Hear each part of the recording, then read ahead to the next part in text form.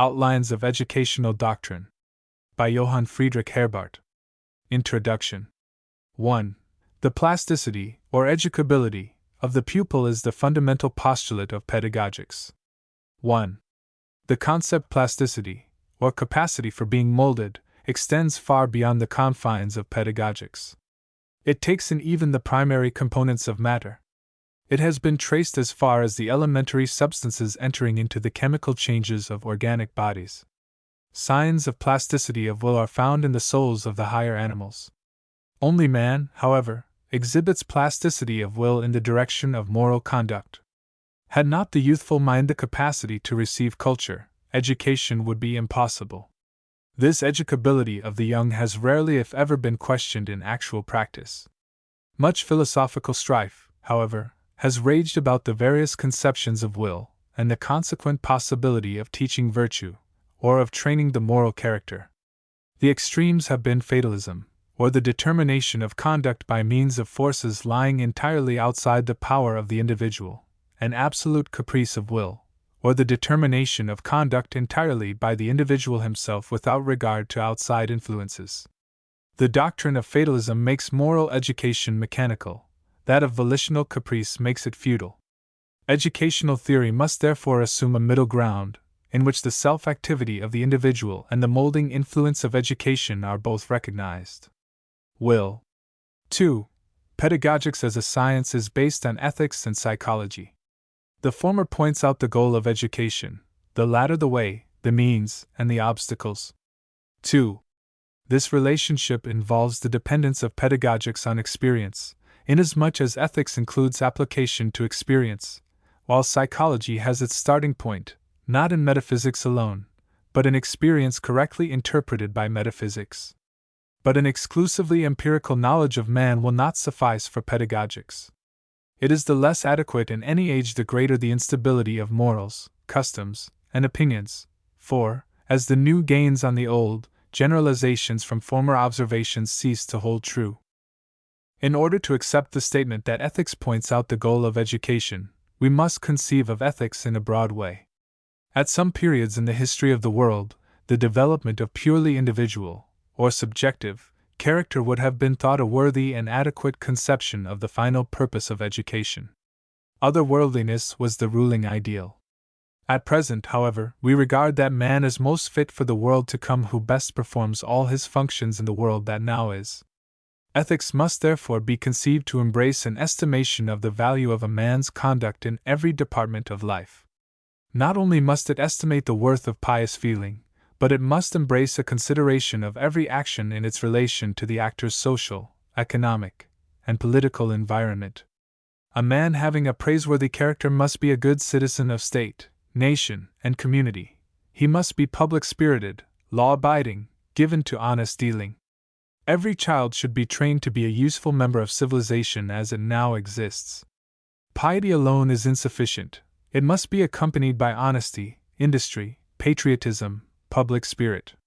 Non-social, or purely individualistic, conceptions of character as the goal of education must give way to those social ideals through which alone the highest welfare of both individual and community are to be conserved. Without such conceptions an industrial state, such as now exists, becomes a human jungle in which men enter upon a fiercer struggle than do the beasts of the real jungle. Social cooperation is essential when we wish to transform a struggle of mutual destruction into one of mutual helpfulness. 3. Philosophical systems, involving either fatalism or its opposite, pure caprice of will, are logically shut out from pedagogics, because the notion of plasticity, implying as it does a transition from the indeterminate to the determinate, cannot by such systems be brought in without inconsistency. 3. Common sense overcomes the logical difficulties of even the worst systems. Herbart's remark has, therefore, no practical significance. The philosophy of Spinoza might easily be described by an opponent as fatalistic, since it leaves no room for special providences in the physical universe. Yet Professor Paulsen, who holds substantially to Spinoza's view, is one of the most eminent promoters of the theory of education in the University of Berlin. Herbart thought Kant's doctrine of transcendental will one of absolute volitional caprice, yet the followers of Kant have been among the most energetic promoters of mental and moral training. Herbart thinks he sees in this remark a chance to put his philosophical opponents out of court, to the benefit of his own system. If one philosopher develops a system of fatalism and another one of absolute free will, the one may be charged with making education impossible, and the other with making it futile. In either case, since we know that education is neither impossible nor futile, the presumption is that both systems are defective. This paragraph and others like it are mere indirect methods of defending Herbart's system of philosophy. They have no real significance for the theory of education itself. 4. On the other hand, the assumption of unlimited plasticity is equally inadmissible. It is for psychology to guard against this error. The educability of the child is, to begin with, limited by his individuality. Then, too, the possibility of determining and molding him at will through education is lessened by time and circumstances. Lastly, the established character of the adult develops by an inner process which in time passes beyond the reach of the educator. 4. 5. Education seems thus to find a barrier, first, in the order of nature, and later in the pupil's own will. The difficulty is indeed a real one, if the limitations of education are overlooked, hence an apparent confirmation of fatalism as well as of the doctrine of absolute free will. 5. Modern scientific evolutionary study of anthropology and history tends to confirm the hasty thinker in the idea that the circumstances of the environment completely determine the character and destiny of men, since their debt to the molding influences of society and physical surroundings becomes more and more apparent. Yet, however powerful the environment may prove to be in fixing the direction of mental growth in the race, it cannot rightly be conceived as creating the growing forces. All the sunshine and warmth in the world will not cause a pebble to sprout, so no external influences whatever can develop mind where there is none to develop. The exigencies of Herbart's metaphysics drove him into a crusade against Kant's doctrine of innate freedom, or transcendental will. All the freedom that Herbart would admit was that psychological freedom which is acquired through instruction and training. The quarrel belongs to 18th century metaphysics, not to modern psychology, nor to education, for however potentially free an infant may be, nobody thinks of making it responsible, except so far as growing experience gives it insight and volitional strength. Note: many thinkers fluctuate constantly between these two erroneous extremes. When looking historically at mankind as a whole, they arrive at fatalism, as does Gumplowicz in his Outlines of Sociology. Teacher and pupil alike seem to them to be in the current of a mighty stream, not swimming, that is, self-active, which would be the correct view, but carried along without wills of their own. They arrive, on the other hand, at the idea of a perfectly free will, when they contemplate the individual and see him resist external influences, the aims of the teacher very often included. Here they fail to comprehend the nature of will, and sacrifice the concept of natural law for that of will. Young teachers can hardly avoid sharing this uncertainty, favored as it is by the philosophies of the day. Much is gained, however, when they are able to observe fluctuations of their own views without falling into either extreme. Note: 6. The power of education must be either over nor underestimated. The educator should, indeed, try to see how much may be done, but he must always expect that the outcome will warn him to confine his attempts within reasonable bounds. In order not to neglect anything essential, he needs to keep in view the practical bearings of the whole theory of ideas. In order to understand and interpret correctly the data furnished by observation of the child, the teacher must make constant use of psychology. 6. 7. In scientific study, concepts are separated which in practice must always be kept united. The work of education is continuous. With an eye to every consideration at once, the educator must always endeavor to connect what is to come with what has gone before. Hence a mode of treatment which, following the several periods of school life, simply enumerates the things to be done in sequence, is inadequate in a work on pedagogics. In an appendix, this method will serve to facilitate a bird's-eye view. The discussion of general principles, arranged according to fundamental ideas, must needs precede. But our very first task will necessarily consist in dealing, at least briefly, with the ethical and the psychological basis of pedagogics. 7. Part 1: The Double Basis of Pedagogics. Part 1: The Double Basis of Pedagogics. The Double Basis of Pedagogics. Chapter 1: The Ethical Basis. The Ethical Basis. 8. The term virtue expresses the whole purpose of education. Virtue is the idea of inner freedom which has developed into an abiding actuality in an individual. Whence, as inner freedom is a relation between insight and volition, a double task is at once set before the teacher. It becomes his business to make actual each of these factors separately, in order that later a permanent relationship may result. 8. The insight is conceived as the perception of what is right or wrong. This perception is founded on the spontaneous, or intuitive, feeling that arises in the mind when certain elementary will relations are presented to the intelligence. The unperverted mind has a natural antipathy to strife, malevolence, injustice, selfishness. It has a corresponding approval of harmony, goodwill, justice, benevolence. These feelings arise, naturally, only when the appropriate ideas are present. Insight, therefore, is a state of feeling or disposition arising from knowledge, or ideas. When volition has come into permanent accord with educated insight, virtue has been attained. Conscience approves every virtuous act. It disapproves every deviation from virtue. Inner freedom, therefore, is marked by approving conscience, lack of it, by accusing conscience. The development of virtuous character is not so easy, however, as might appear from these simple statements, for virtue has a shifting, not to say a developing character. Elementary as the fundamental ethical ideas may be when presented in the home, or in the kindergarten, they are not elementary when met with in modern civilization. At times virtue has been of a military character, as in Sparta and Rome. At other times it has been ecclesiastical, as in the Middle Ages. At the present time, in addition to all that it has ever been from a purely Christian character, it is civil, social, industrial. Virtue in a modern city has a content quite different from that in a pioneer mining camp. Furthermore, virtue is uneven in its development. The race has, for instance, been trained long and hard to respect unprotected property, so that we may fairly say such respect has become instinctive. Yet when unprotected property comes into new relations to the individual, as in the case of borrowed books, we may find only a rudimentary conscience. What scholar is not a sufferer from this form of unripe virtue? 9. But even here at the outset we need to bear in mind the identity of morality with the effort put forth to realize the permanent actuality of the harmony between insight and volition. To induce the pupil to make this effort is a difficult achievement. At all events, it becomes possible only when the twofold training mentioned above is well underway. It is easy enough, by a study of the example of others, to cultivate theoretical acumen. The moral application to the pupil himself, however, can be made, with hope of success, only in so far as his inclinations and habits have taken a direction in keeping with his insight.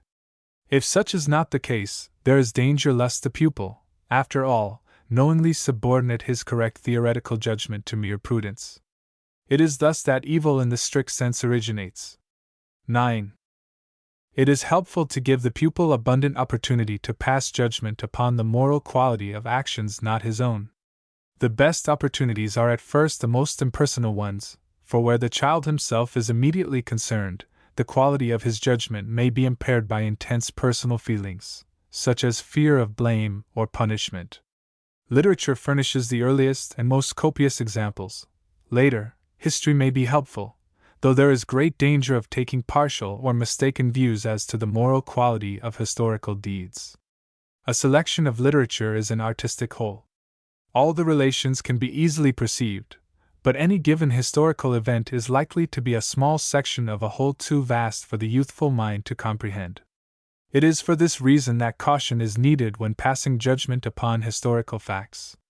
To encourage the child to pass judgment in these impersonal cases is to sharpen his natural perceptions of right and wrong, and to influence his disposition favorably. One who has been led to condemn cruelty to animals in this way is likely to be more thoughtful himself, and less disposed wantonly to inflict pain. But every resource of authority and persuasion, as well as appeal to sensibility and conscience, must be employed to make virtuous action habitual, and to prevent the generation of evil. 10. Of the remaining practical or ethical concepts, the idea of perfection points to health of body and mind. It implies a high regard for both, and their systematic cultivation. 10.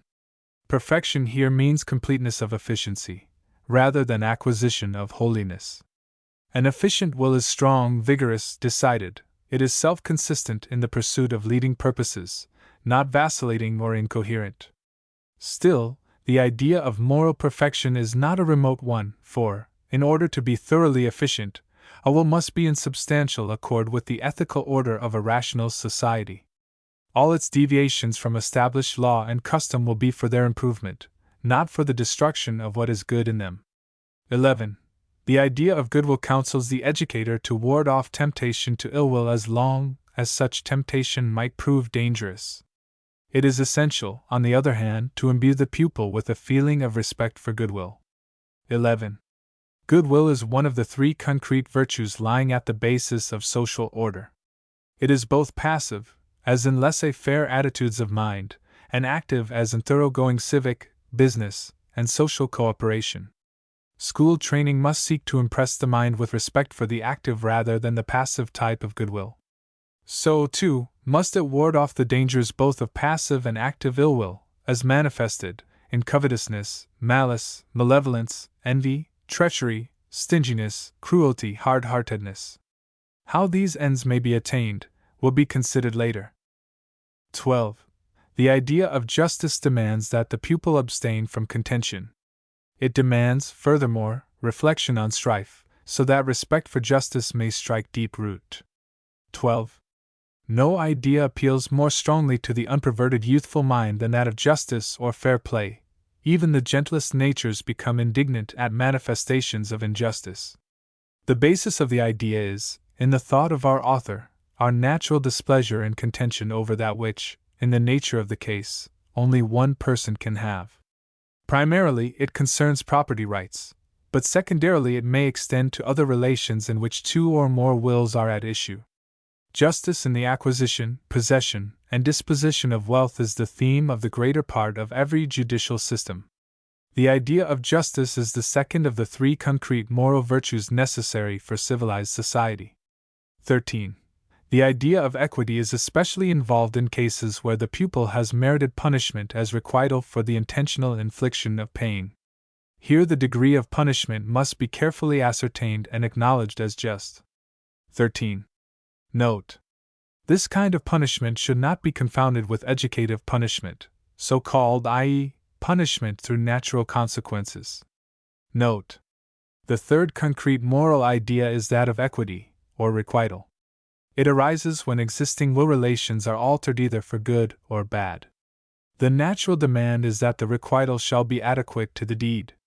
Lack of requital for good deeds we call ingratitude, one of the most hateful of human failings.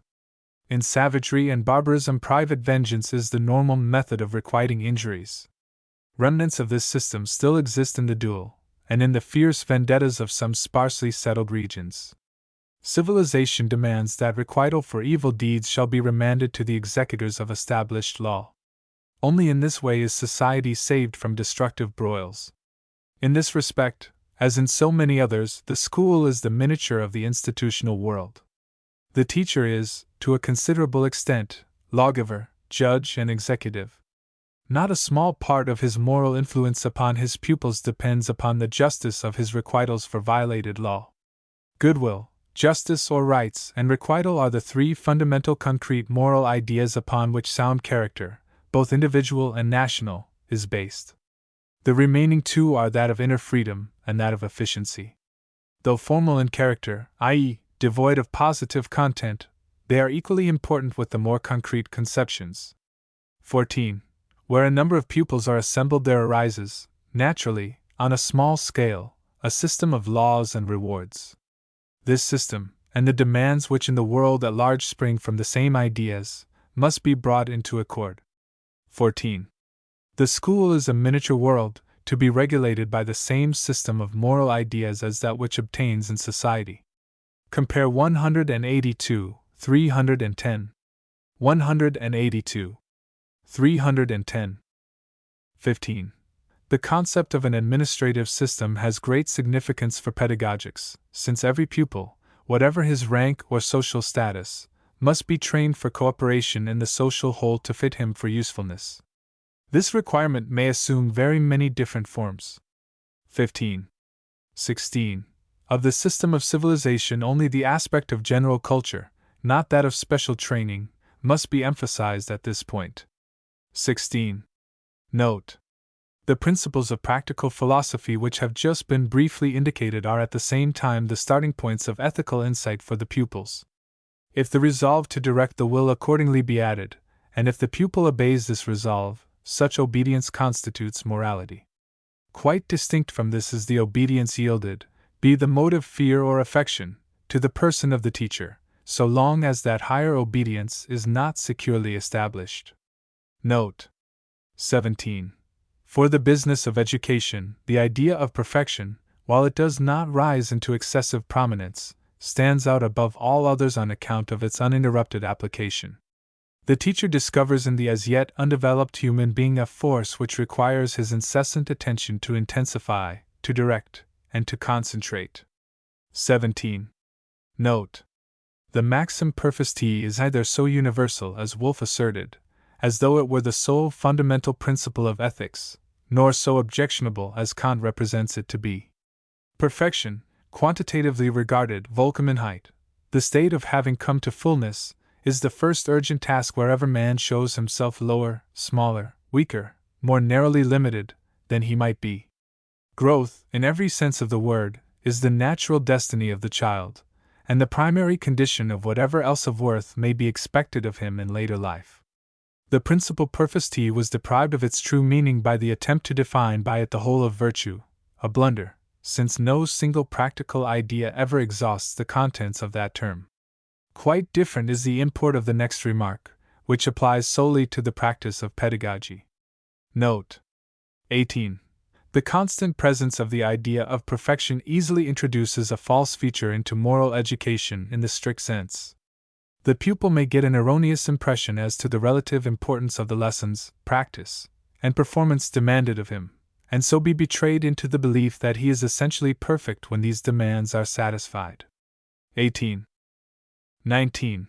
For this reason alone, if others were wanting, it is necessary to combine moral education proper, which in everyday life lays stress continually on correct self-determination, with religious training. The notion that something really worthy has been achieved needs to be tempered by humility. Conversely, religious education has need of the moral also to forestall cant and hypocrisy, which are only too apt to appear where morality has not already secured a firm foothold through earnest self-questioning and self-criticism with a view to improvement. Finally, inasmuch as moral training must be put off until after insight and right habits have been acquired, religious education, too, should not be begun too early, nor should it be needlessly delayed. 19. It is well known what obstacles confront the American teacher who desires to give a religious basis to moral character. For a full discussion of this subject viewed from numerous standpoints, the reader is referred to Principles of Religious Education, Longmans, Green and Company, New York, 1900.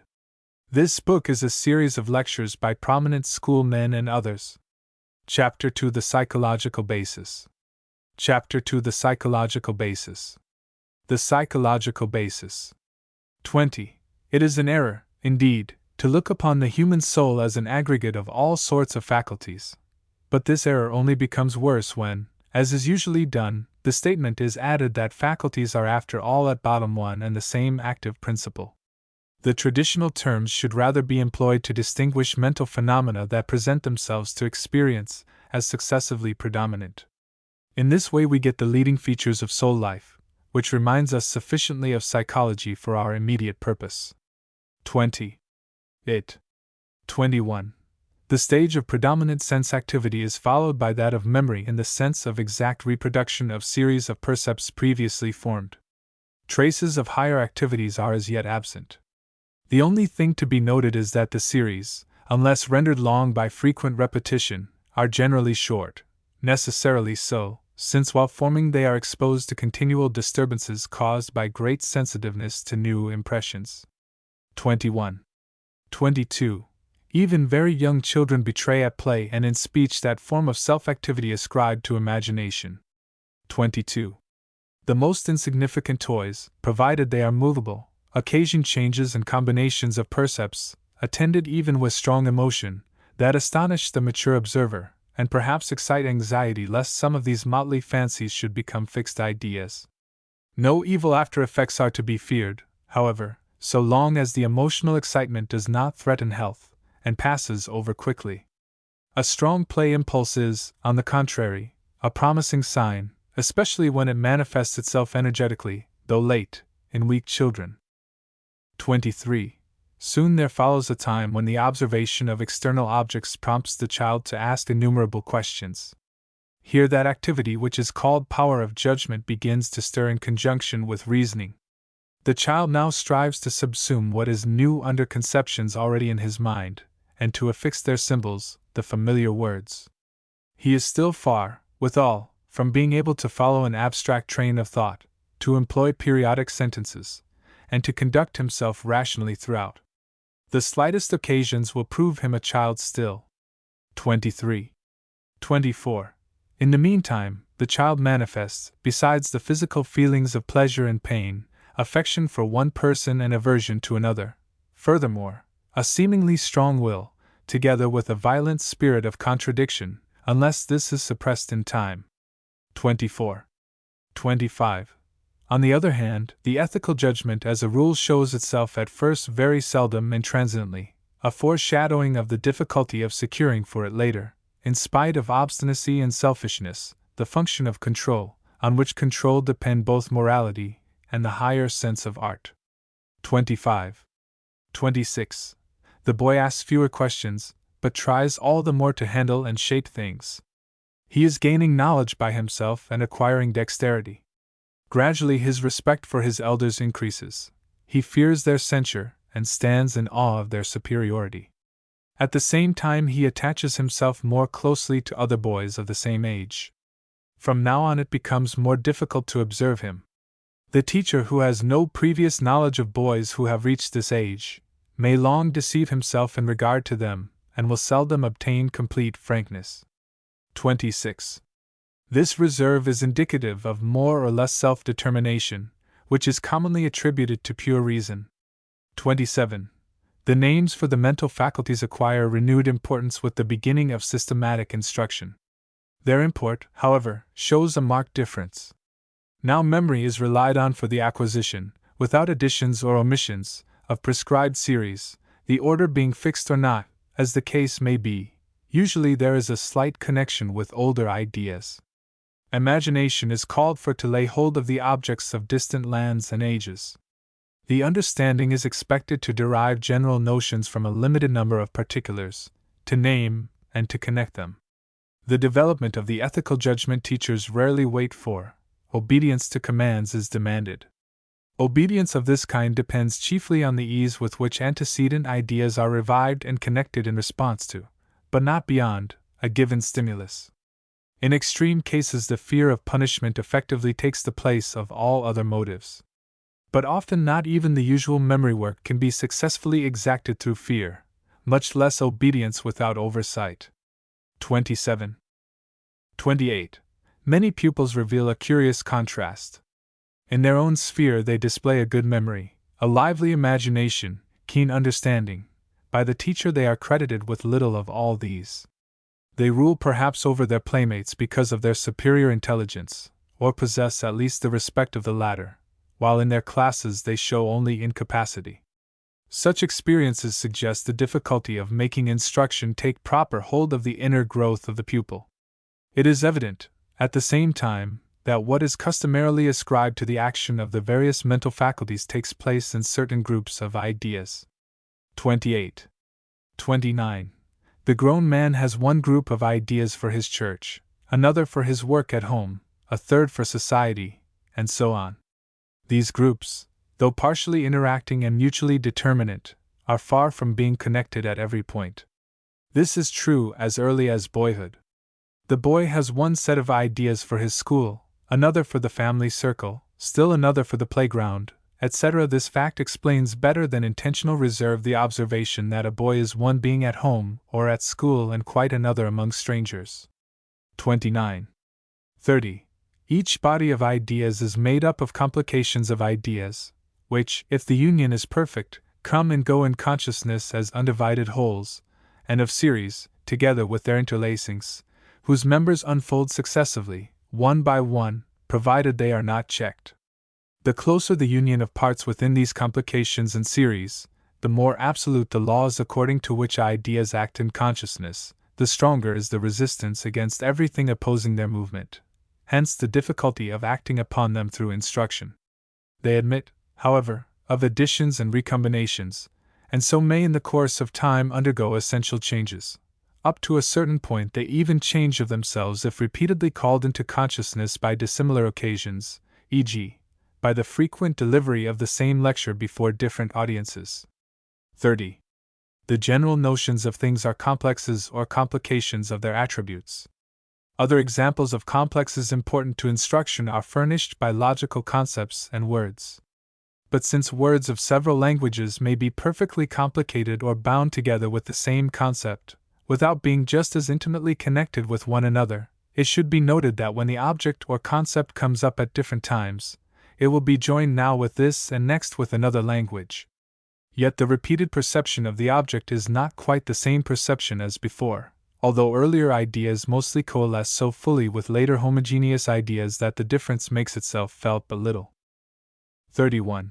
The inner structure of groups of ideas becomes discernible in a measure when thoughts are bodied forth in speech. Its most general aspect is disclosed in the construction of a period. Conjunctions particularly are important in that they, without denoting a content of their own, serve as hints to the listener. They point out to him the connection, the antitheses, the positiveness, or the uncertainty of the speaker's utterances, for the meanings of conjunctions can be traced back to the series form, to negation and certitude. It should be noted that want and refusal are related to negation, expectation, together with hope and fear, to uncertainty, so that the consideration of thought masses must also include emotional states.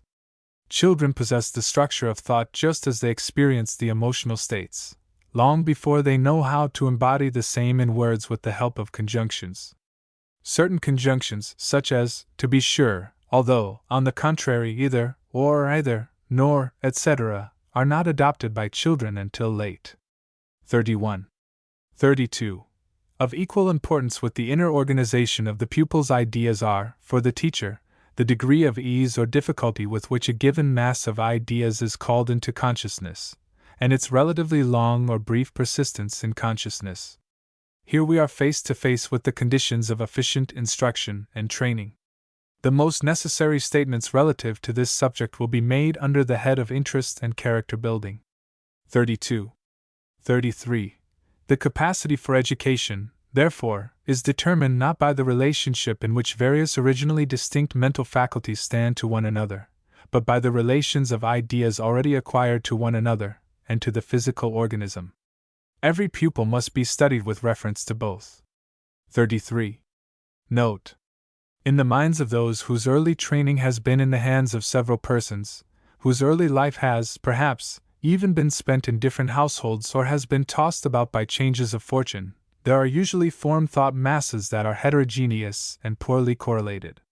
Nor is it easy to win the single-hearted devotion of such boys. They cherish secret wishes, they feel contrasts, the nature of which it is difficult to get at, and soon strike out in directions which education can frequently not encourage. Far more susceptible of educative influences are pupils that have been, for a long time, under the guidance of only one person, of the mother especially, who has had their full confidence. It now remains to base their further training on what already exists and to refrain from demanding sudden leaps. Note: 34. Now, in order to gain an adequate knowledge of each pupil's capacity for education, observation is necessary. Observation both of his thought masses and of his physical nature. The study of the latter includes that of temperament, especially with reference to emotional susceptibility. With some, fear is the first natural impulse, with others, anger. Some laugh and cry easily, others do not. In some cases, a very slight stimulus suffices to excite the vascular system. We need to note furthermore. 34. 1. The games of pupils. Do they in a thoroughly childlike manner still play with any object that comes to hand? Do they intentionally change their games to suit a varying preference? Can distinct objects of persistent desire be discovered? 2. Their mental capacity and processes as shown in their studies. Is the pupil able to grasp long or only short series? Does he make many or few slips in the recitation? Do his lessons find a spontaneous echo in his play? 3. Their depth and consistency. Are their utterances superficial, or do they come from the depths of the soul? A comparative study of words and actions will gradually answer this question. Such observations will take account also of the rhythm of the pupil's mental life as well as of the character of his store of thoughts.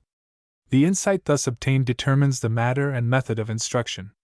The reader will not fail to notice that much of modern child study is anticipated in the foregoing paragraphs. Further important contributions to the same subject are made in paragraphs 294 to 329. 294.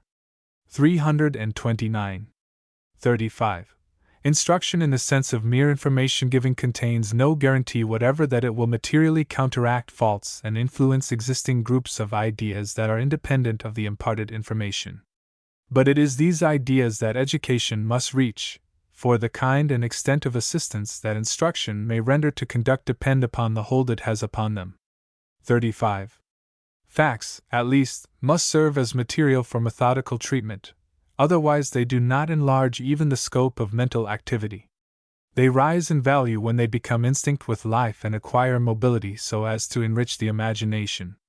But their ethical effect always remains questionable so long as they do not help to correct or modify the ethical judgment, or desire and action, or both.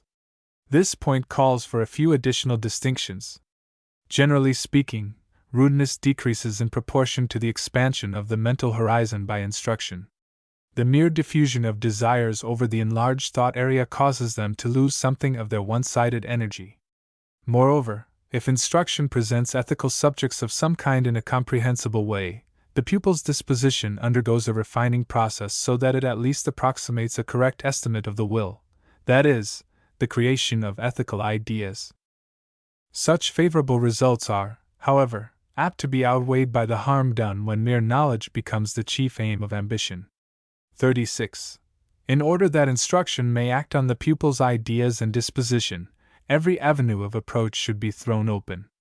The mere fact that we can never know with certainty, beforehand, what will influence the pupil most, warns us against one-sidedness of instruction. 36. One-sidedness. Ideas spring from two main sources, experience and social intercourse. Knowledge of nature, incomplete and crude, is derived from the former. The later furnishes the sentiments entertained toward our fellowmen, which, far from being praiseworthy, are on the contrary often very reprehensible. To improve these is the more urgent task, but neither ought we to neglect the knowledge of nature. If we do, we may expect error, fantastical notions, and eccentricities of every description. 37. Hence, we have two main branches of instruction, the historical and the scientific. The former embraces not only history proper, but language study as well. The latter includes, besides natural science, mathematics. 37. Historical must be interpreted to include all human sciences, such as history, literature, languages, aesthetics, and political, economic, and social science. Scientific may include applied as well as pure science, and then we add all forms of industrial training to the curriculum. Other divisions of the subject matter of instruction are often helpful. Thus one may speak of the human sciences, the natural sciences, and the economic sciences. The economic sciences include those activities where man and nature interact. Dr. W.M. T.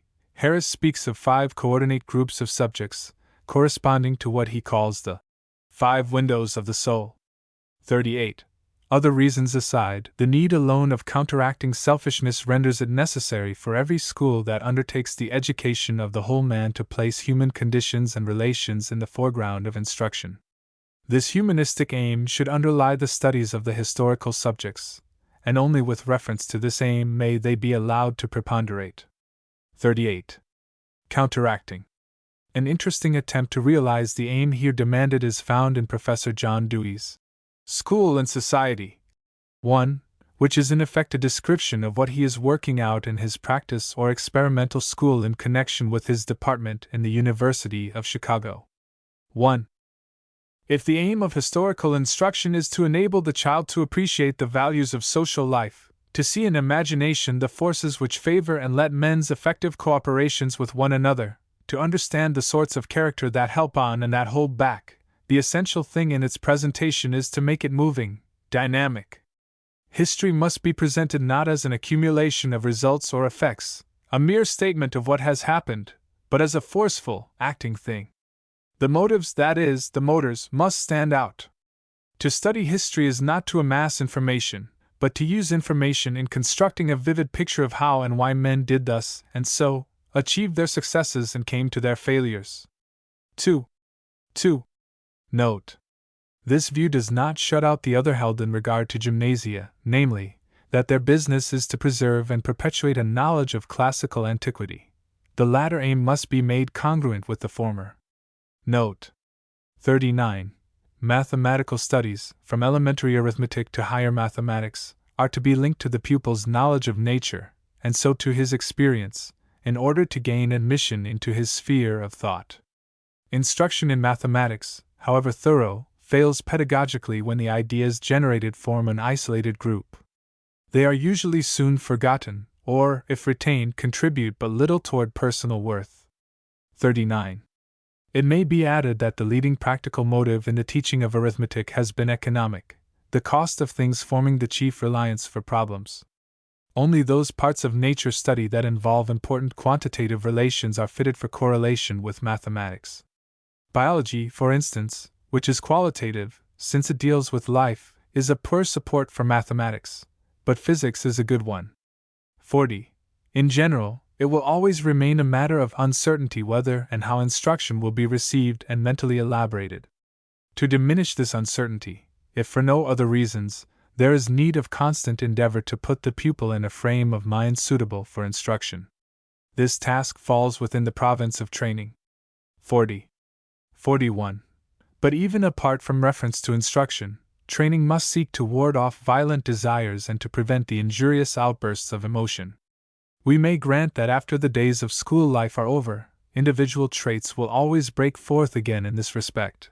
But experiences, too, follow, and in connection with these the after effect of education comes to light in proportion as education has been more or less successful. It shows itself in the nature and the amount of self-knowledge through which the adult strives to restrain his native faults. Seeming exceptions are in most cases accounted for by impressions produced in very early youth and long concealed. 41. As soon as a person attains freedom of action, he usually endeavors to achieve the life which in his earlier years seemed most desirable. Hence, training and instruction have each to be directed against the springing up of elusive longings and toward a true picture of the blessings and burdens of various social classes and professions. What modifications of individuality training may accomplish is brought about less by restrictions, which cannot be permanent, than by inducing an early development of the higher impulses whereby they attain predominance. 42. The larger portion of the restrictions necessary during the period of education falls under another head, that of government. The question of completeness of education aside, children no less than adults need to experience the constraint imposed on every one by human society. They, too, must be kept within bounds. This function the state delegates to the family, to guardians, and to the schools. Now the purpose of government refers to present order, that of training to the future character of the adult. The underlying points of view are accordingly so different that a distinction must necessarily be made in a system of pedagogics between training and government. 42. 43. In matters of government, too, much depends on how keenly its disciplinary measures are felt. Only good training can ensure the right kind of sensibility. A gentle rebuke may prove more effective than blows. The first thing to do, of course, when unruly children create disorder, is to govern, to restore order, but government and training should, if possible, go together. The distinction between these two concepts serves to aid the reflection of the teacher, who ought to know what he is about, rather than to suggest a perceptible separation in practice. 43. 44. In the following pages, general pedagogics, which is followed necessarily by observations of a more special nature, will be discussed under the three main heads: government, instruction, training. What needs to be said concerning government as the primary condition of education will be disposed of first. Next comes the theory of instruction and didactics. The last place is reserved for training, for an enduring effect could not be expected from it, if it were severed from instruction. For this reason, the teacher must always keep the latter in view when he fixes his attention on methods of training, which in actual practice always work hand in hand with instruction. The other customary form of treatment, that according to age, while not adapted to the exposition of principles, finds its proper place in the chapter leading over to the discussion of special topics. 44. Part 2: Outlines of General Pedagogics. Part 2: Outlines of General Pedagogics. Outlines of General Pedagogics. Section I: Government of Children. Government of Children. Chapter 1: Theoretical Aspects. Theoretical Aspects. 45. We assume at the outset the existence of all the care and nurture requisite for physical growth and well-being, a bringing up that shall be as free from pampering as from dangerous hardening. There must be no actual want to lead a child astray, nor undue indulgence to create unnecessary demands. How much hardening it is safe to risk will depend in each case on the child's constitution. 45. 46. The foundation of government consists in keeping children employed. No account is taken as yet of the prospective gain to mental culture. The time is to be fully occupied, at all events, even if the immediate purpose be merely the avoidance of disorder. This purpose, however, involves the requirement of ample provision, according to the ages of pupils, for the need of physical activity, that the cause of natural restlessness may be removed. This need is more urgent with some than with others. There are children that seem ungovernable because compelled to sit still. 46. 47. Other things being equal, self-chosen occupations deserve the preference. But it rarely happens that children know how to keep themselves busy sufficiently and continuously. Specific tasks, not to be abandoned until completed, assure order much better than random playing, which is apt to end in ennui. It is desirable that adults possessing the requisite patience assist children, if not always, at least frequently, in their games, that they explain pictures, tell stories, have them retold, etc. With advancing maturity, a steadily increasing proportion of the occupations assumes the character of instruction or of exercises growing out of it. This work should be properly balanced by recreations. 47. 48. Next in order comes supervision, and with it numerous commands and prohibitions. Under this head several things must be considered. 48. In the first place this, whether under certain circumstances one might withdraw a command or permit what has once been forbidden. It is ill-advised to give an order more sweeping than the execution is meant to be, and it weakens government to yield to the entreaties, the tears, or, worse still, the impetuous insistence of children. Also this question, whether it is possible to make sure of obedience. Where children are not kept busy and are left without oversight, the issue becomes doubtful. The difficulty grows at a rapid rate with an increase in numbers. This is true especially of larger educational institutions, but on account of the coming and going of pupils, applies in a measure also to common day schools. 49. The usual solution is greater strictness of supervision. But this involves the risk of utter failure to receive voluntary obedience, and of inciting a match game in shrewdness. 49. As to voluntary obedience, much depends on the ratio of restraint to the freedom that still remains. Ordinarily, youth submits readily enough to many restrictions, provided such restrictions bear upon specific fixed points, and leave elbow room for independent action. In the work of supervision, the teacher will find it hard to rely on himself entirely, particularly if he has charge of classes only at stated times. Others must assist him. He himself will have to resort occasionally to surprises. Supervision is always an evil when coupled with unnecessary distrust. It is essential, therefore, to make those who do not merit distrust understand that the measures adopted are not directed against them. Chapter 2 Practical Aspects.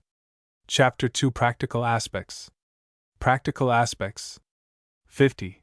Since supervision is not to be vigorous to the point of ever felt pressure, child government, to be effective, requires both gentle and severe measures. In general, this effectiveness results from the natural superiority of the adult, a fact of which teachers sometimes need to be reminded. Whatever the plan of supervision, there must be coupled with it an adequate mode of disciplinary procedure. A record should be kept in schools, not for the law-abiding pupils, but for those guilty of repeated acts of disobedience. These remarks do not thus far include any reference to marks and records pertaining to education proper. They are confined to what is popularly, but loosely, called discipline, that is, the training of pupils to conform to the system of order that obtains in the school. 50. Since home training seldom requires such bookkeeping, but even here it may at times be useful.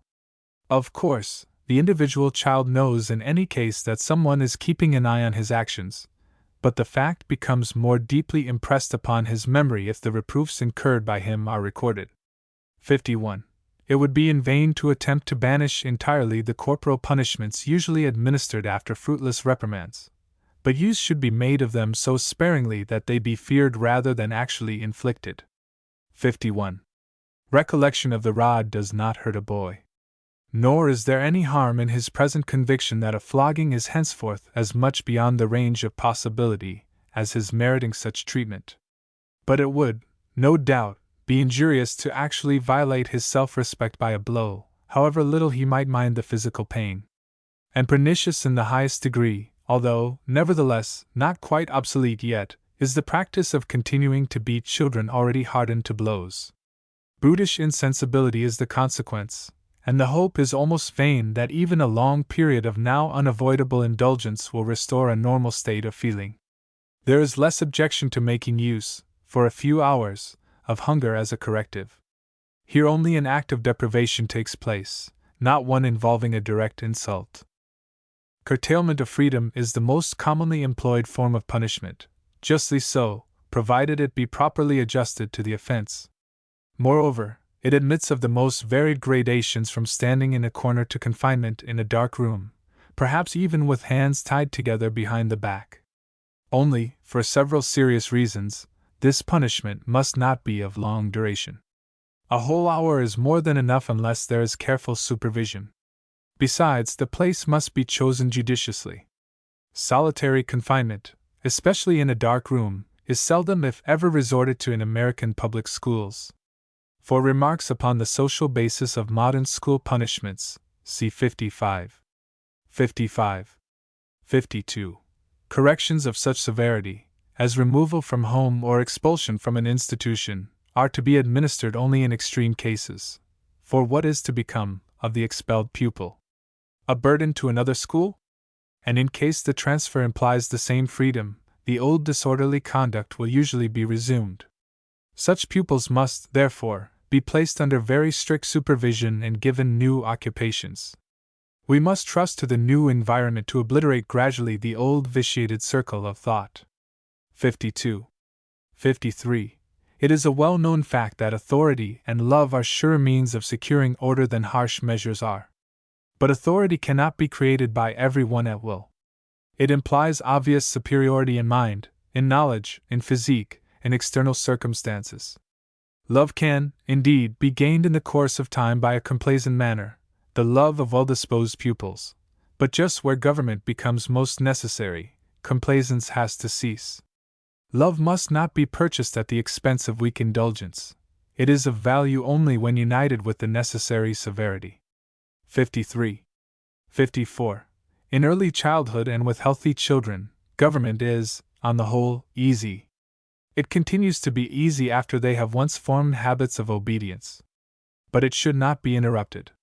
Even if children have been left to themselves or in charge of strangers only a few days, the change is noticeable. It requires an effort to tighten the reins again, something not to be done too suddenly. 54. Where boys have been allowed to run wild, the attempt to bring them back to orderly conduct reveals the differences of individuality. Some are easily made to return to appropriate work by kindness combined with a moderate measure of forbearance. Others have sense enough to fear threats and to avoid penalties. But we may unfortunately also expect to find a few whose sole thought is to escape from supervision, however unpleasant for them the consequences may be. Where home ties are wanting, this spirit may develop even during boyhood with ominous rapidity. During adolescence, the difficulty of checking it may grow to be insuperable. 55. As a rule, it is reasonable to assume that youth will try to break through restraints as soon as these are felt. A sufficient amount of satisfying activity, together with uniform firmness of the lines of restraint, will, indeed, soon put an end to persistent attempts of this kind, yet they will be repeated from time to time. As boys grow older, there is a change of pursuits. Now the restraining boundaries must gradually be enlarged. The question now is whether education has progressed sufficiently far to make government less indispensable. Moreover, the choice of work comes to be determined by the prospects opening before the young man, according to his rank and means, together with his native capabilities and acquired knowledge. To encourage such pursuits as being appropriate for him, and on the other hand, to reduce mere hobbies and diversions to harmless proportions, still remains the function of government. In any case, government should not be wholly surrendered too early, least of all when the environment is such as to justify apprehension of temptation. 55. Though American teachers are perhaps not accustomed to emphasize the distinction between government for order and training for character, the difference, nevertheless, exists, often in an exaggerated form. Just as fever is looked upon as the measure of functional disturbance in the body, so disorder in the schoolroom is looked upon as the measure of the teacher's failure. As fever is the universal symptom of disease, so disorder is the index of failure. The diagnosis may err in either case as to what the seat of the difficulty really is, but that something is wrong is plain to all. The fact that the public usually gauge a teacher's efficiency by the order he keeps has led in the past to an exaggerated emphasis upon school discipline. The means for securing good order have greatly changed since Herbart's time. A growing sense of social solidarity in the community, together with the all but universal employment of women as teachers in the elementary grades, has transferred the basis of discipline from the teacher to the community. It is social pressure in and out of the school that is the main reliance for regularity, punctuality, and order. Herbart wonders what will become of the bad boy if he is expelled. The modern answer is, he will be sent to the reform school or to the truant school. The teacher still stands as of old at the point of contact between the institution and the individual, nor can he entirely escape the heat generated at times by such contact, but, after all, it is society that now supplies the pressure formerly exerted by Will and Birch. The teacher is now more of a mediator between the pupil and the organized community than an avenger of broken law. Section 2 Instruction. Section 2 Instruction. Instruction. Chapter 1 The relation of instruction to government and training. The relation of instruction to government and training. 56. Instruction furnishes a part of those occupations which lie at the basis of government. How large a part depends on circumstances. 56. Instruction. Children must be kept employed at all events, because idleness leads to misbehavior and lawlessness. Now, if the employment consists of useful labor, say in the workshop or on the farm, so much the better. Better still, if the work teaches the child something that will contribute to his further education. But not all employment is instruction, and in cases where the mere government of children is a difficult matter, lessons are not always the most adequate employment. Many a growing boy will be taught orderly conduct much sooner when placed with a mechanic, or merchant, or farmer than in school. The scope of government is wider than that of instruction. Teachers of manual training everywhere testify to the quieting effect of directed physical labor upon stormy spirits. Even a truant school or a school for incorrigibles becomes an attractive place to the inmates when adequate provision is made for the exercise of the motor powers. Most children can be controlled through mental occupation, but there are some to whom motor activity is indispensable. That a judicious apportionment of sensory and motor activity would favorably affect the development of all children is not to be questioned. 57. Instruction and training have this in common, that each makes for education and hence for the future, while government provides for the present. A distinction should, however, be made here. Instruction is far from being always educative or pedagogical. Where acquisition of wealth and external success or strong personal preference supply the motives for study, no heed is paid to the question, what will be the gain or loss to character? One actuated by such motives sets out, such as he is, to learn one thing or another, no matter whether for good or bad or for indifferent ends. To him the best teacher is he who imparts tudo, cito, jucund, the proficiency desired. Instruction of this kind is excluded from our discussion. We are concerned here only with instruction that educates in the moral sense of the term. 57. 58. Man's worth does not, it is true, lie in his knowing, but in his willing. But there is no such thing as an independent faculty of will. Volition has its roots in thought, not, indeed, in the details one knows, but certainly in the combinations and total effect of the acquired ideas. The same reason, therefore, which in psychology accounts for considering the formation of ideas first, and then desire and volition, necessitates a corresponding order in pedagogics. First the theory of instruction, then that of training. 58. Note. Formerly, strange to say, no distinction was made between government and training, although it is obvious that the immediate present demands attention more urgently than does the future. Still less was instruction given its true place. The greater or smaller amount of knowledge, regarded as a matter of secondary importance in comparison with personal culture, was taken up last. The treatment of education as the development of character preceded that of instruction, just as though the former could be realized without the latter. During the last decades, however, a demand has arisen for greater activity on the part of schools, primarily the higher schools. Humanistic studies are to bestow humanity, or culture. It has come to be understood that the human being is more easily approached from the side of knowledge than from the side of moral sentiments and disposition. Furthermore, examinations might be set on the former, but not on the latter. Now the time for instruction was found to be too limited, a want that the old Latin schools had felt but little. This led to discussions as to the relative amount due each branch of study. We shall treat chiefly of the correlation of studies, for whatever remains isolated is of little significance. Note. 59. In educative teaching, the mental activity incited by it is all important. This activity instruction is to increase, not to lessen, to ennoble, not to debase. 59. Note. A diminution of mental activity ensues, when, because of much study and of sitting, especially at all sorts of written work, often useless, physical growth is interfered with in a way sooner or later to the injury of health. Hence the encouragement given in recent years to gymnastic exercises, which may, however, become too violent. Deterioration sets in when knowledge is made subservient to ostentation and external advantages, the objectionable feature of many public examinations. Schools ought not to be called upon to display all they accomplish. By such methods instruction not only works against its own true end, but also conflicts with training, whose aim for the whole future of the pupil is mens sana in corpore sano. Note. 60. If all mental activity were of only one kind, the subject matter of instruction would be of no consequence.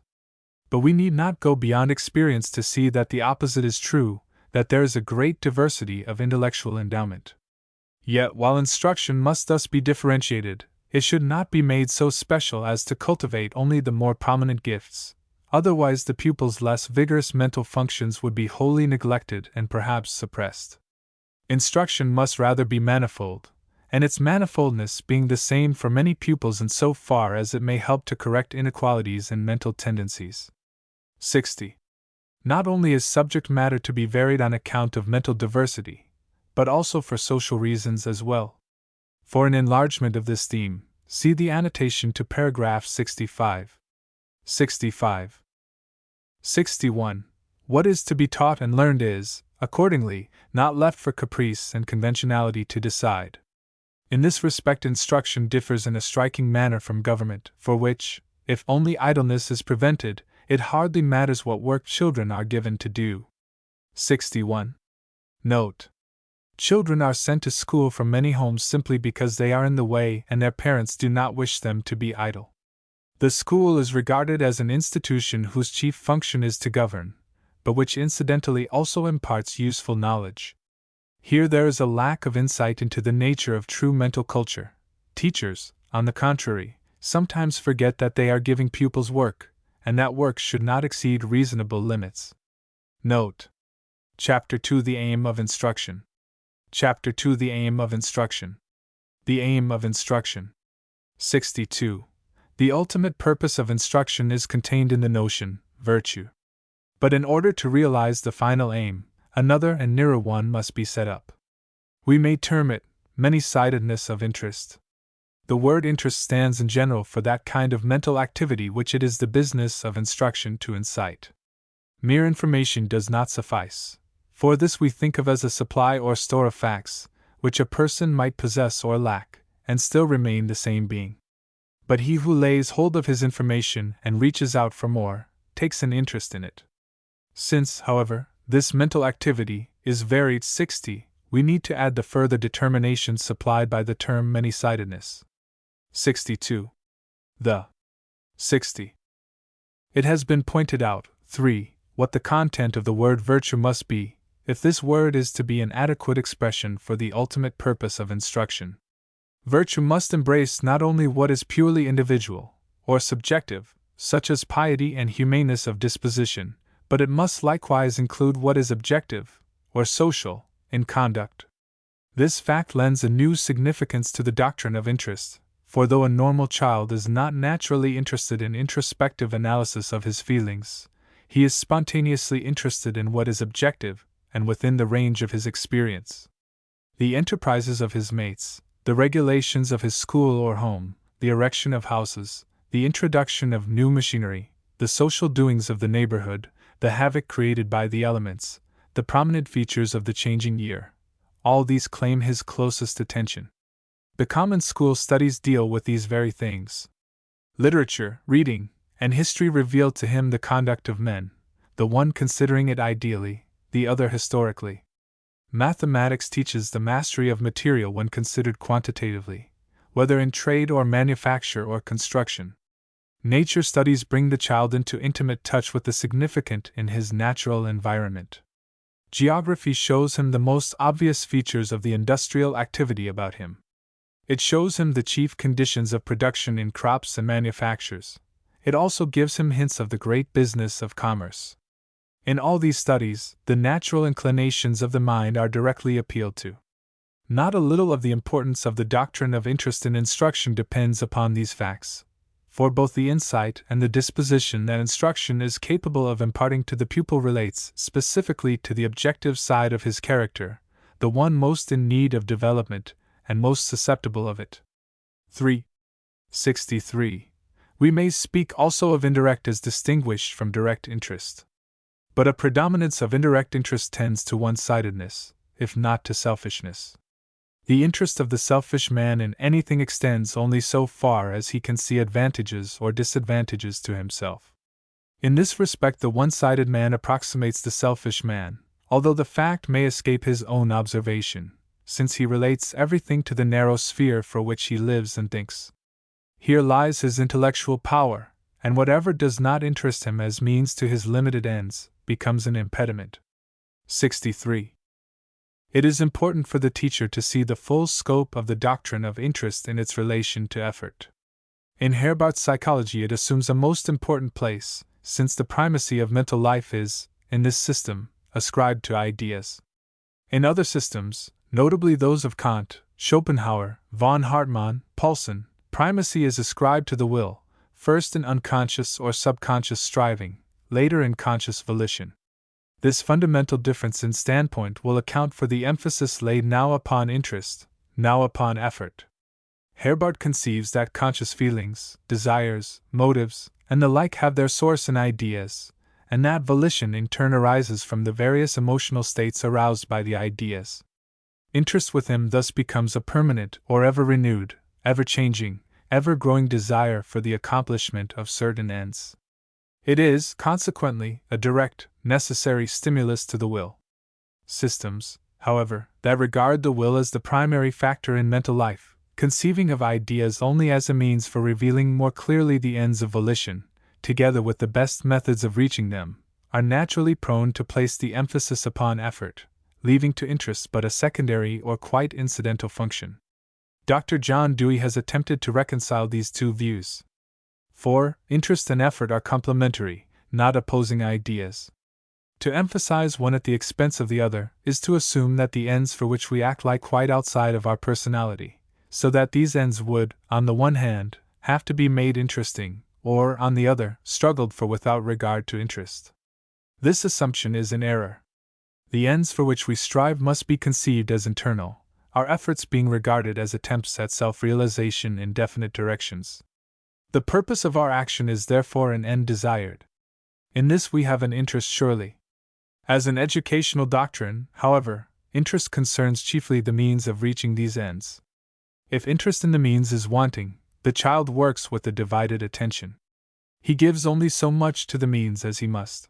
The remainder is devoted to his own affairs, the past or coming ball game, the picnic, the walk in the woods, the private enterprises of home or school. But if a lively interest is felt in the means to the end, then the whole self is actively employed for the time being in the accomplishment of the purpose of the hour. The attention is no longer divided, it is concentrated upon the matter in hand. This in the school is work. When the attention is divided, we have drudgery. This signifies that the interest felt in the end, say $1, is not felt in the means of attaining it, say a day's labor. However inevitable drudgery may be in life, it should have no place in the schoolroom. The teacher must so present the studies that the pupil can perceive at least a fraction of their bearing upon life. This awakens an interest in them as ends. He must, then, by conformity to the psychological order of learning, by enthusiasm and ingenuity, so teach the subjects that the natural interest in the end will be constantly enhanced through a lively interest in the daily lesson as the means of reaching it. The result is unified attention, zeal in the pursuit of knowledge, hospitality for ethical ideals. 4. 64. As regards the bearings of interest on virtue, we need to remember that many-sidedness of interest alone, even of direct interest such as instruction is to engender, is yet far from being identical with virtue itself. Also that, conversely, the weaker the original mental activity, the less likelihood that virtue will be realized at all. Not to speak of the variety of manifestation possible in action. Imbeciles cannot be virtuous. Virtue involves an awakening of mind.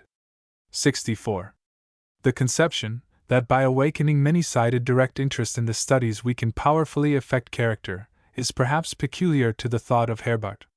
Yet when we consider that the knowledge taught in the school goes to the root of every vital human relation, that, in other words, the studies may be made instruments for progressively revealing to the child his place and function in the world, it follows as a necessary consequence that to interest the pupil thoroughly in these branches of learning is to work at the foundation of his character, so far, at least, as insight into duty and disposition to do it are concerned. Even if interest in ethical things is not of itself virtue, it is an important means for securing virtue. This idea adds to the teacher's resources for the development of character. It also opens up to him a new realm for research. All literature, history, science, mathematics, geography, language, may be examined from this new standpoint, both with respect to selection and to methods of presentation. Select the portions that pertain intimately to life. Teach them so that their important bearing upon it may be seen. Note: as has been stated already, 17, the most immediate of the practical ideas demanding recognition from the teacher is the idea of perfection. Now, with reference to this idea, 3 factors are to be considered: the intensity, the range, the unification of intellectual effort. Intensity is implied in the word interest. Extension is connoted by many-sidedness. What is meant by unification will be briefly indicated in the next paragraph. Note: 17. 65. Scattering no less than one-sidedness forms an antithesis to many-sidedness.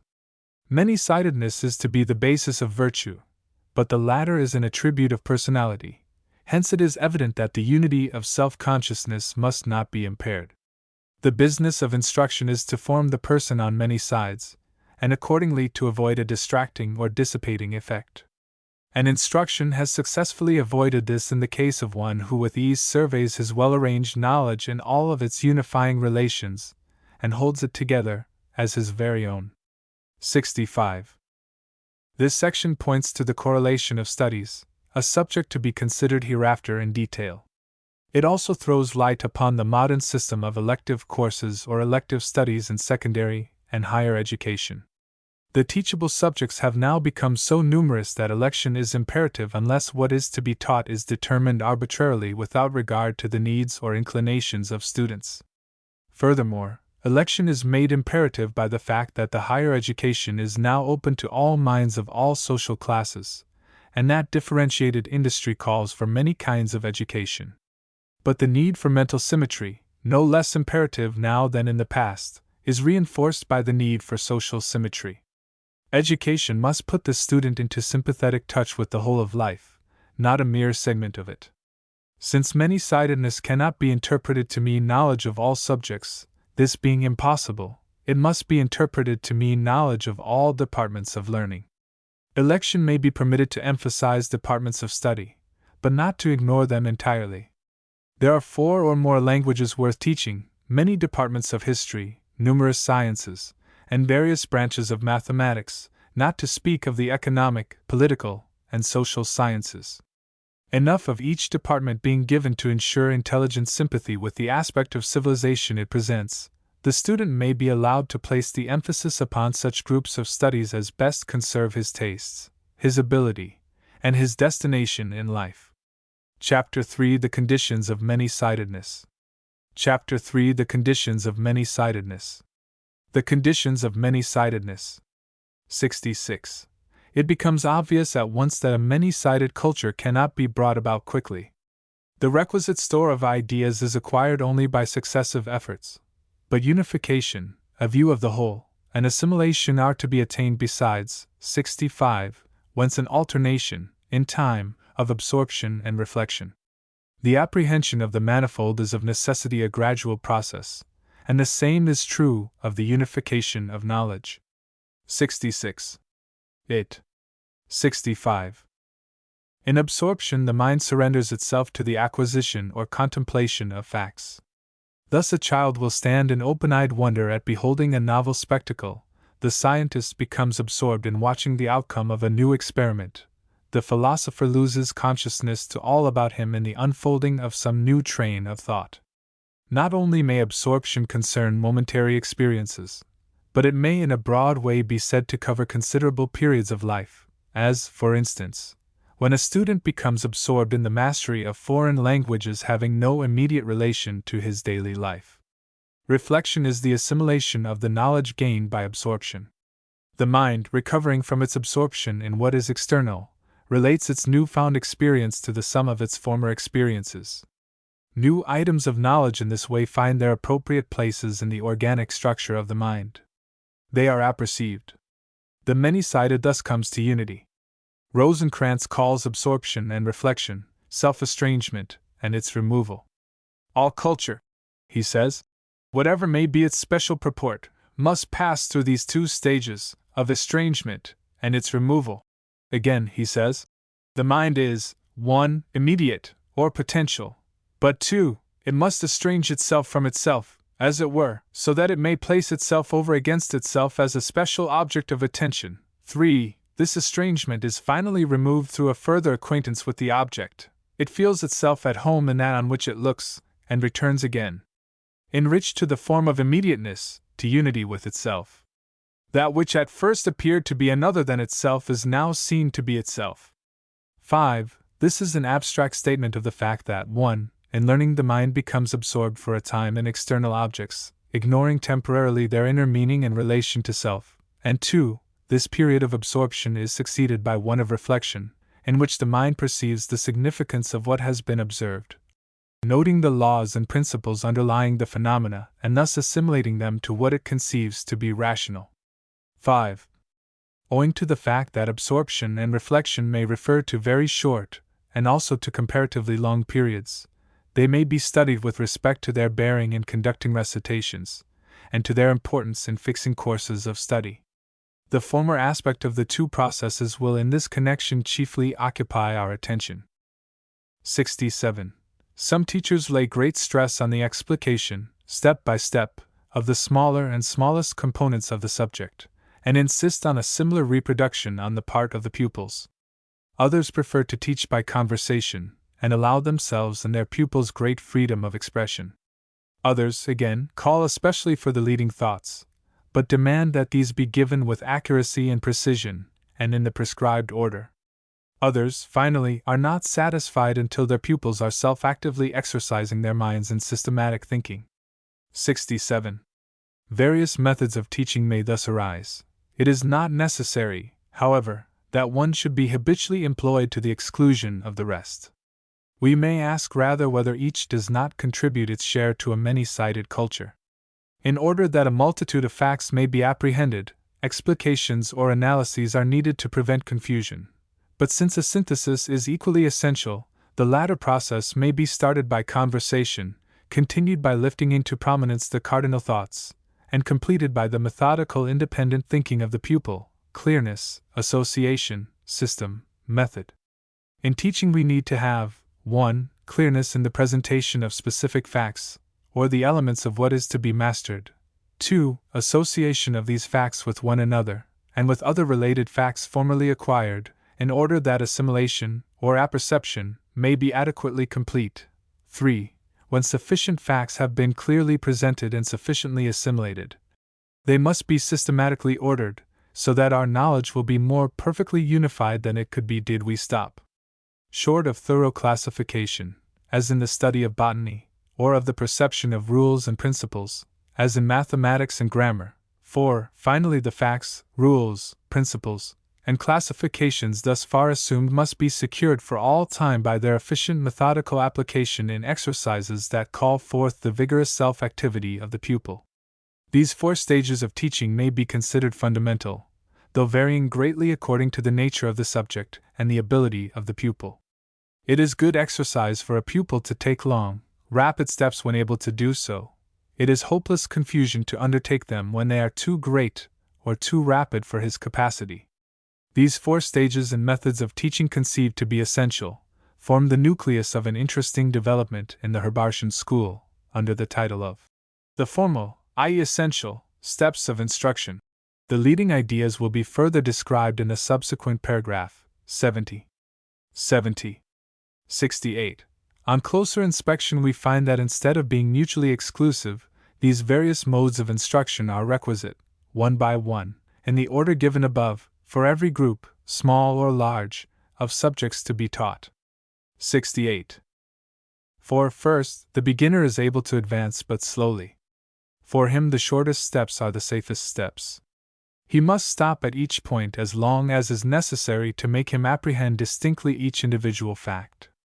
To this he must give his whole thought. During the initial stage, the teacher's art consists, therefore, preeminently in knowing how to resolve his subject into very small parts. In this way he will avoid taking sudden leaps without being aware that he is doing so. Secondly, association cannot be effected solely by a systematic mode of treatment, least of all at first. In the system each part has its own fixed place. At this place it is connected directly with the nearest other parts, but also separated from other more remote parts by a definite distance, and connected with these only by way of determinate intervening members, or links. Besides, the nature of this connection is not the same everywhere. Furthermore, a system is not to be learned merely. It is to be used, applied, and often needs to be supplemented by additions inserted in appropriate places. To be able to do this requires skill in diverting one's thoughts from any given starting point to every other point, forward, backward, sideways. Hence 2 things are requisite: preparation for the system, and application of the system. Preparation is involved in association, exercise and systematic thinking must follow. 69. During the first stage, when the clear apprehension of the individual object or fact is the main thing, the shortest and most familiar words and sentences are the most appropriate. The teacher will often find it advisable also to have some, if not all, of the pupils repeat them accurately after him. As is well known, Even speaking in concert has been tried in many schools, not entirely without success, and for young beginners this method may indeed at times answer very well. 69. For association, the best mode of procedure is informal conversation, because it gives the pupil an opportunity to test and to change the accidental union of his thoughts, to multiply the links of connection, and to assimilate, after his own fashion, what he has learned. It enables him, besides, to do at least a part of all this in any way that happens to be the easiest and most convenient. He will thus escape the inflexibility of thought that results from a purely systematic learning. System, on the other hand, calls for a more connected discourse, and the period of presentation must be separated more sharply from the period of repetition. By exhibiting and emphasizing the leading principles, system impresses upon the minds of pupils the value of organized knowledge. Through its greater completeness, it enriches their store of information. But pupils are incapable of appreciating either advantage when the systematic presentation is introduced too early. Skill in systematic thinking the pupil will obtain through the solution of assigned tasks, his own independent attempts, and their correction. For such work will show whether he has fully grasped the general principles, and whether he is able to recognize them in and apply them to particulars. 70. These remarks on the initial analysis and the subsequent gradual uniting of the matter taught hold true, in general and in detail, of the most diverse objects and branches of instruction. Much remains to be added, however, to define with precision the application of these principles to a given subject and to the age of the pupil. It will suffice, for the present, if we remind ourselves that instruction provides a portion of the occupations necessary to government. 56. Now, instruction produces fatigue in proportion to its duration, more or less, of course, according to individual differences. But the more fatiguing it is, the less it accomplishes as employment. This fact alone shows clearly the necessity of intermissions and change of work. If the pupil has become actually tired, that is, has not lost merely inclination to work, this feeling must be allowed, as far as is practicable, to pass away, at any rate to diminish, before the same subject is resumed in a somewhat modified form. In order to have time enough for this, the systematic presentation must in many cases be postponed until long after the first lessons in the elements have begun, and conversely, the rudiments of a subject frequently have to be at least touched upon long before connected instruction can be thought of. Many a principle needs to be approached from a great distance. 70. 56. Herbart found his basis for the 4 steps of method, viz. Clearness, association, system, method, in the ideas of absorption and reflection, the alternate pulsation of consciousness in absorbing and assimilating knowledge. Others, adopting this classification as essentially correct, have related these steps to customary psychological analysis. Thus Dörpfeld and Widget point out that the mind goes through 3 well-marked processes when it performs the complete act of learning, namely, perception of new facts, thought, or the bringing of ideas into logical relations, and application, or the exercise of the motor activities of the mind in putting knowledge into use. Perception gives the percept, thought gives the conception, or rule, principle, generalization, and application gives power. In other words, the receptive and reflective capacities of the mind come to their full fruition when they result in adequate motor activities. With respect to perception, a good method will first prepare the mind for facts, and will then present them so that they may be apperceived. The first 2 steps are therefore preparation and presentation. The first step, as Ziller pointed out, is essentially analytic in character, since it analyzes the present store of consciousness in order to bring facts to the front that are closely related to those of the present lesson. The second step, i.e., presentation, is essentially synthetic, since its function is to add the matter of the new lesson to related knowledge already in possession. Both together constitute the initial stages of apperception. Thought consists of 2 processes that may also be termed steps, and that are more or less observable in all good teaching. They are, 1. The association of newly apperceived facts with one another and with older and more firmly established ideas in order that rational connection may be established in what one knows, and especially in order that what is general and essential in given facts may be grasped by the mind, and 2. The condensation of knowledge into a system, such for instance as we see in the classifications of botany and zoology, or in the interdependence of principles as in arithmetic. Thought, in brief, involves the association of ideas and the derivation of generalizations such as are appropriate to the matter in hand and to the thought power of the pupils. The third stage, that of application, is not subdivided. Most other followers of Herbart, both German and American, though varying in methods of approach, conform essentially to the results of this analysis, distinguishing 5 steps, as follows. 1. Preparation, analysis, apperception of percepts. 2. Presentation, synthesis. 1. Preparation, analysis. Apperception of percepts. 2. Presentation, synthesis. 3. Association thought. The derivation and arrangement of rule, principle, or class. 4. Systemization. 3. Association thought. The derivation and arrangement of rule, principle, or class. 4. Systemization. 5. Application. From knowing to doing, use of motor powers. The reader is referred to the following named works for extended discussion of this topic: McMurray, General Method, DeGarmo. Essentials of Method. Lang. Apperception. Pages 200 to 245. Rain, Van Leeuw's translation.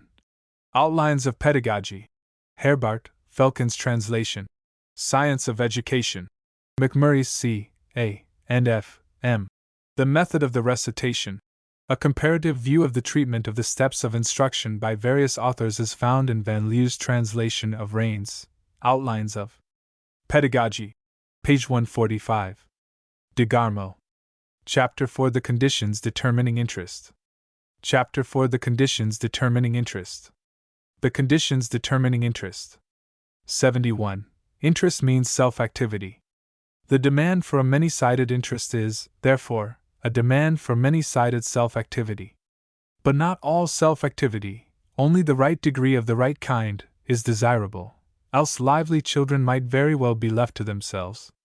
There would be no need of educating or even of governing them.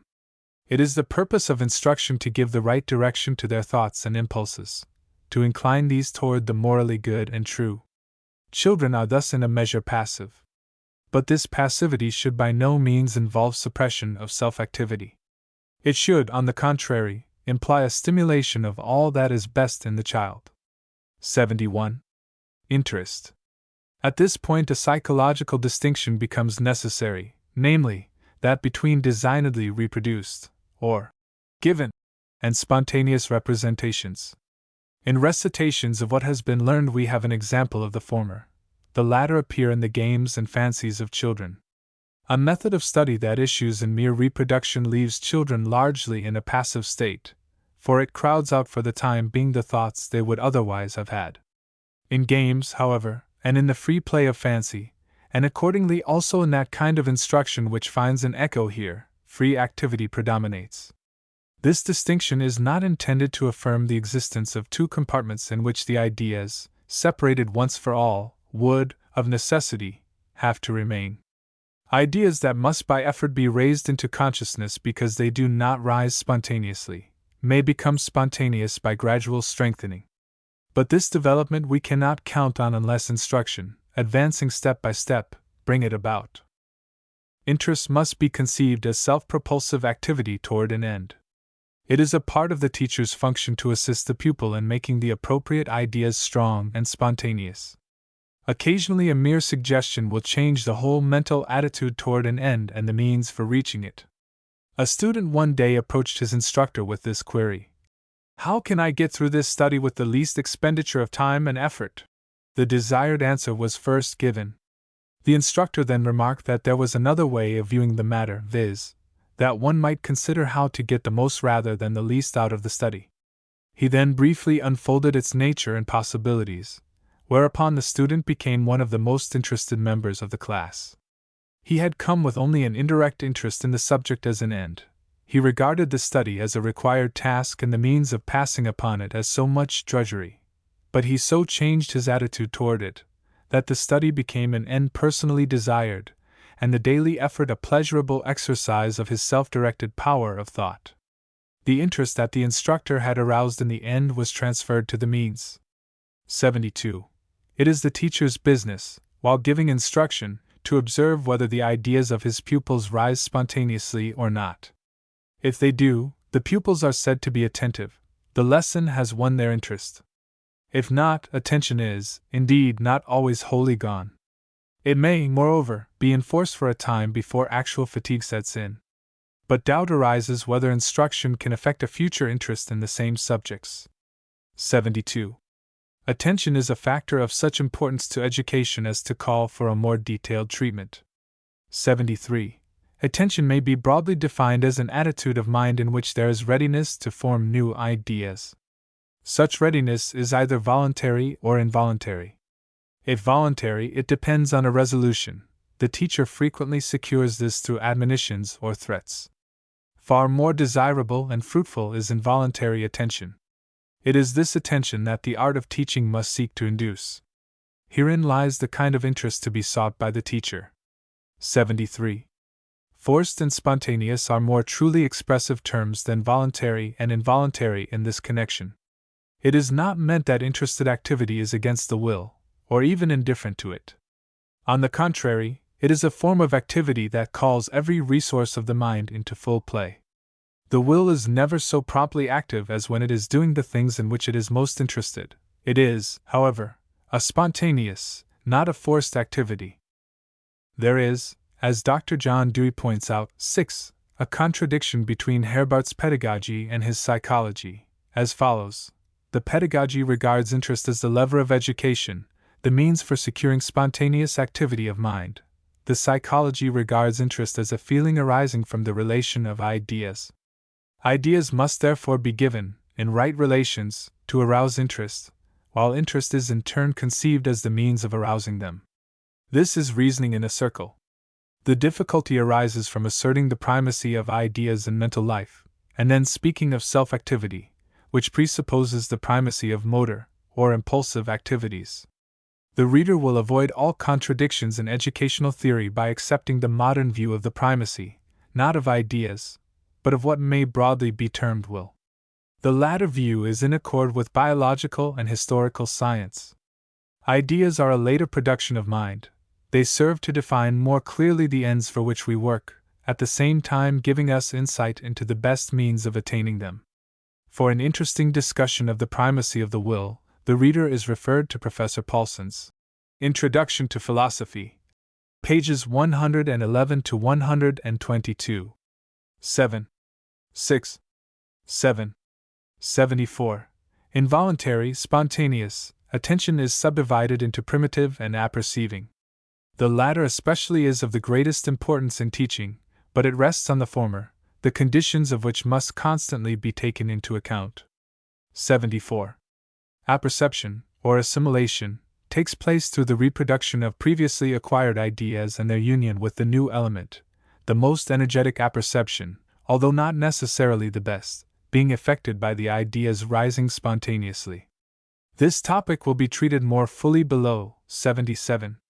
Here it suffices to say that the apperceiving attention obviously presupposes the primitive attention, otherwise apperceiving ideas would never have been formed. 77. The psychological and educational importance of the idea of apperception, or the assimilation of knowledge, has been much emphasized in recent years. For a psychological interpretation of the theory, the reader is referred to Wundt's Human and Animal Psychology, 8, pages 235 to 251. The educational significance of the doctrine has been well brought out by Dr. Carl Lang, in his able monograph on apperception. 9. The subject has been more popularly treated in Dr. McMurray's General Method, 10, and in the writer's Essentials of Method, 11, also in a number of other works. 8. 9. 10. 11. 75. The primitive or original attention depends primarily on the strength of the sense impression. Bright colors and loud speaking are more easily noticed than dark colors and low tones. It would be an error, however, to infer that the strongest sense perceptions are at the same time the most adequate. These quickly blunt the receptivity, while weak sense impressions may, in the course of time, engender ideation as energetic as that produced by originally obtrusive perceptions. For this reason, a middle course must be chosen from the first. For children, however, the direct sense perception, even of a picture, if the object itself is not to be had, is altogether preferable to mere description. 75.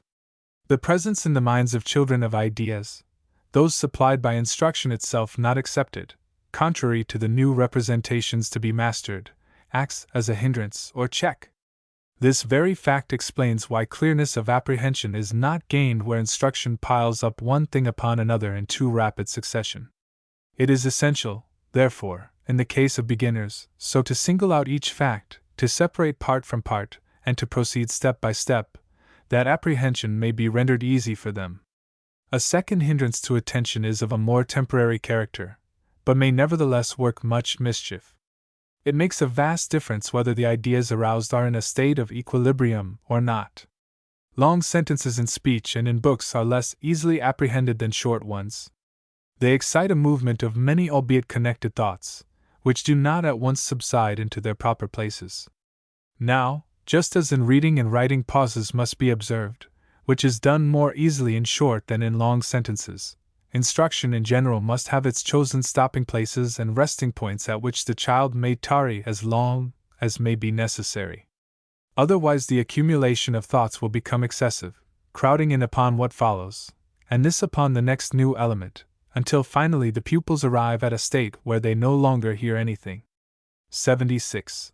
The four essentials then for primitive attention are strength of sense impression, economy of receptivity, avoidance of harmful antitheses to existing ideas, and delay until the aroused ideas have recovered their equilibrium. But in actual teaching it will be found difficult to do justice to all of these requirements simultaneously. Sameness of presentation should not be carried too far lest the child's receptivity be taxed too heavily. Monotony produces weariness. But a sudden change of subject frequently discloses the fact that the new is too remote from what has preceded, and that the old thoughts refuse to give way. If the change is delayed too long, the lesson drags. Too little variety causes ennui. The pupils begin to think of something else, and with that their attention is gone completely. 76. The teacher should by all means study literary masterpieces for the purpose of learning from great authors how they escaped these difficulties. That he may strike the right chord in the earlier stages of instruction, he should turn particularly to simple popular writers, Homer, for example, whose storytelling is, on the other hand, too general and naive for older pupils who have lost the power to put themselves back into a past period of culture. Yet it is safe to say in general that classic writers seldom take sudden leaps and never stand still entirely. Their method of unfolding consists in a scarcely perceptible, at any rate an always easy, advance. They dwell, indeed, long on the same thought, but nevertheless achieve, little by little, most powerful contrasts. Poor writers, on the contrary, pile up the most glaring antitheses without other than the natural result. The antagonistic ideas expel each other, and the mind is left empty. The same result threatens the teacher who aims at brilliancy of presentation. 77. The apperceiving, or assimilating, attention, 74, though not the first in time, is yet observed very early. It shows itself when little children catch and repeat aloud single, familiar words of an otherwise unintelligible conversation between adults, when a little later they name, in their own way, the well-known objects that they come upon in their picture books, when later still, while learning to read, they pick out from the book single names coinciding with their recollection, and so on in innumerable other instances. From within ideas are suddenly bursting forth to unite with whatever similar elements present themselves. Now this apperceiving activity must be exercised constantly in all instruction. For instruction is given in words only, the ideas constituting their meaning must be supplied by the hearer. But words are not meant to be understood merely, they are intended to elicit interest.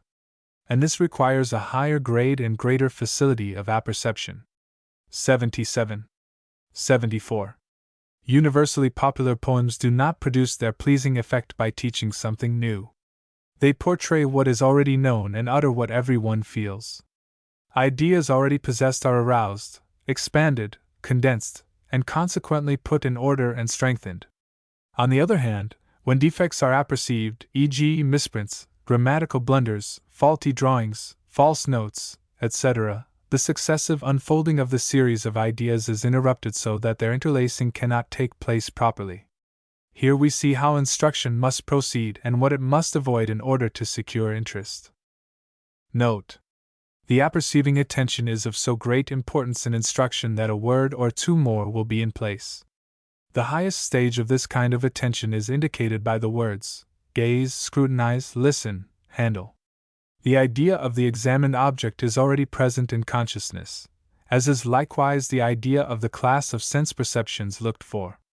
The psychic result turns on the ensuing sense impressions, on their contrasts, combinations, and reproductions. These are able to induce the corresponding mental states unhindered, because disturbing foreign elements have already been removed and remain excluded. Passing from this highest grade to lower degrees of attention, we find that the idea of the object is not yet, at least not prominently, present, that this itself first needs to be reproduced and made more vivid. The question arises whether this can be accomplished directly or only indirectly. In the former case, the idea must be in itself strong enough. In the second, it must be sufficiently united with other ideas which it is possible to arouse directly. Moreover, the obstacles to reproduction must be such that they can be overcome. Note: when the apperceiving attention is once underway, it should be utilized and not disturbed. The teaching must take the promised direction until it has satisfied expectation. The solutions must correspond clearly to the problems. Everything must be connected. The attention is disturbed by untimely pauses and the presence of extraneous matter. It is also disturbed by apperceptions that bring into light that which should remain in shadow. This is true of words and phrases too often repeated, of mannerisms of speech, of everything that gives prominence to the language at the expense of the subject matter, even rhymes, verse forms, and rhetorical adornment when used in the wrong place. But that which is too simple must be avoided also. In this case, the apperception is soon completed. It does not give enough to do. The fullest unit possible is to be sought. A rule of vital importance is that, before setting his pupils at work, the teacher should take them into the field of ideas wherein their work is to be done. He can accomplish this at the beginning of a recitation hour by means of a brief outline view of the ground to be covered in the lesson or lecture.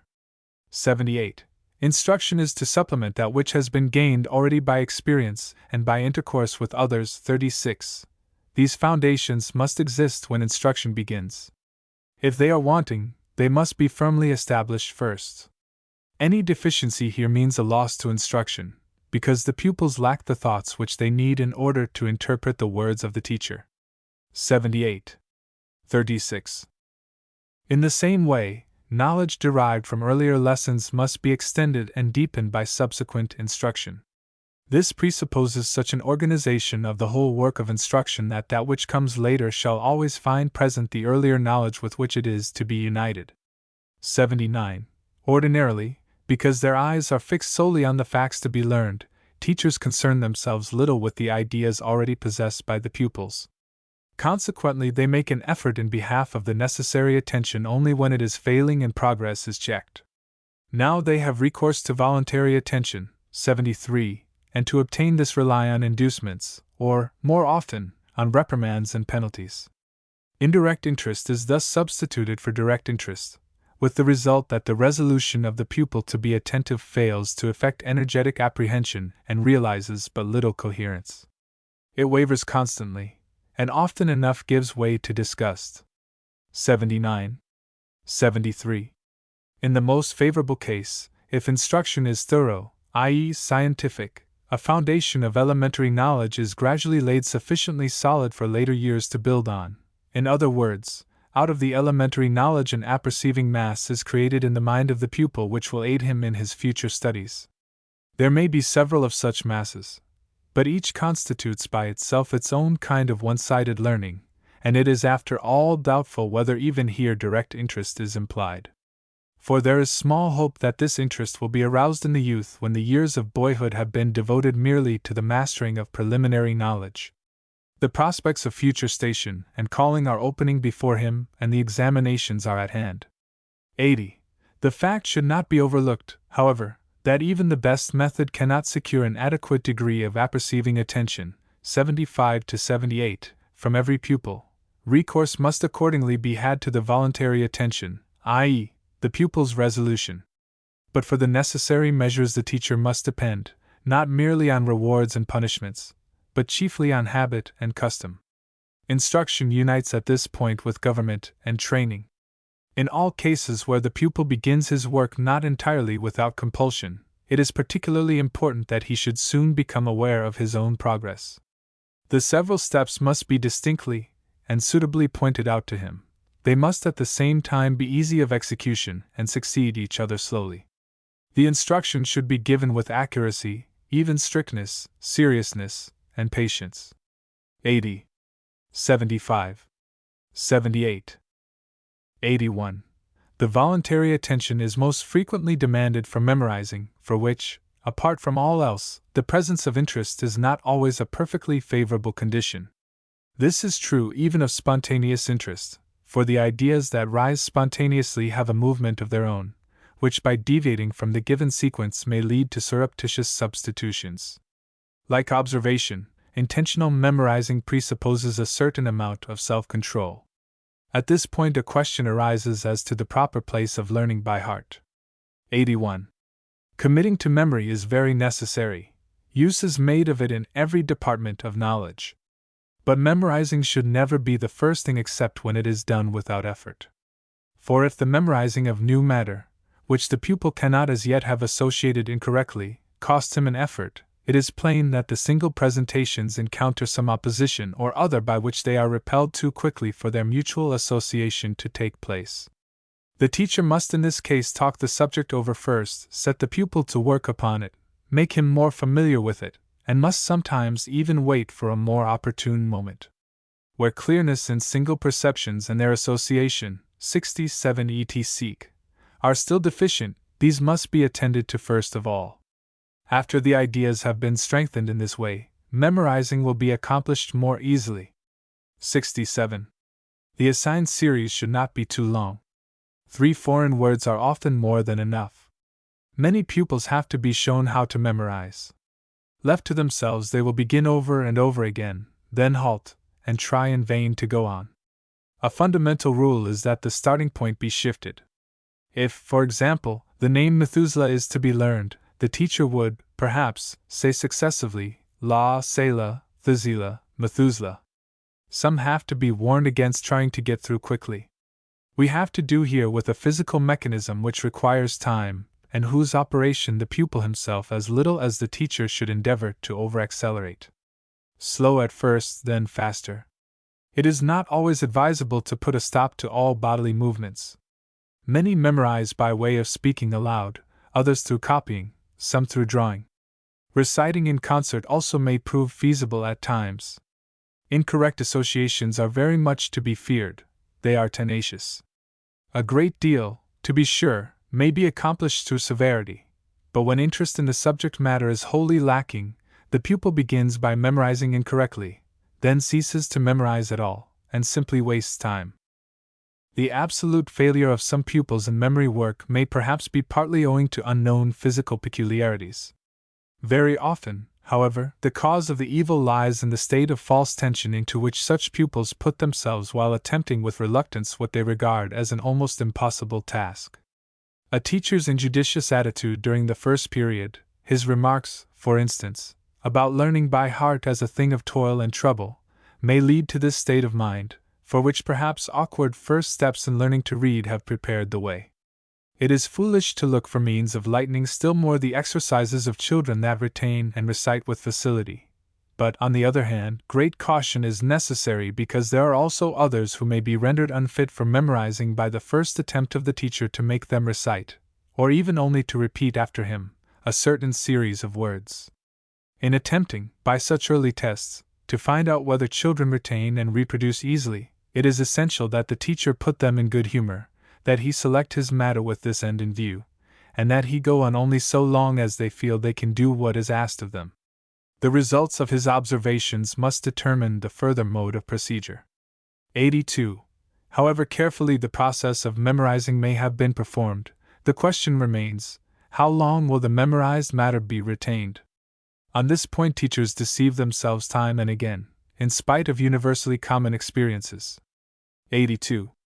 Now, in the first place, not everything that is learned by heart needs to be retained. Many an exercise serves its purpose when it prepares the way for the next, and renders further development possible. In this way, a short poem is sometimes learned as a temporary means for an exercise in declamation, or chapters from Latin authors are committed to memory in order to speed the writing and speaking of Latin. In many cases, it is sufficient for later years if the pupil knows how to look for literary helps, and how to make use of them. But if, secondly, that which has been memorized is to remain impressed on the memory for a long time, forever if possible, it is only a questionable expedient to reassign the same thing as often as it is forgotten. The feeling of weary disgust may more than offset the possible gain. There is only one efficient method: practice. Practice consisting in the constant application of that which is to be retained to that which actually interests the pupils. In other words, that which continually engages the ideas rising spontaneously. Here we find the principle that governs the choice of material for successful memorizing. And as to the amount, so much as is needed for the immediate future, for excessive quantity promotes an early forgetting. Besides, in instruction, as in experience, there is a great deal that may not be accurately remembered, but nevertheless renders abundant service by stimulating the mind and qualifying it for further work. Chapter 5: The Main Kinds of Interest. Chapter 5: The Main Kinds of Interest. The main kinds of interest. 83. Instruction is to be linked to the knowledge that experience provides, and to the ethical sentiments that arise from social intercourse. 36. Empirical interest relates directly to experience, sympathetic interest to human association. Discursive reflection on the objects of experience involves the development of speculative interest, reflection on the wider relations of society, that of social interest. With these we group, on the one hand aesthetic, on the other religious interests, both of which have their origin not so much in discursive thought as in a non-progressing contemplation of things and of human destiny. 83. Instruction. 36. The classification of interests into two groups, namely, a. those which arise from knowledge, and b. those which arise from association with others, and the subdivision of each of these into three groups, making 6 in all, is one not of necessity, but of convenience.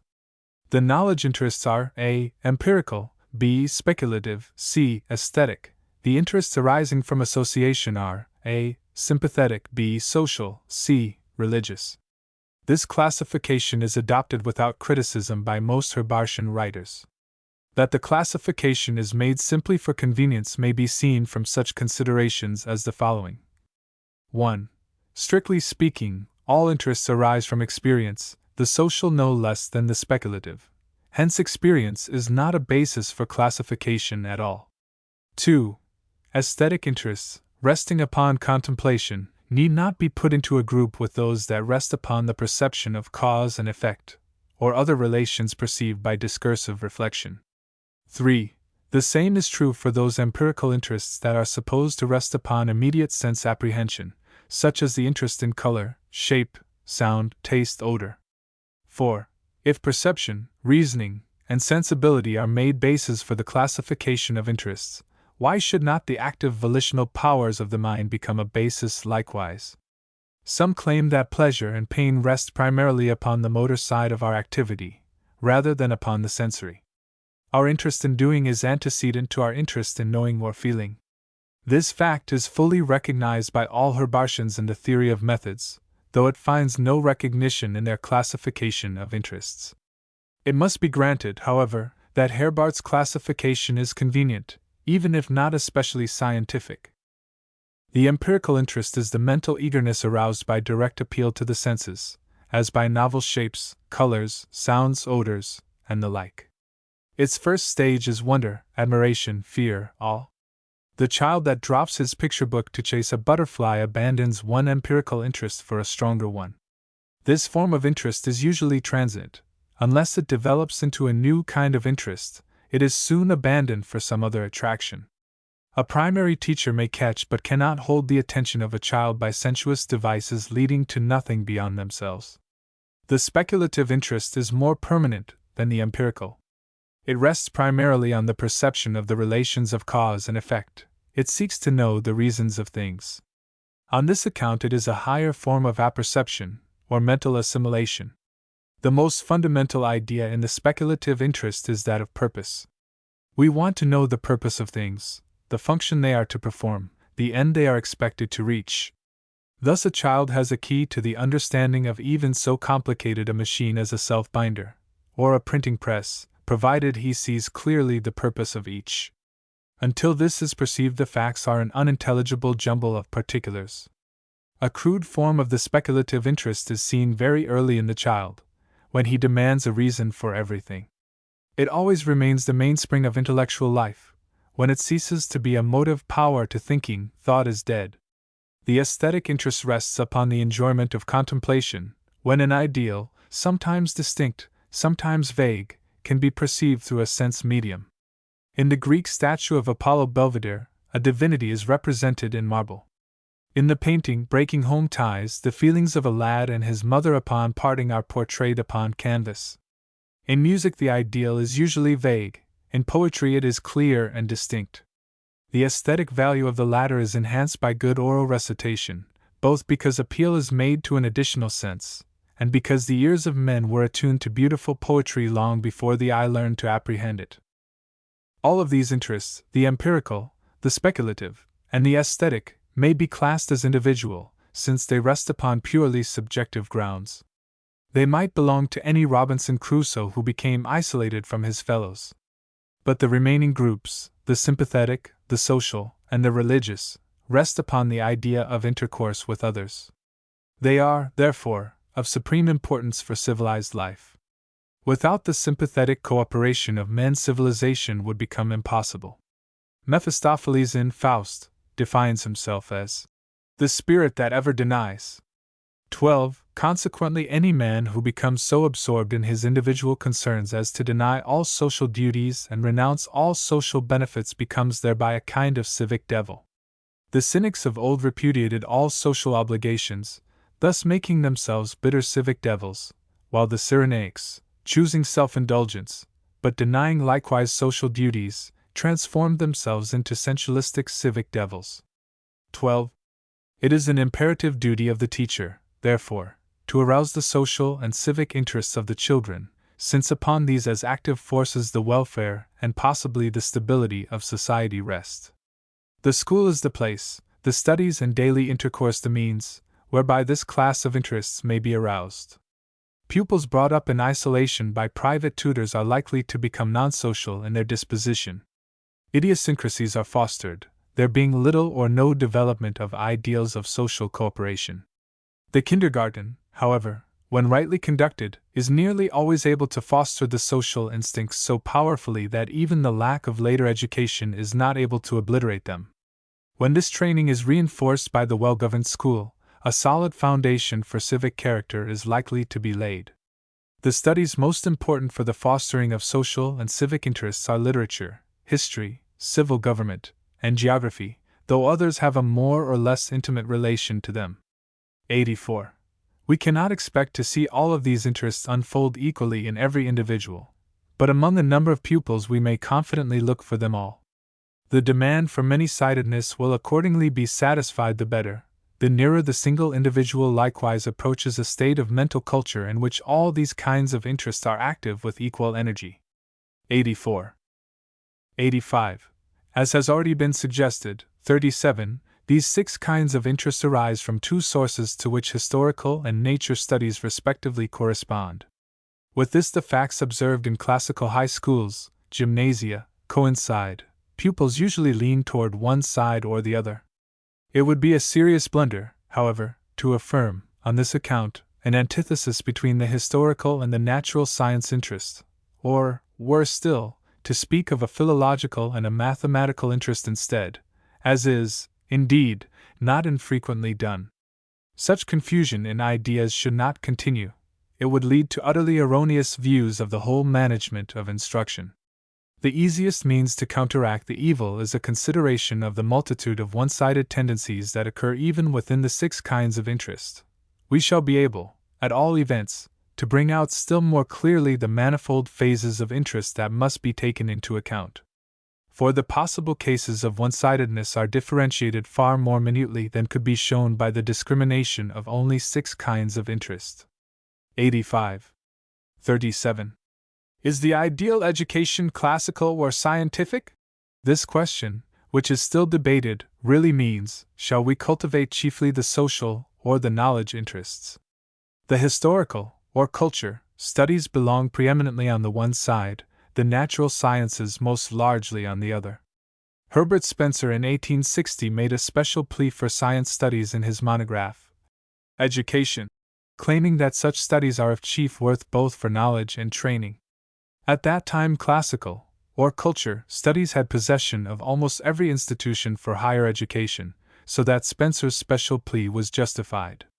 At present, however, science, which has developed its own methods of instruction, holds an equal place with social studies in the colleges and universities. When we are asked which half of human interests we will choose, the knowledge or the social, our reply can only be, we will abandon neither, but choose both. Both are essential to human happiness. Both are necessary for social and material advance. 86. Empirical interest becomes one-sided in its way when it seizes upon one kind of objects of experience to the neglect of the rest.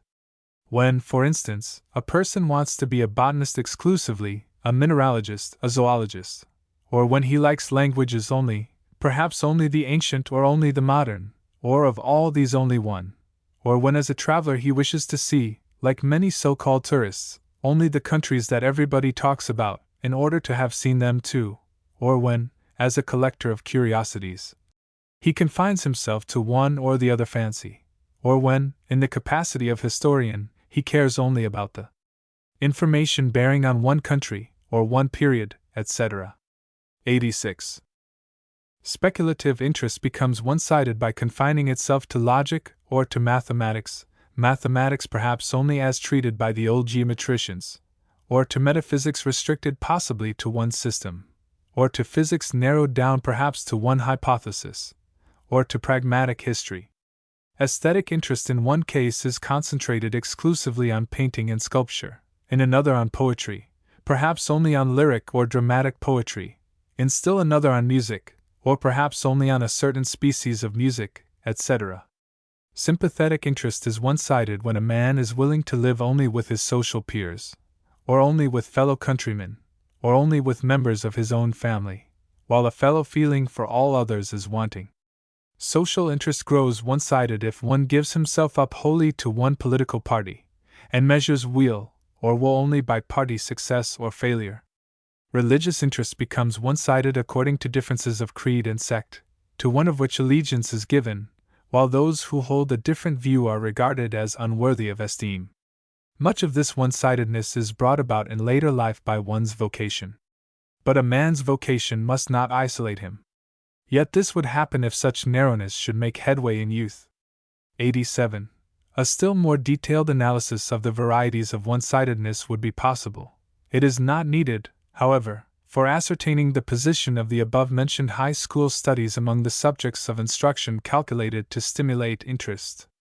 Languages, to begin with, form a part of the curriculum, but why among so many languages is the preference given to Latin and Greek?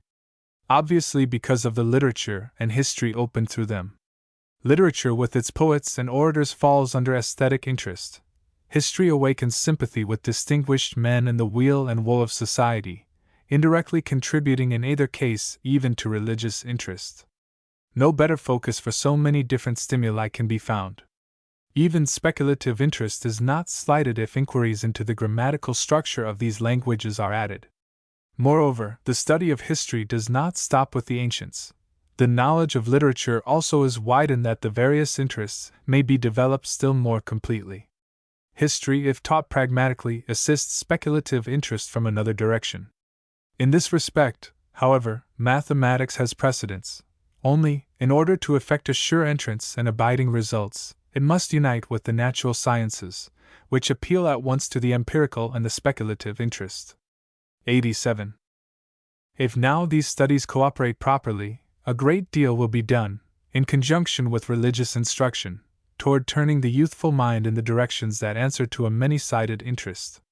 But if, on the contrary, the languages and mathematics were allowed to fall apart, if the connecting links were removed, and every pupil were permitted to choose one or the other branch of study, according to his preferences, mere bald one-sidedness of the kind sufficiently characterized above would be the outcome. 88. It is admitted now that not only classical but also public high schools in general should provide for this same many-sided culture, that is, should take account of the same main classes of interests. The only difference lies in the fact that for the pupils of the classical high schools the practice of a vocation is not so near at hand, whereas, in the public high schools, there is a certain preponderance of modern literature and history, together with inability to equip completely with the helps to a manifold mental activity those who purpose to go on. Much the same is true of all the lower schools whose aim is to educate. It is different with trade schools and polytechnic institutes, in short, with those schools which presuppose a completed education, completed to the extent permitted by circumstances. 88. If, then, the program of a public high school is of the right sort, it will show as well as the curriculum of a classical preparatory school does, that an attempt is being made to guard against such one-sidedness as would be the outcome if one of the 6 main classes of interest were slighted. How one-sidedness under an elective system may be avoided is discussed in a previous section, 65. 65. 89. But no instruction is able to prevent the special varieties of one-sidedness that may develop within the limits of each main group. When observation, reflection, the sense of beauty, sympathy, public spirit, and religious aspiration have once been awakened, although perhaps only within a small range of objects, the farther extension over a greater number and variety of objects must be left largely to the individual and to opportunity. To pupils of talent, above all of genius, instruction may give the necessary outlook by enabling them to see what talent and genius achieve elsewhere, but their own distinguishing traits they must themselves answer for and retain. 89. Moreover, the above-mentioned forms of one-sidedness are not all equally detrimental, because they do not assert themselves with the same degree of exclusiveness. Each may, indeed, lead to self-conceit, but this tendency does not attach to all in the same measure. Holding to the idea of many-sided interest, what justification is there for elective studies? To this, the reply must be made that in elementary and in a part of secondary education the principle of indiscriminate election must be rejected. The only rational election in secondary education, as already explained, 65, is election among the various members of a group of similar studies. In this way the destination and ability of the pupil may be regarded, without sacrificing the needed many-sidedness. The case is different in higher education, however, for election and many-sidedness are here quite reconcilable. Higher education is the comparative study of a few branches. Thus, for example, on the social side, the whole civilization of Greece is focused now in her political history, now in her art, now in her language, now in her education, now in her philosophy. The student who studies any one of these subjects thoroughly gets a comparative view of the whole of Greek life. It is not necessary for him to study them all.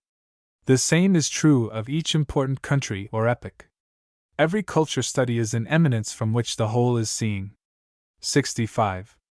Likewise in science, to study a typical form of life exhaustively by the comparative method gives one an insight into all related life, as well as many glimpses into physical and chemical science. In a large sense, therefore, we study all nature, whether we elect biology, physics, or chemistry, provided we use the comparative method of higher education. In the college or university, therefore, a large amount of election is justifiable. That would be a one-sided course which neglected entirely all social or all science studies. 90.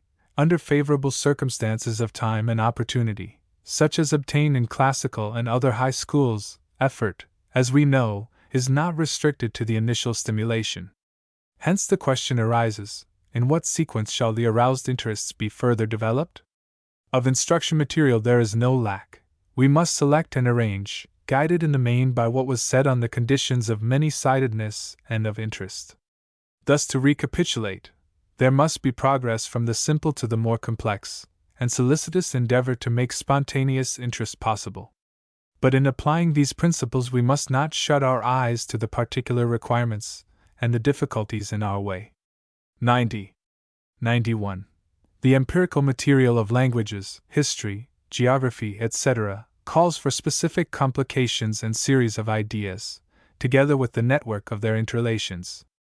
As to language, even words are complex wholes, made up of stems plus whatever elements enter into inflection and derivation, and further resolvable into single speech sounds. History has its time series, geography its network of spatial relations. The psychological laws of reproduction determine the processes of memorizing and of retaining. 91. The mother tongue serves as a medium through which foreign languages become intelligible, but at the same time offers resistance to the foreign sounds and constructions. Furthermore, it takes a young boy a long time to get familiar with the thought that far away in time and in space there have been and are human beings who spoke and speak languages other than his own, and about whom he need concern himself at all. Teachers, moreover, very commonly proceed on the fallacious and very mischievous assumption that, because their mode of expression is clear, it will, of course, be understood by the pupil. The resources of child language increase but slowly. Such impediments as these must be removed. Geography extends the knowledge of spatial distances, but the inhabitant of a flat country lacks the sense images of mountain ranges. One who grows up in a valley is without the sense perception of a plain. The majority of pupils lack the concrete idea of an ocean. That the earth is a sphere revolving about its own axis and about the sun, for a long time sounds to children more like a fairy tale than like a statement of fact, and even educated young men sometimes hesitate to accept the theory of the planetary system because they are unable to comprehend how it is possible to know such things. Difficulties of this kind must be met, and not massed together unnecessarily. For history, old ruins might serve as starting points if only the material they furnish do not prove altogether too scanty and is not too recent, when the object is to take pupils at an early age into the times and places of Jewish, Greek, and Roman antiquity. Here the only satisfactory helps are stories that excite a very lively interest. These establish points of support for the realization in thought of a time long vanished. There is still lacking, however, a correct estimate of chronological distances down to our own time. This is attained only very gradually through the insertion of intermediate data. 92. Material for the exercise of reflection, and so for the excitation of speculative interest, is supplied by whatever in nature, in human affairs, in the structure of languages, and in religion, permits us to discover, or even merely to surmise, a connection according to general laws. But everywhere, the most common school studies, such as elementary arithmetic and grammar not excepted, the pupil encounters concepts, judgments, and inferences. But he clings to the particular, to the familiar, to the sensuous. The abstract is foreign to his mind. Even the geometrical figures traced for the eye are to him particular things whose general significance he finds it hard to grasp. The general is to displace individual peculiarities in his thoughts, but in his habitual thought series the well-known concrete crowds to the front. Of the general there remains in his mind almost nothing beyond the words used to designate it. Called upon to draw an inference, he loses one premise while pondering the next. The teacher is obliged to go back to the beginning again and again, to give examples, and from them lead up to generalizations, to separate and to connect concepts, and by degrees to bring the propositions closer to one another. When the middle terms and extremes have been successfully fused in the premises, they are still only loosely connected at first. The same propositions are repeatedly forgotten, and yet must not be reviewed too many times for fear of killing instead of quickening interest. 92. Since forgetting cannot be prevented, it is wise to abandon for a time a large portion of that into which pupils have gained an insight, but later on to go back to the essentials by other paths. The first preliminary exercises serve their purpose if the particulars are made to reveal the general before generalizations become the material for technical propositions, and before propositions are combined into inference series. The processes of association, 69, must not be omitted between the first pointing out of common features and the systematic teaching of their rational connections. 69. 93.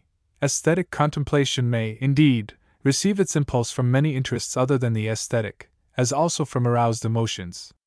Art itself, however, is possible only in a state of mind sufficiently tranquil to permit an accurate and coherent apprehension of the simultaneously beautiful, and to experience the mental activity corresponding to the successively beautiful.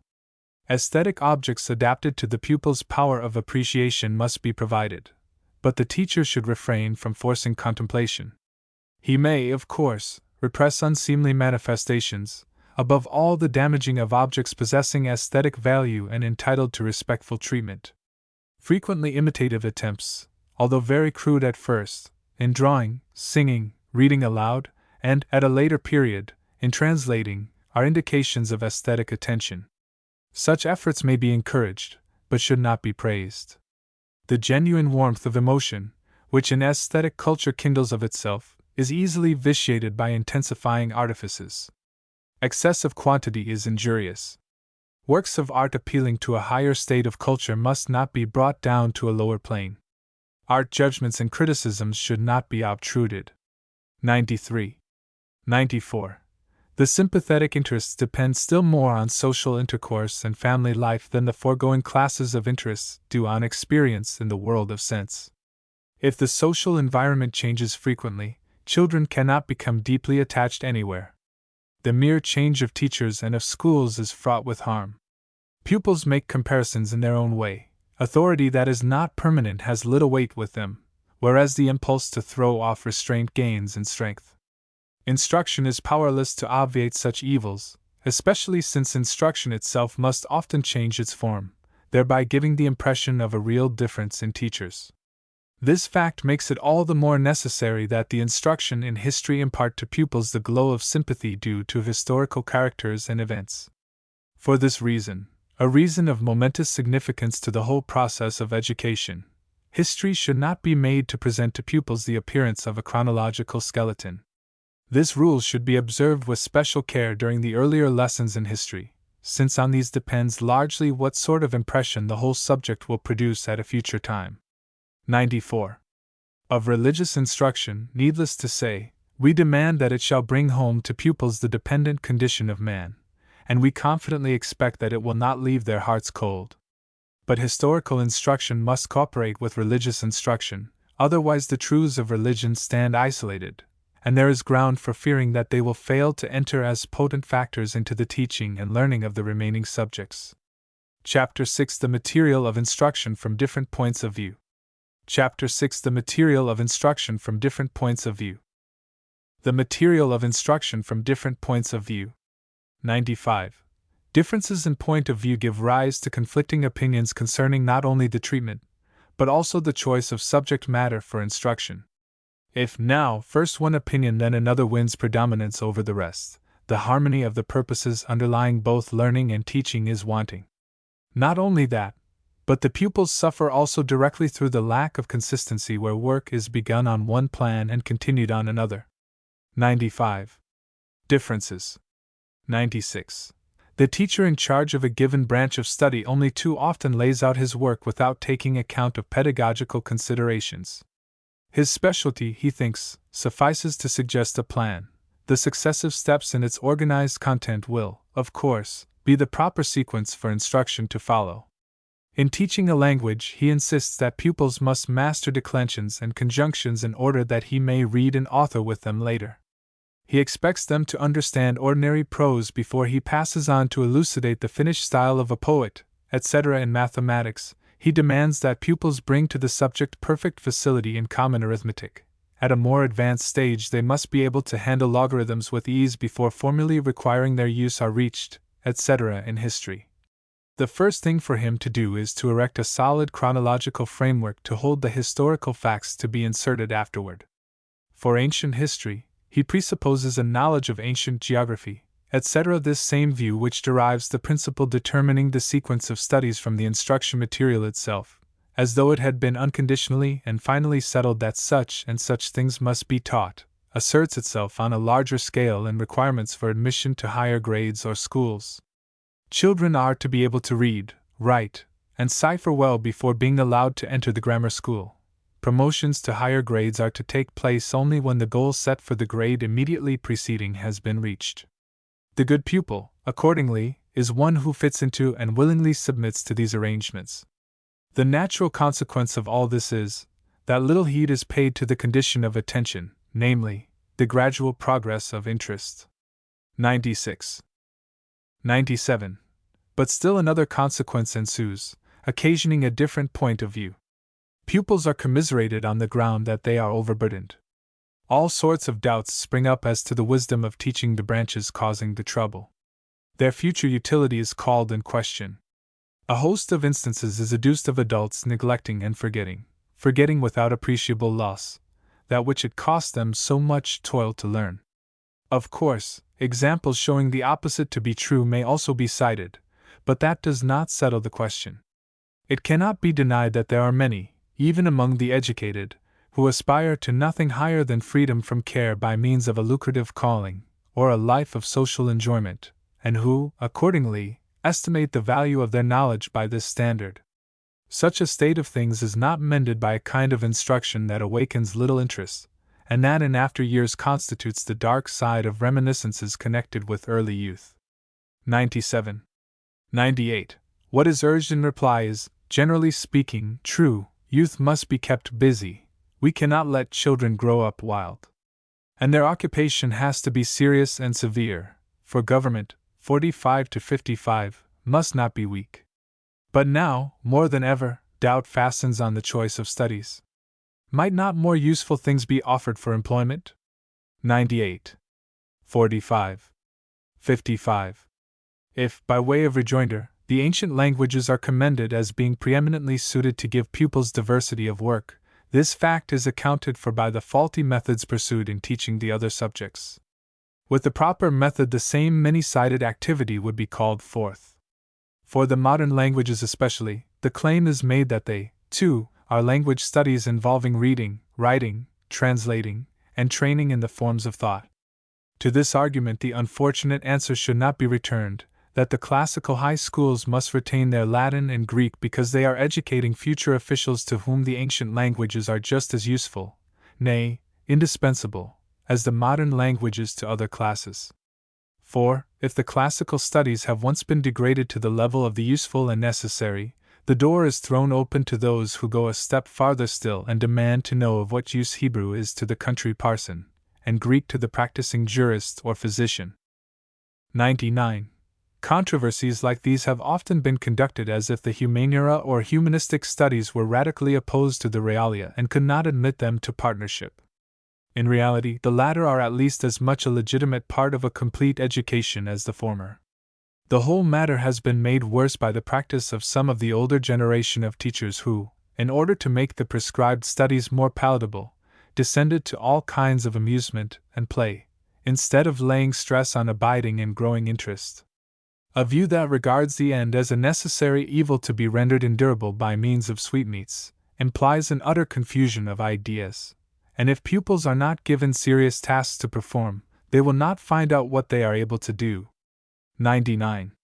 We must, however, note in this connection that there are legitimate occasions even for the sweetening of study, just as in medicine there is a place for palliatives, notwithstanding the firm conviction of the physician that remedies promising a radical cure deserve the preference.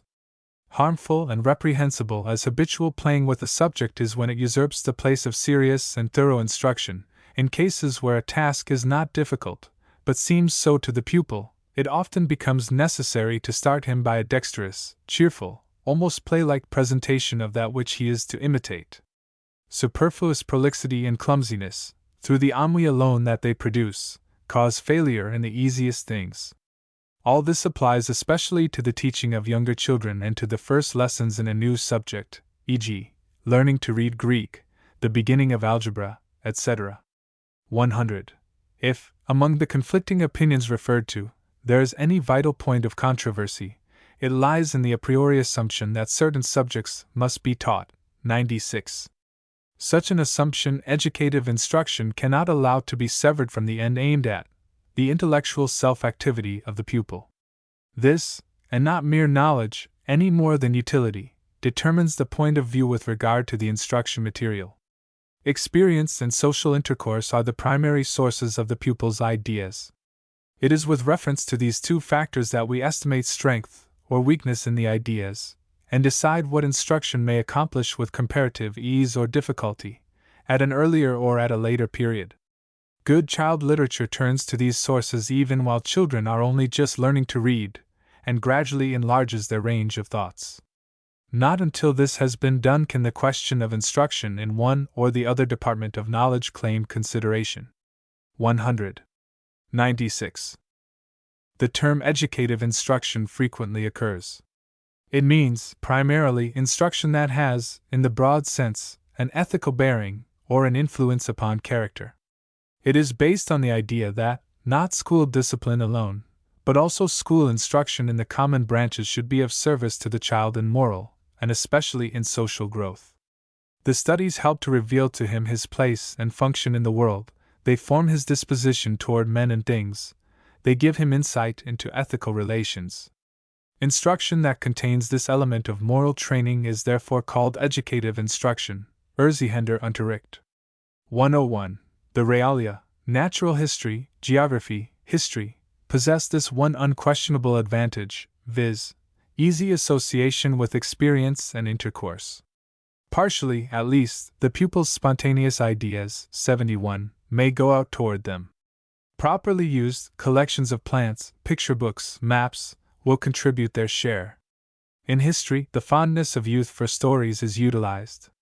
The fact that these stories are partly taken from old books written in foreign languages, and that these languages were once actually spoken, has often to be mentioned in passing, before the study of these languages themselves is taken up, nay, even after they have been begun. 101. 71. It is useless to undertake a demonstration of the utility of the realia. The young do not act for the sake of the more remote ends. Pupils work when they feel they can do something, and this consciousness of power to do must be created. The remark that it is useless to undertake to demonstrate to the young the ultimate utility of natural science studies leads naturally to a distinction between interest in the studies as ultimate ends and as immediate ends. It is suggested in this paragraph that pupils are interested in showing their capacity to accomplish results. It is very evident that one of the teacher's chief anxieties must be to awaken an interest in the studies as ends, not perhaps in their final utility in life, but as fields in which useful work can be done even in the immediate present. The chief category by which to measure the pupil's interest in the various activities of the schoolroom is the quality of work that he can be taught to accomplish. One need not go far to learn that children like those studies best in which they can do the best work. This is true in several respects.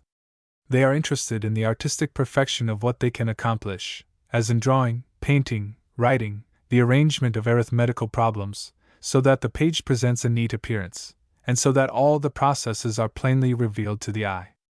They are interested in reading when they can call the words with facility, with neatness, without stumbling, mispronouncing or miscalling, when the tones of the voice are agreeable. The quality of the work, however, which appeals perhaps most powerfully to the children, is that of intellectual comprehension. In the reading class it is a constant delight to discover the finer shades of meaning, to express them with the voice, to detect in others any deviation from the true thought. Reading in English is particularly susceptible to this kind of treatment. For the English language, being largely devoid of inflections, does not show through the form of the words the finer distinctions of thought, but the mind must perceive these from a text largely devoid of grammatical inflections. It is quite possible, therefore, to read in such a manner as to miss all but the most salient points of the matter presented. There is in reading an intensive and an extensive magnitude. Our older method of teaching reading was to devote the time to a few extracts from literary masterpieces, which were exhausted by minute study. The more recent tendency in elementary education is to neglect this side of reading and to devote the time to the cursory reading, not of extracts, but of whole masterpieces of literature. The danger of such a proceeding is that the finer qualities of reading will be neglected for the sake of quantitative mastery of a large amount of reading matter. A middle course between the two would doubtless bring better results. It would, on the one hand, secure an interest that attaches to masterpieces as wholes, and, on the other, the literary appreciation that comes from minute analysis both in thought and expression of the finer distinctions of thought. In mathematical studies, the aesthetic interest of form, or the active interest of actual performance of problems, is not the sole or even the chief interest that should be appealed to. But the pupil should feel that he is making a progressive mastery of the principles of number. It is a pleasure to apply a rule, to solve a problem neatly, but it is a still greater pleasure to comprehend thoroughly the meaning of the rule, to grasp and to feel its universality, so that although it is not worthwhile, as Herbart suggests, to urge the ultimate function of mathematics in the life of the world, it is quite worthwhile to set up those immediate ends of interest such as appear in the activity of solving problems, in the aesthetic appearance of the work upon paper or board or slate, and in the comprehension of mathematical principles. These ends are near at hand. They can be made to appeal to the pupil through the quality of the work that the teacher demands of him. The same is true in the natural sciences. Even though the ultimate function of biology is an idea too remote or too complex for the child to grasp with enthusiasm, the immediate mastery of a principle in physics, or the discovery of a law of plant life, or of a fact in chemistry, may be an end in which the pupil's most intense interest can be excited. 102. Geometry has other advantages of association, advantages we have begun only recently to turn to account in earnest. Figures made of wood or pasteboard, drawings, pegs, bars, flexible wires, strings, the use of the ruler, of compasses, of the square, counted coins arranged in long or short, in parallel or diverging series, all these may be offered to the eye ad libitum and connected with other concrete objects. They may be made the basis of systematic employment and exercises, and this will be done more and more when the fact is once grasped that concrete ideas possessing the proper degree of strength constitute the surest foundation of a branch of instruction whose success depends on the manner in which the pupil forms in his mind the ideas of spatial relations. This is not grasped, of course, by those who regard space once for all as a form of sense perception common to all minds alike. A careful study of the data of experience will convince the practical educator that the opposite is true, for in this respect individual differences are very marked. Pupils rarely hit upon geometrical constructions unaided. The aptitude for drawing, that is, for imitating the object seen, is met with more often. 102. It is easy by abstraction to form arithmetical concepts out of the apprehension of geometrical relations. To do so should not be regarded as superfluous, not even when the pupil has already fully entered upon his work in arithmetic. 103. To Germans, the two ancient classical languages do not offer the advantages of easy transition. On the other hand, the study of Latin, even if only moderately advanced, prepares the soil for the most indispensable modern foreign languages. Herein lies an argument against beginning with French, as was often done formerly. The linking of Latin to French will, moreover, hardly win the approval of students of languages, since, not to mention other reasons, Gallicisms are a source of no little danger to Latinity. 103. The ancient languages require long-continued labor. This fact alone renders it advisable to begin them early. The strangeness of Latin for Germans should not lead to the conclusion that the study of Latin should be commenced late, but rather that during the earlier years of boyhood it should be carried on slowly. The sounds of foreign languages must be heard early, in order that the strangeness may wear off. Single Latin words will be easily mastered even by a child.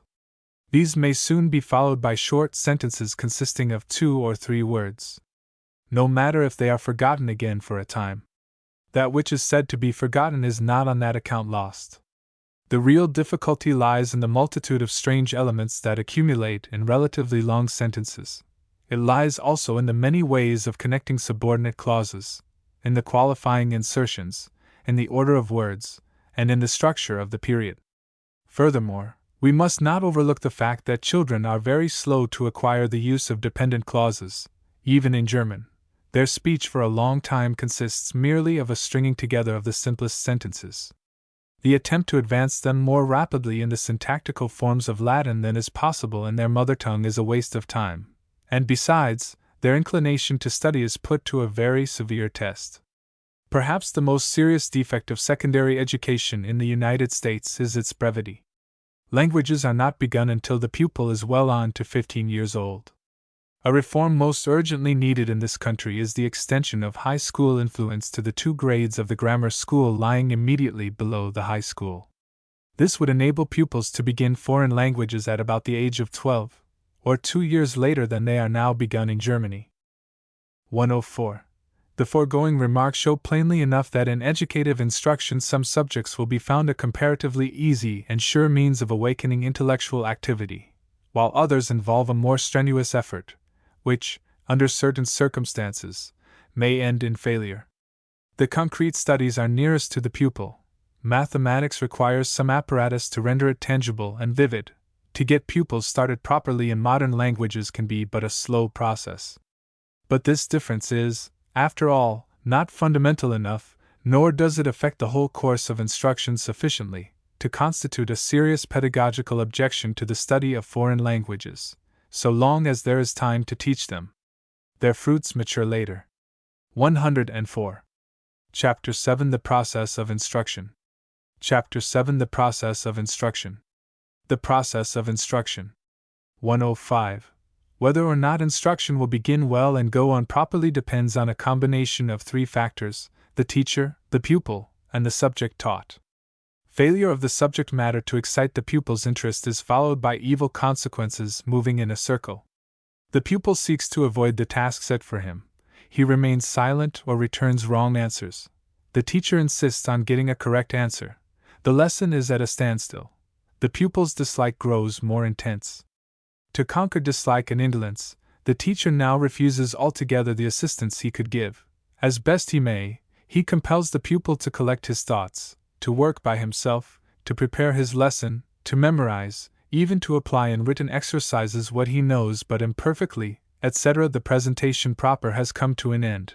At all events, it has ceased to be consecutive. Now the right kind of an example is wanting, which the teacher should set, one of reading, thinking, writing, that implies complete absorption in the subject. And yet it is this example concretely illustrating how to take hold of the subject, how to present it, and how to associate it with related subjects, which effects the best results in good instruction. The teacher must set such an example, the pupil must imitate it as well as he can. The teacher must render him active assistance. 105. Whether 106. Instruction is either synthetic or analytic. In general, the term synthetic may be applied wherever the teacher himself determines directly the sequence and grouping of the parts of the lesson, the term analytic, wherever the pupil's own thoughts are expressed first, and these thoughts, such as they chance to be, are then, with the teacher's help, analyzed, corrected, and supplemented. But there are many things under this head that need to be defined and discriminated more sharply. There are analyses of experience, of facts learned in school, and of opinions. There is one kind of synthesis which imitates experience. There is another kind which consists in constructing designedly a whole whose component parts have been presented one by one previously. 106. Here, again, many differences arise owing to diversities inherent in the subject matter. 107. Since instruction builds on the pupil's experience, we shall deal first with that form of synthesis which imitates, or copies experience. We may name it purely presentative instruction. The term synthetic, on the other hand, will henceforth be reserved for that form of instruction which reveals clearly the process of building up a whole out of parts presented singly beforehand. 107. The purely presentative method of instruction, although practicable only to a limited extent, is nevertheless so effectual as to entitle it to separate treatment, so effectual that the teacher, and this is the main thing, will do well to train himself carefully in its use. Skill in this direction is the surest means of securing interest. It is customary to demand that the pupil acquire facility in narration and description, but we ought not to forget that here above all the teacher must lead the way by setting a good example. To be sure, there is an abundance of printed narrative and description, but reading does not produce the effect that hearing does. Viva vox docet. As a rule, we cannot take for granted that a boy has even the skill and patience required for reading, and if perfect facility has been attained, the reading is done too rapidly. There is too much hurry to get to the end, or too much delay over the wrong passages, so that the connection is lost. At the most, we may let the pupils that read exceptionally well read aloud to the class. By far the surer means to the end in view is the oral presentation by the teacher. But in order that such presentation may produce its effect undisturbed, it needs to be perfectly free and untrammeled. Viva vox docet. 108. The first requisite for free oral presentation is a cultivated style of speaking. Many teachers need to be warned against the use of set phrases, against mere expletives, faulty enunciation, pauses filled in with inarticulate sounds, against fragments of sentences, clumsy parentheses, etc. 108. In the second place, adaptation of the vocabulary employed, both to the subject matter and to the intelligence of the pupils, and adjustment of phraseology to the pupil's stage of culture are essential. Lastly, careful memorizing. At first, this should be done almost verbatim. At all events, the teacher must prepare his lesson as though he had his pupils before him and were talking to them. Later on, he must memorize at least the facts and turning points of the subject to be presented, in order that he may not be compelled to consult books or look at notes. A few remarks on some particular points will be made farther on. 109. The effect of the teacher's narrative and description should be to make the pupil realize events and objects as vividly as if they were actually present to his eye and ear. The pupil must, therefore, have actually heard and seen much previously. This recalls to our minds the necessity, pointed out before, of first enlarging the young pupil's range of experience, when found too limited, through excursions and the exhibition of objects. Again, this form of instruction is adapted only to things that might be heard or seen. We must therefore avail ourselves of all the help pictures can give. 109. If the presentation has been a success, the reproduction by the pupils will show that they recall, not merely the main facts, but largely even the teacher's language.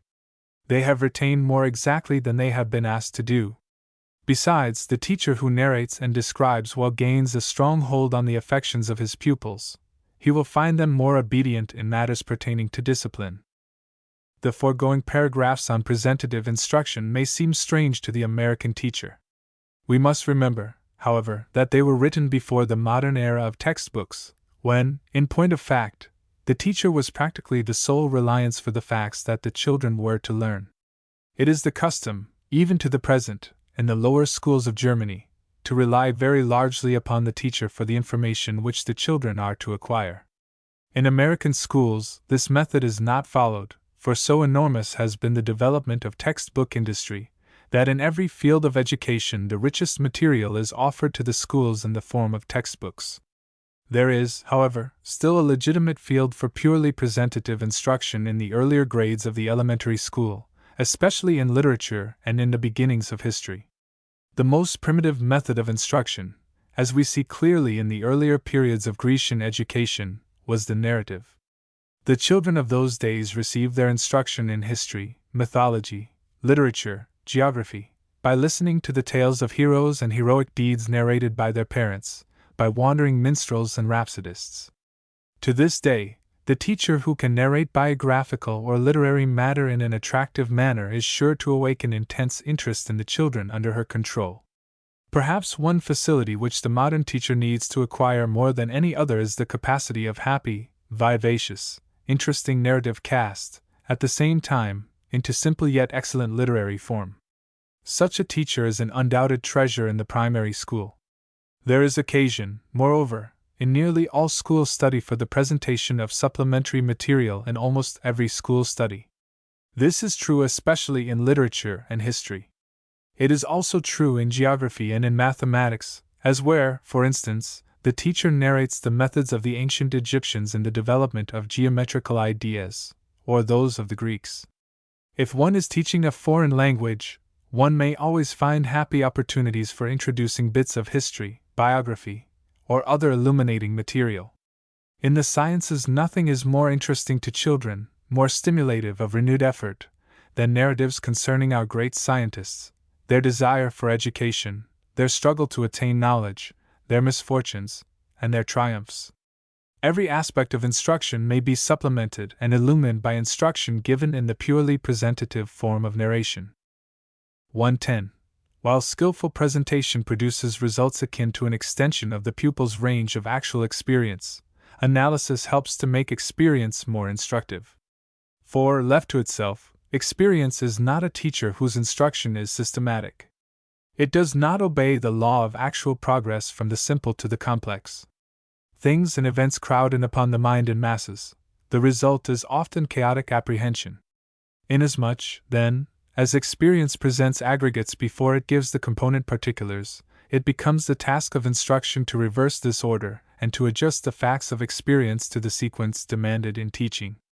Experience, it is true, associates its content, but if this earlier association is to have the share in the work of the school that it should have, that which has been experienced and that which has been learned must be made to harmonize. With this end in view, we need to supplement experience. The facts it has furnished have to be made clearer and more definite than they are, and must be given an appropriate embodiment in language. 110. 111. Let us consider first the earliest stage of analytic instruction. In order to understand the significance of this method of teaching, we must examine the nature of a child's experience. Children are indeed in the habit of familiarizing themselves with their surroundings, but the strongest impressions predominate. Objects in motion have greater attraction for them than objects at rest. They tear up and destroy without troubling themselves much about the real connection between the parts of a whole. In spite of their many whys and what-fors, they make use of every tool or utensil without regard for its purpose. They are satisfied if it serves the impulse of the moment. Their eyes are keen, but they rarely observe. The real character of things does not deter them from making a plaything of everything, as their fancy may direct, and from making one thing stand for every other thing. They receive total impressions of similar objects, but do not derive concepts. The abstract does not enter their minds of itself. 111. These and similar observations, however, apply by no means equally to every child. On the contrary, children differ greatly from one another, and with the child's individuality, his one-sidedness already begins. 112.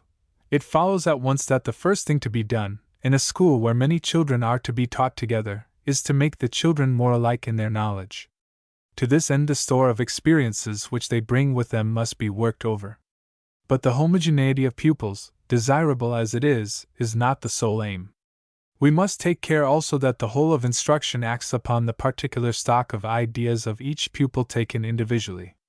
We must seek those points of contact and departure to which attention has repeatedly been called above, and hence cannot leave the pupil's mass of ideas in its original crude state. Thoughtful teachers have long since testified to the necessity of this requirement, which mere scholars in their zeal for learning fail again and again to appreciate. 112.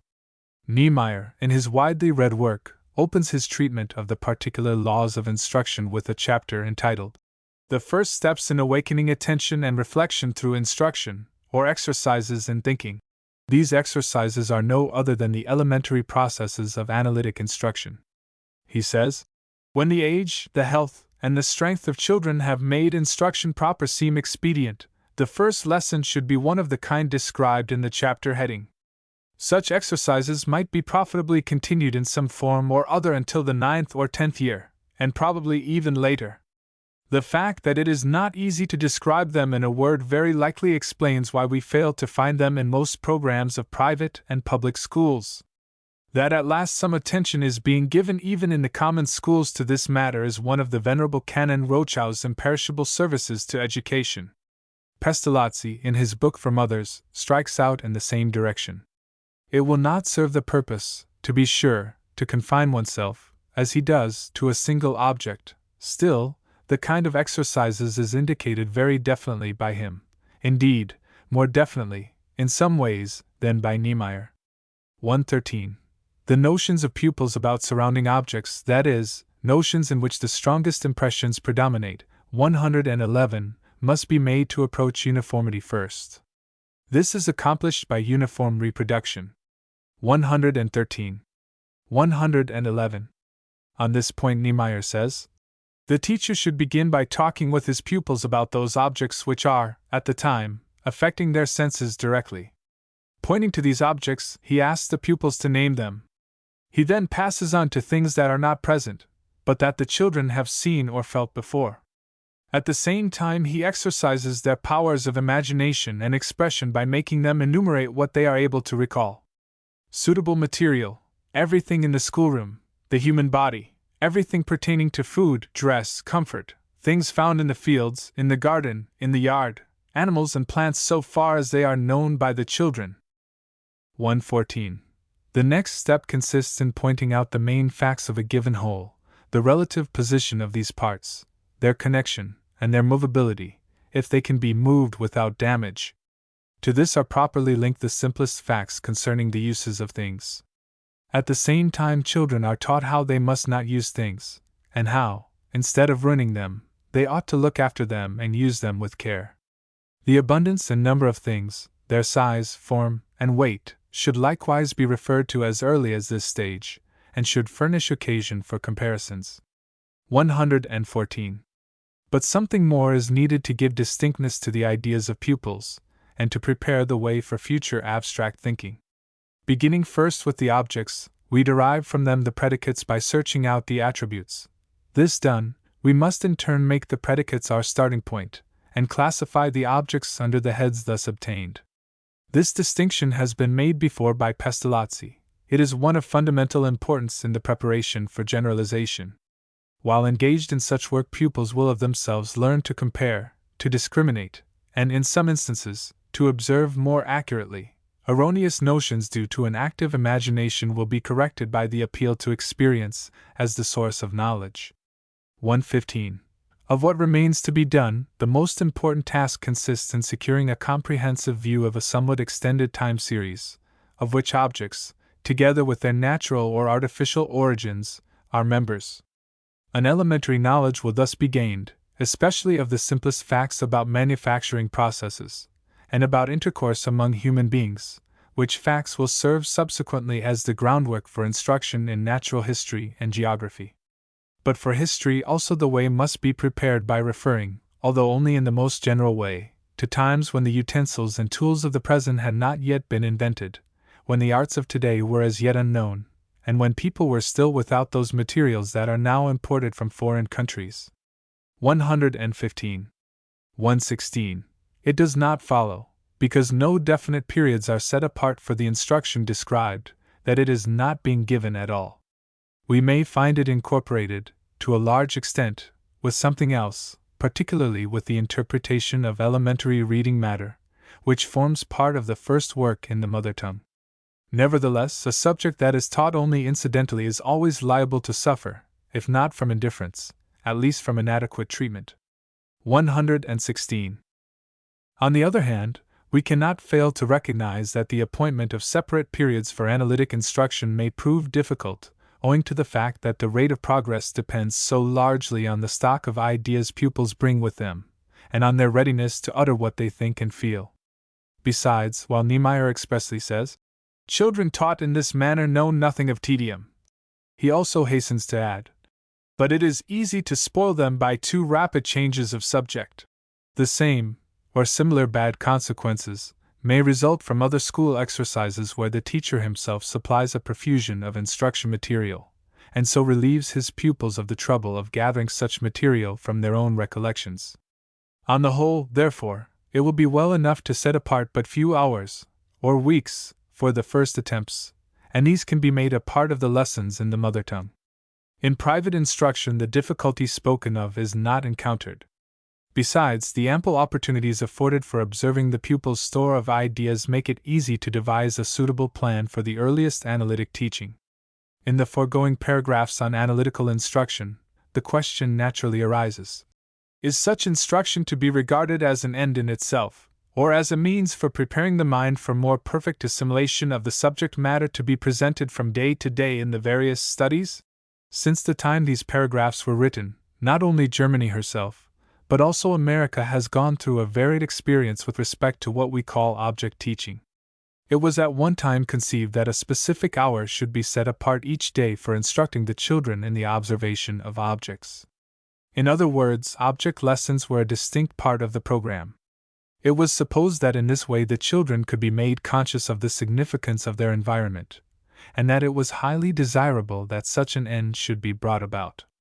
In Germany, the same effort was undertaken under the name of Anschauungsunterricht, but since the multiplication of textbooks and the increased pressure upon the schools brought about through the introduction of new subjects of study, it has been found inadvisable to devote a specific period of the day to isolated analytic instruction upon objects. Such instruction, however, has by no means passed from the field of usefulness, even in our very best schools. The necessity of appealing powerfully to previous experience, in and out of the schoolroom, as a basis for understanding a matter presented in the daily lessons, is everywhere recognized. From being an end of school work, therefore, analytic instruction has passed to the realm of a useful means for arousing the mental activity of the children concerning the regular lessons of the schoolroom. It is, in modern terms, an apperceptive basis for all instruction. 117. At a later time, analytic instruction reappears in other forms, those of review and the correction of written exercises. The teacher has presented a body of facts. He has furnished the helps necessary for the solution of certain problems. What he has given, the pupils are expected to produce again in their review exercises and essays. Where necessary, their work is analyzed and corrected. 117. In conducting reviews, a pedagogical blunder is apt to be made, a blunder that brings on the evils specified in a former paragraph. 105. Review is confounded with examination. The two are radically different. If the teacher could be sure of both perfect attention and full comprehension, he himself would go over the ground covered by his first talk once more for the purpose of assisting the memory. The pupils would not be called upon to take part. In this case, we should have neither analytic instruction nor anything resembling an examination. As a matter of fact, however, pupils are usually asked to reproduce what and as much as they remember. This is easily taken to mean that they should have retained everything, which, strictly speaking, is not expected even in an examination. The purpose of an examination is to ascertain the actual state of knowledge, whatever it may prove to be. Reviews are conducted for the purpose of increasing and deepening knowledge. If an examination is followed by praise or censure, well and good. A review has nothing to do with either. 105. Since reviewing and drilling, which resembles the former, claim the larger portion of the time devoted to schoolwork, it will be worth while to examine the subject somewhat more closely. 118. Repetition of several ideas intensifies those ideas. It does more than that. If they are of opposed nature, the reciprocal arrest that ensues resists their fusion less during the reproduction than it did in the original act of apprehension. The fusion increases in completeness, and besides, becomes more uniform, i.e., the weaker ideas hold their own better alongside of the stronger. Again, if a series of successive ideas is repeated, the first members of the series of themselves tend to reproduce those that follow before the latter are repeated, a tendency gathering energy in proportion to the frequency of repetition. This fact underlies the increase in rapidity which comes with growing skill. Extraneous thoughts, however, very easily interrupt the psychical process of reproduction. 118. Let us assume that the teacher's presentation has been an adequate one and has lasted no longer than the capacity of the pupils permitted, only a few minutes, perhaps. He himself might now repeat, but asks his pupils to do so, lest their thoughts begin to wander from the subject in hand. He comes to their aid and repeats only when their own attempts have failed. But very often they have retained some things and forgotten others. In this case, it becomes his business to reinforce the ideas striving to rise into consciousness, but without disturbing their movement. In other words, he should prompt neither more nor less, should lend aid neither sooner nor later, than will serve to make the pupil's train of thought coincide as nearly as possible with that of the presentation properly given. Unless this is done, the reproduction fails to effect the required association and facility. The same ground is gone over again and again in vain. Fatigue sets in, and the wrong association takes place, a matter for grave apprehension.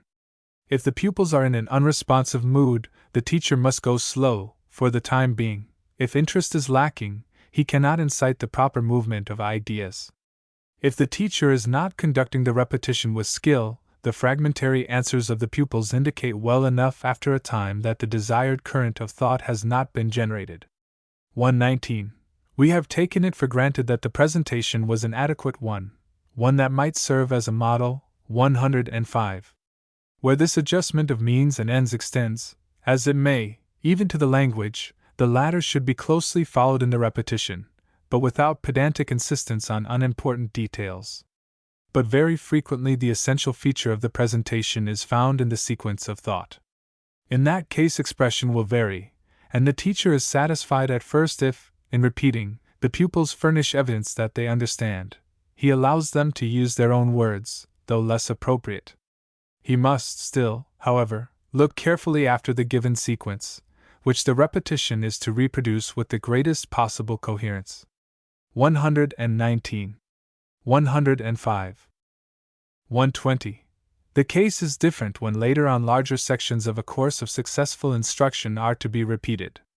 During all the earlier stage particular facts were moved far apart. 68. For the sake of clearness, by means of conversation, or of incidental mention in other recitations, or through experience itself. 110.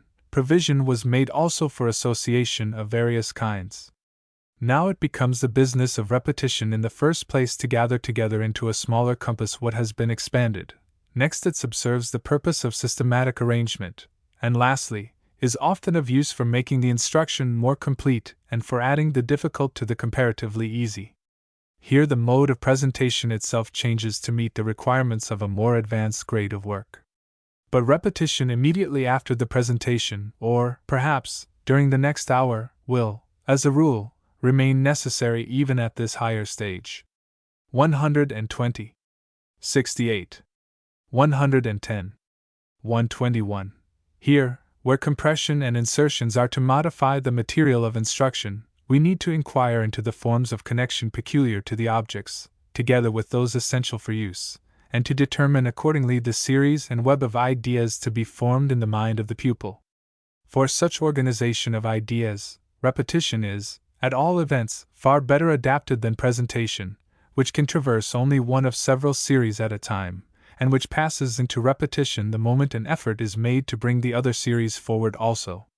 In natural history, for example, various classifications occur. In history, the ethnographic divisions are crossed by the synchronistic, while the history of culture demands yet another basis of association.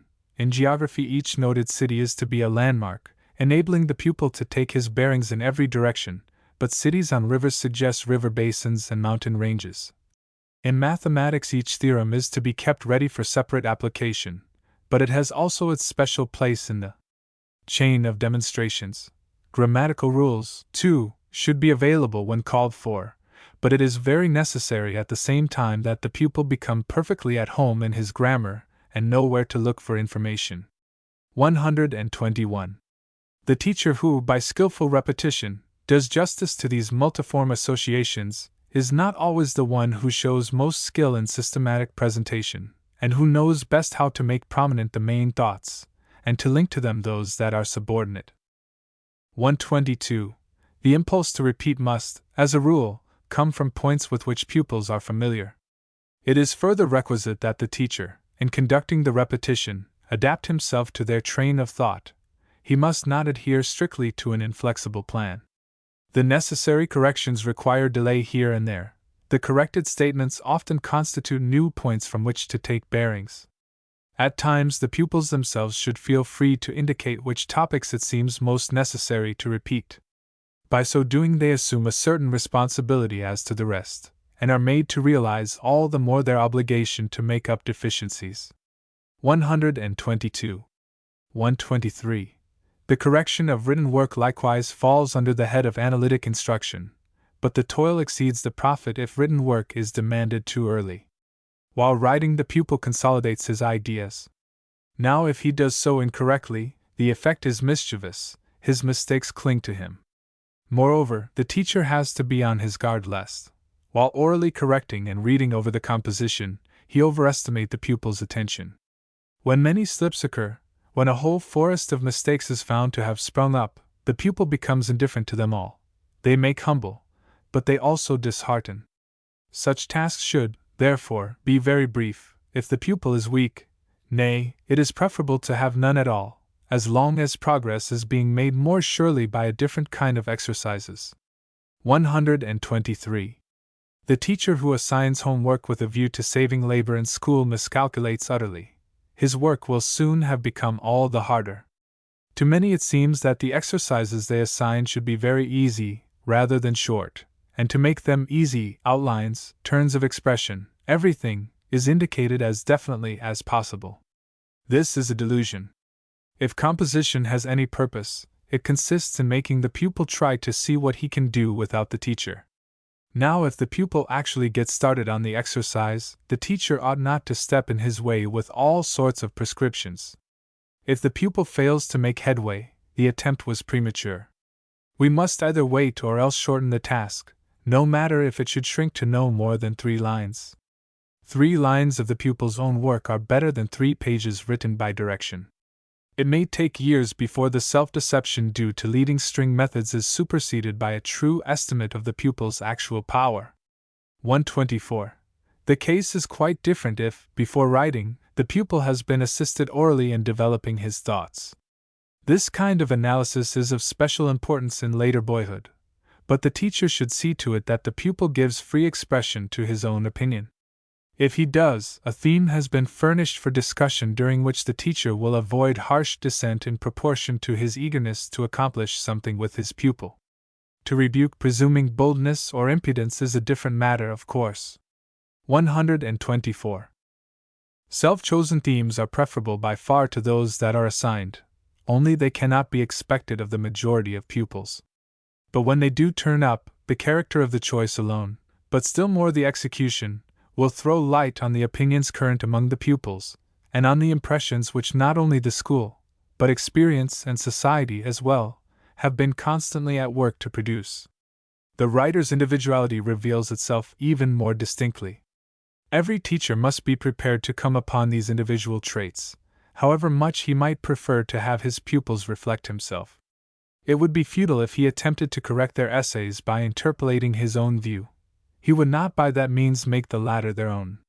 The mode of treatment can be corrected, but other opportunities will have to serve for the rectification of opinions, provided this can ever be undertaken successfully. 125. With regard to synthetic instruction, we assume at the outset that it will be supported during the whole course of training by the merely presentative and the analytic methods of teaching, wherever these are in place. Otherwise, the ultimate result will always remain problematical, particularly the union of learning and life. 125. Synthetic instruction brings in much that is new and strange, and we must take advantage of the universal charm of novelty. It must cooperate with acquired habits of application, and with the interest peculiar to each subject taught. The affairs, not of Italy alone, but also those of Greece and the Orient, have become a matter of everyday discussion. There has been a general diffusion of knowledge about the facts and laws of nature. Hence, even younger children cannot help but pick up many things now that will tend to forestall the indifference or aversion with which school studies were regarded not longer than 50 years ago. They seem to be something foreign to life. At present, it cannot prove difficult to turn curiosity in the direction of distant lands, and of past ages even, especially where collections of rare articles and antiquities are accessible. This stimulation would not persist long, however, in the face of the labor of learning, if there did not exist at the same time a widespread conviction of the necessity of study, a conviction reinforced by the legal requirements of schools, particularly of the gymnasia. Accordingly, families exert a good influence with respect to the industry of children, and with the right sort of government and training in school, willingness to learn is easily secured. Less easy is it to incite a genuinely scientific desire to know, one that will endure beyond examinations. This brings us back to many-sidedness of interest, 83 to 94. If interest were not already the end of instruction, we should have to look upon it as the only means whereby the results of teaching can be given permanence. 83. 94. Interest depends partly, it is true, on native capacity, which the school cannot create, but it depends also on the subject matter of instruction. 126. Synthetic instruction must offer subjects capable of arousing lasting and spontaneously radiating interest. That which affords only temporary pleasure or light entertainment is of too little consequence to determine the plan of operation. Nor can the choice of such studies be recommended as stand isolated, as do not lead to continued effort, for, other reasons aside, we are unable to decide beforehand to which of the main classes of interest, 83 to 94, the individual pupil will especially incline. The first place belongs rather to those studies which appeal to the mind in a variety of ways and are capable of stimulating each pupil according to his individuality. For such subjects, ample time must be allowed. They must be made the object of prolonged, diligent effort. We may then hope that they will take hold in some way, and we shall be in a position to know what kind of interest they have inspired in one pupil or another. Where, on the contrary, the end of the thread of work is soon reached, it remains questionable whether any effort at all will be produced, let alone a lasting impression. 126. 83. 94. 127. The subject matter having been chosen, the treatment must be adjusted to it in such a way as to bring it within reach of the pupils. For the exercises growing out of such treatment, the well-known rule holds in general: the easy before the difficult, or, more specifically, that which prepares the way before that which cannot be firmly grasped without preliminary knowledge. To insist, however, on perfect mastery in this respect is often equivalent to scaring away interest.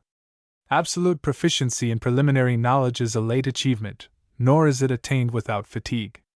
The teacher has to be satisfied if the mastery acquired is such that what is lacking can, without serious delay, be added by him in practice. To make the road so level as to do away entirely with the necessity for occasional leaps, 96, means to provide for the convenience of the teacher rather than for that of the pupils. The young love to climb and jump, they do not take kindly to an absolutely level path. But they are afraid in the dark. There must be light enough for them to see by.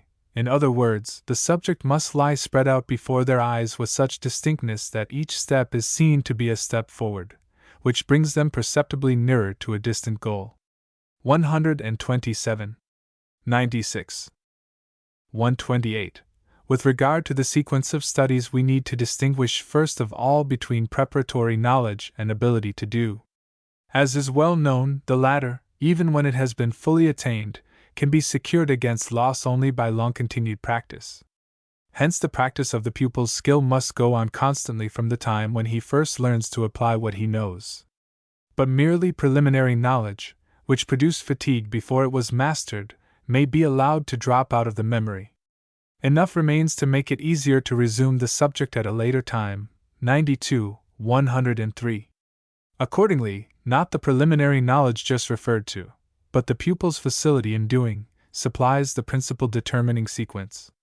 In the case of all essential elementary information, knowledge of rudiments of grammar, arithmetic, and geometry, it will be found expedient to begin with the simplest elements long before any practical application is made. In such first lessons, individual facts only are presented. These are made clear to the pupils, 68, 69. Here and there they are associated. Fatigue is avoided if possible. Even if the earliest attempts at memorizing should prove successful, it will be safer, instead of relying on this fact, to postpone the whole matter for a time. At a later period, the same subject is resumed from the beginning without any demand on the teacher's part that some things should have been retained. This time, however, it will be possible to introduce a somewhat larger quantity of the instruction material, and it will not be too early to make pupils perceive the connection between individual facts. If pupils experience difficulty in comprehending, we should be careful not to advance too rapidly. The greater the difficulty, the greater the need for caution. When the time comes for practical application, an earnest, diligent effort must be insisted on, but only for tasks of moderate length, and without exacting too much by harsh means. Not every pupil can do everything.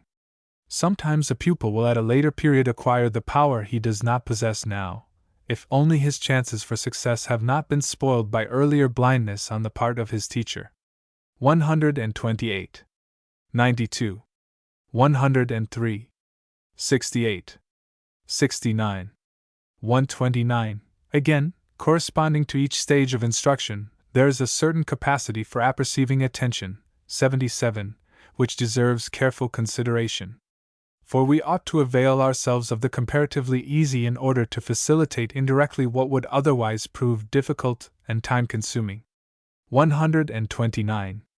77. We need to distinguish between insertion and continuation, and to connect this distinction with the division of ideas into spontaneous and induced. 71. It is easier to fill in between familiar points than it is to continue, because the continued series is in close contact with the well-known only at the starting point. Easiest of all is insertion between free-rising ideas, between those ideas that occur to the pupil spontaneously, when he has been led into a certain field of consciousness. Hardest of all, and least certain of success, is the continuation of lessons that can be revived in consciousness only by a laborious effort of memory. Intermediate in difficulty are the insertion of new elements between induced or reproduced ideas, and continuation on the basis of free-rising, or spontaneous, ideas. That there may be many gradations besides is of course self-evident. 71. The teacher who knows his pupils well will be able to make frequent use of these distinctions. Only a very general outline of their application can be given here. The Reala and mathematics can be connected more easily than other studies with the pupil's experience. 101, 102. If the teacher has properly availed himself of this advantage, he may count on ideas that rise spontaneously, and his task will then consist in first establishing a few suitable cardinal points so that insertions may be made farther on. 101. 102. Languages present more serious difficulties. It is true that progress in the vernacular is made through apperception by the pupil's earlier attainments in his mother tongue, and through the insertion of the new into the old. But in foreign languages, which associate themselves with the mother tongue only gradually, apperception and insertion cannot take place until after some knowledge of the language has been acquired. And this knowledge must grow considerably before we can reasonably look for spontaneous ideas. If now the reproduced ideas become encumbered with additional new ones, worst of all through mere continuation, we need not wonder if the result is useless chaos. This explains, no doubt, why the attempts to teach the ancient languages ex-usu, after the manner in which the language of a foreign country is easily learned by residents in that country, had to end in failure. One who learns French in France has persons and actions before his eyes. He easily infers that which concerns him. Such apperception takes place undoubtedly by means of spontaneous ideas with which the foreign language becomes associated.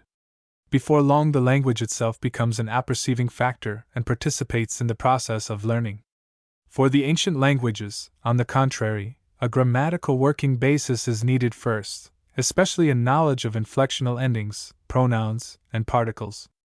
The blunder should not be made, to be sure, of beginning with a marshalling of the hosts of grammar, as though grammar itself needed no base of operations.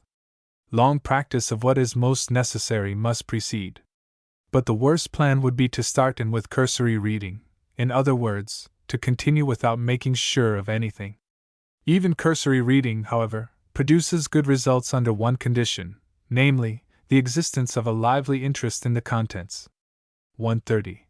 When the thoughts of the reader hasten on in advance of the words and get hold of the general sense correctly, the required apperception is performed by means of spontaneous ideas together with the insertion of whatever was not inferred. But this presupposes a very favorable relation of the book to the reader. Hence, texts used in the teaching of a language must be chosen with very great care, and their contents explained. 130. Such works should not be slighted in favor of grammar. On the other hand, as much grammar must be given as is necessary. Some of the essentials will have to precede the reading, complementary facts will be presented in connection with the reading, other portions of the grammatical apparatus will be introduced at suitable halting places. Written exercises belong elsewhere and stand in a different relation to grammar. The interest in an author depends very largely on historical preparation. Here we cannot fail to discover connection between philology and the so-called real studies. Chapter 8 remarks on the plan of instruction as a whole. Chapter 8 remarks on the plan of instruction as a whole. Remarks on the plan of instruction as a whole. 131.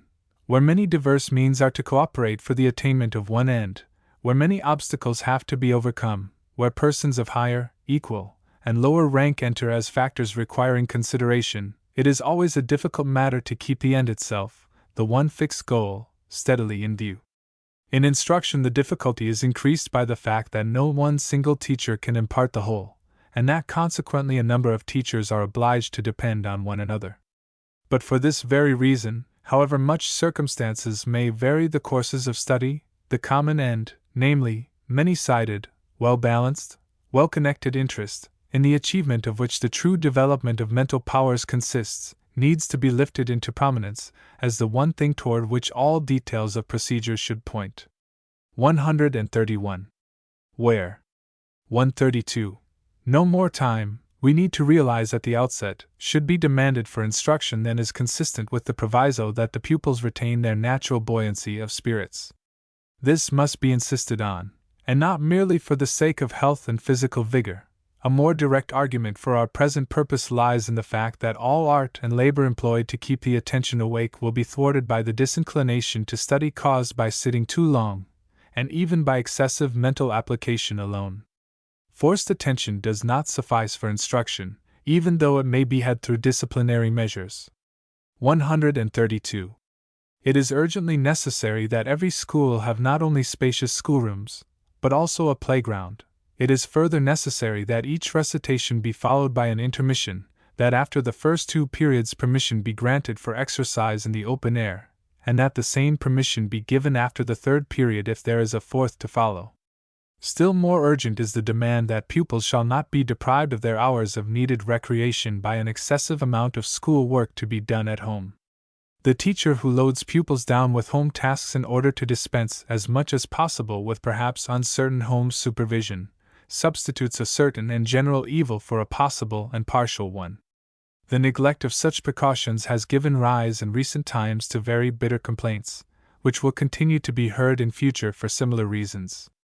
Violent gymnastic exercise is not the means to put a stop to them. They threaten to lead to another extreme, such restrictions upon instruction as will make an inner unity of work impossible. The subjects of fatigue and school hygiene have now grown to unexpected dimensions. Many periodicals are devoted to them, while the volume of literature bearing upon them has passed the stage where one person can be expected to command it all.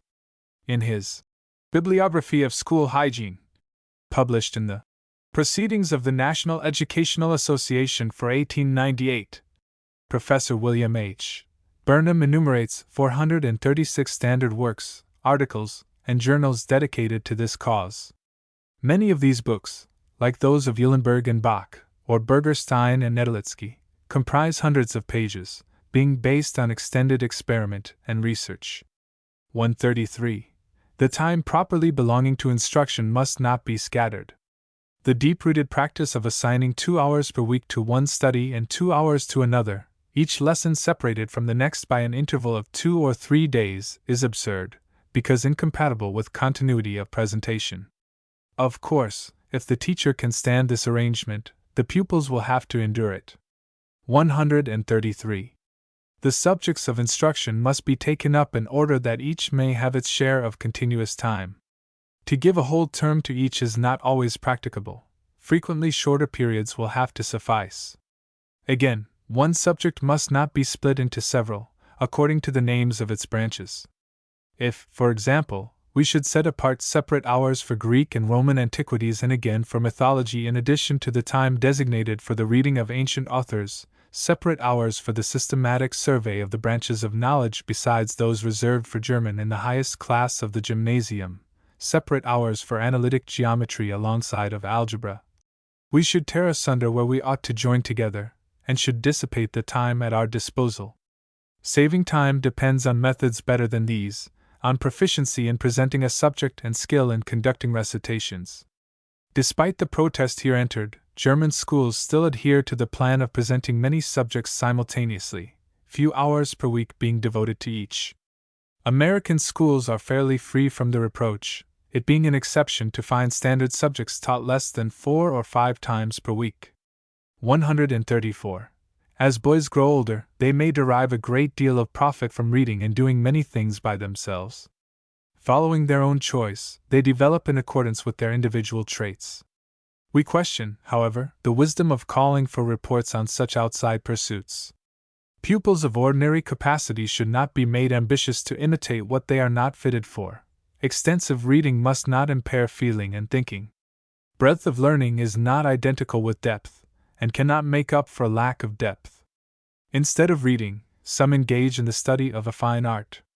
Others are compelled at an early age to give lessons in order to support themselves. These learn while teaching.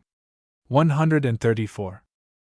The essentials of a coherent scheme of studies must not be dependent on outside reading, they must be embraced in the plan of instruction itself.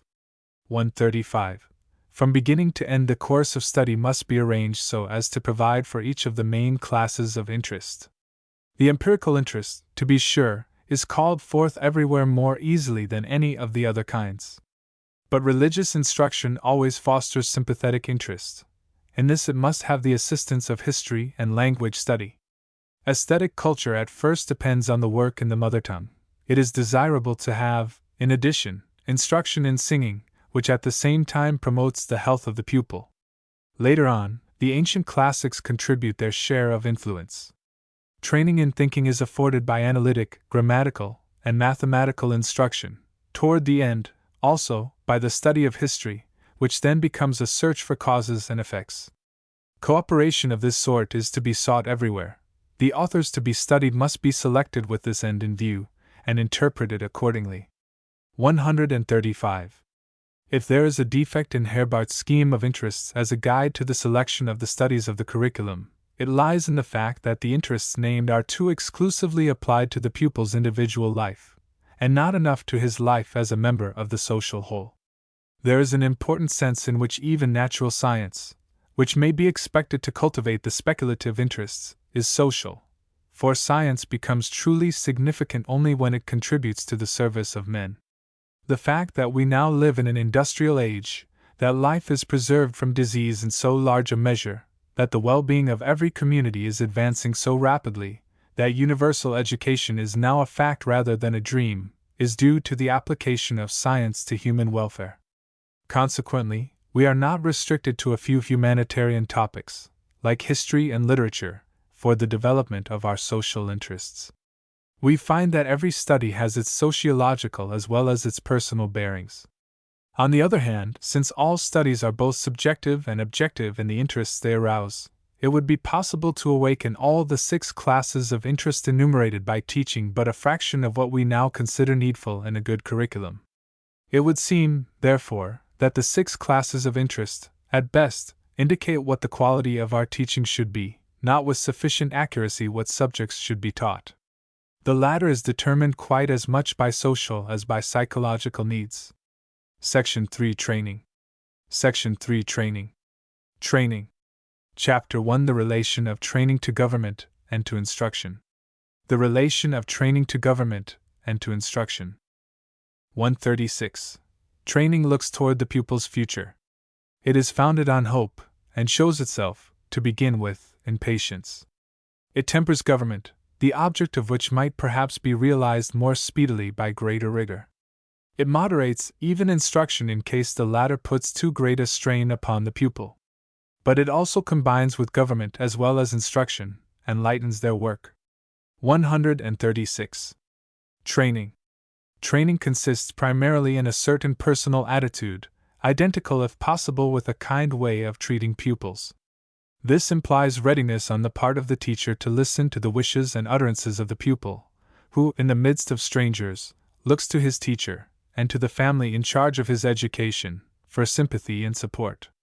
But training becomes active where the pupil needs help, especially help against his own weaknesses and faults, which might frustrate the hopes centered in him.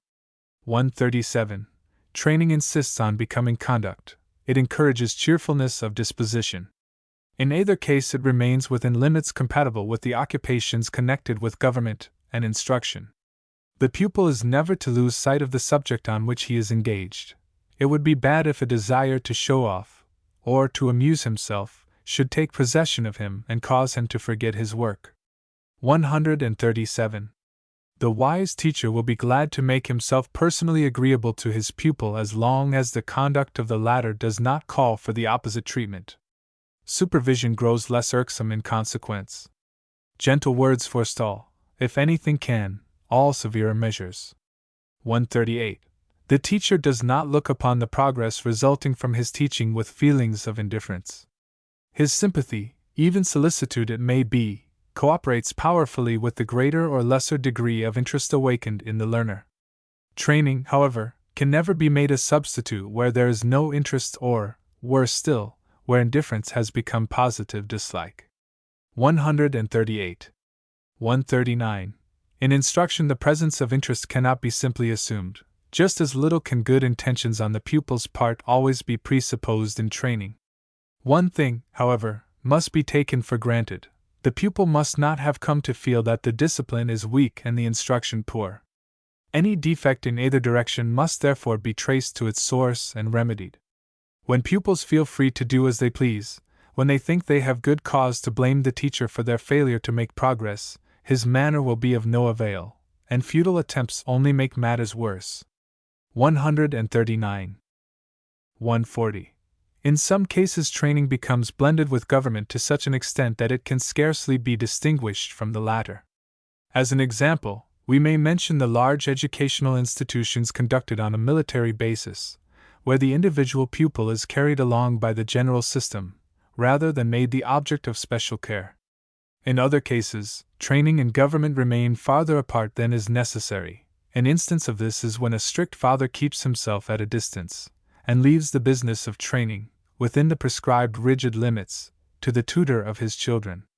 At all events, a distinction must be made between the two concepts, training and government, in order that the teacher may know what he is doing, and may notice what is perhaps lacking.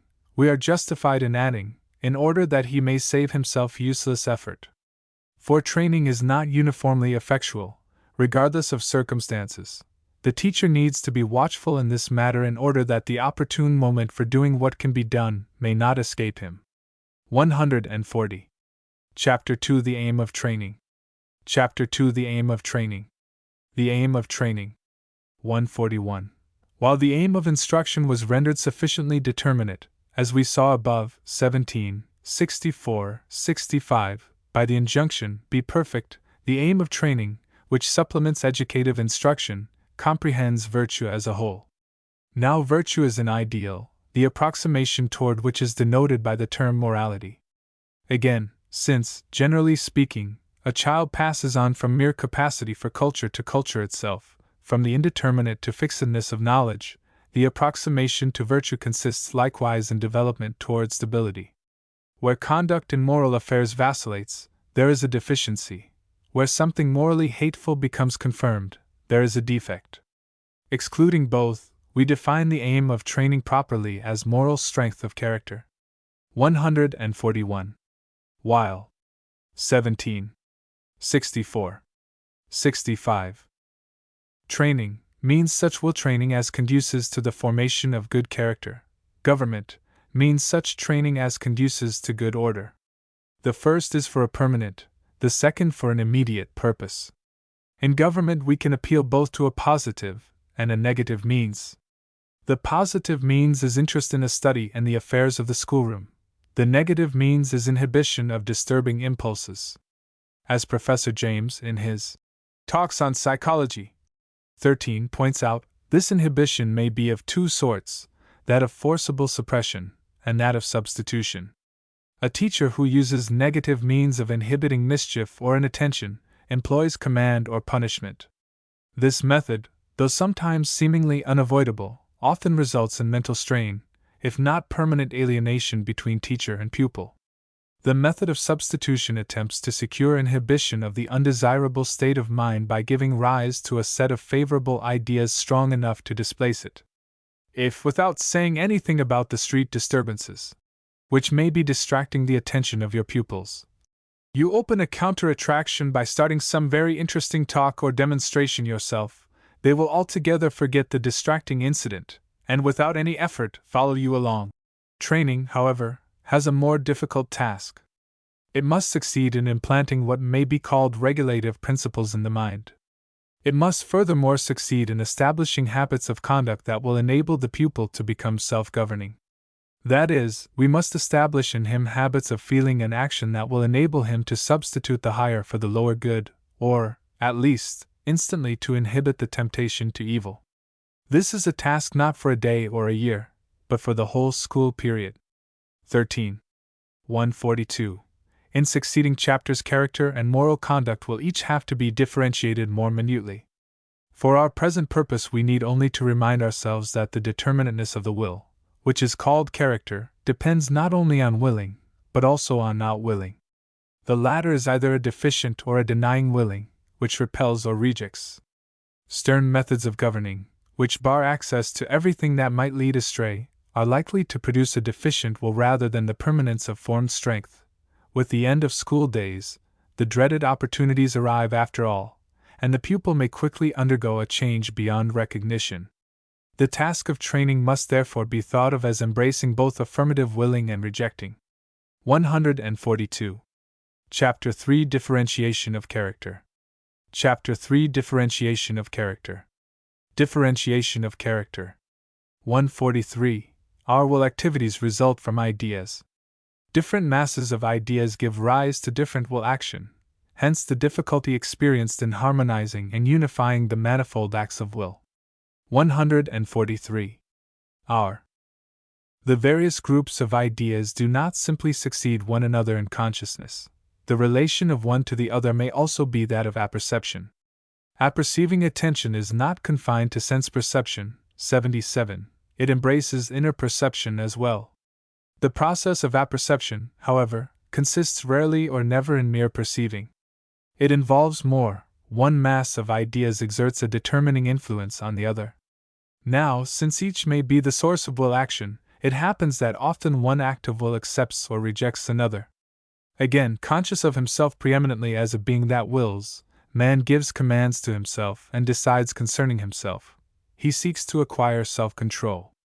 In such efforts he makes himself more and more the object of his own observation.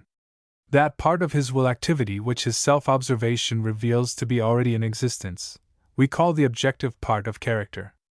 To the new will action, on the other hand, which first springs into existence in and with self-examination, we give the name subjective part of character. 77. The subjective side of character can attain its full development only during the years of maturity. Its beginnings, however, reach back into boyhood, and its normal growth during adolescence is noticeably rapid, due allowance being made for variations of kind and degree in different individuals. The assumption of the unconditional primacy of ideas can no longer be seriously entertained. Just as there is an unfolding of ideas in sensation, perception, apperception, and rational insight, so there is an unfolding of our volitional life in impulse, conscious will action, and the control of conduct in accordance with the regulative principles of moral obligation. Knowledge and will doubtless spring from a common root, but they are not primarily so related that volition waits on knowledge. Impulse is antecedent to idea, while in the last analysis, and in the highest realm of mind, the actual is subordinate to the ideal, the ought is more powerful than the is. In other words, there is, as Dr. Harris maintains, a sense in which the will is self-determining, even though the extent to which this self-active control obtains is uncertain. As Natorp says, 14, it is folly to call upon the weak to be strong, to concentrate consciousness upon the categorical imperative, so that the inflexible demands of the ought shall be complied with. Yet even in the weak there is a bar of consciousness or perhaps conscience before which judgment must be pronounced as to the worthiness or unworthiness of a given line of conduct. It is the function of moral education, and this includes all education, to make the weak strong, to strengthen the good impulses, to clarify the insight, to accustom the mind to dwell on the right set of ideas, to cultivate desirable feelings and interests. In this process of moral development, the world of ideas has perhaps all the validity claimed for it by Herbart. What is here called the subjective side of character pertains to that regulation of conduct which arises from its examination before the bar of consciousness as to its agreement or disagreement with the regulative principles of moral obligation. It is that advanced stage of development in character in which the mind is consciously self-directive. Naturally, it is later than the objective side, where action is more spontaneous, more governed by impulses, more subject to hypnotic suggestion, in short, more subordinated to ideomotor activity and less governed by reflection. 14. 144. In view of the very manifold volitional elements which the objective foundations of character may obviously contain, it will facilitate a survey if we distinguish 1. That which the pupil does or does not endure willingly, 2. That which he does or does not long to have, 3. That which he does or does not like to do. Now one, now the other class predominates, the strongest controlling and restricting the rest. But this restriction is not always an easy matter. Accordingly, the objective phase of character attains at first to inner harmony only with difficulty. 144. 145.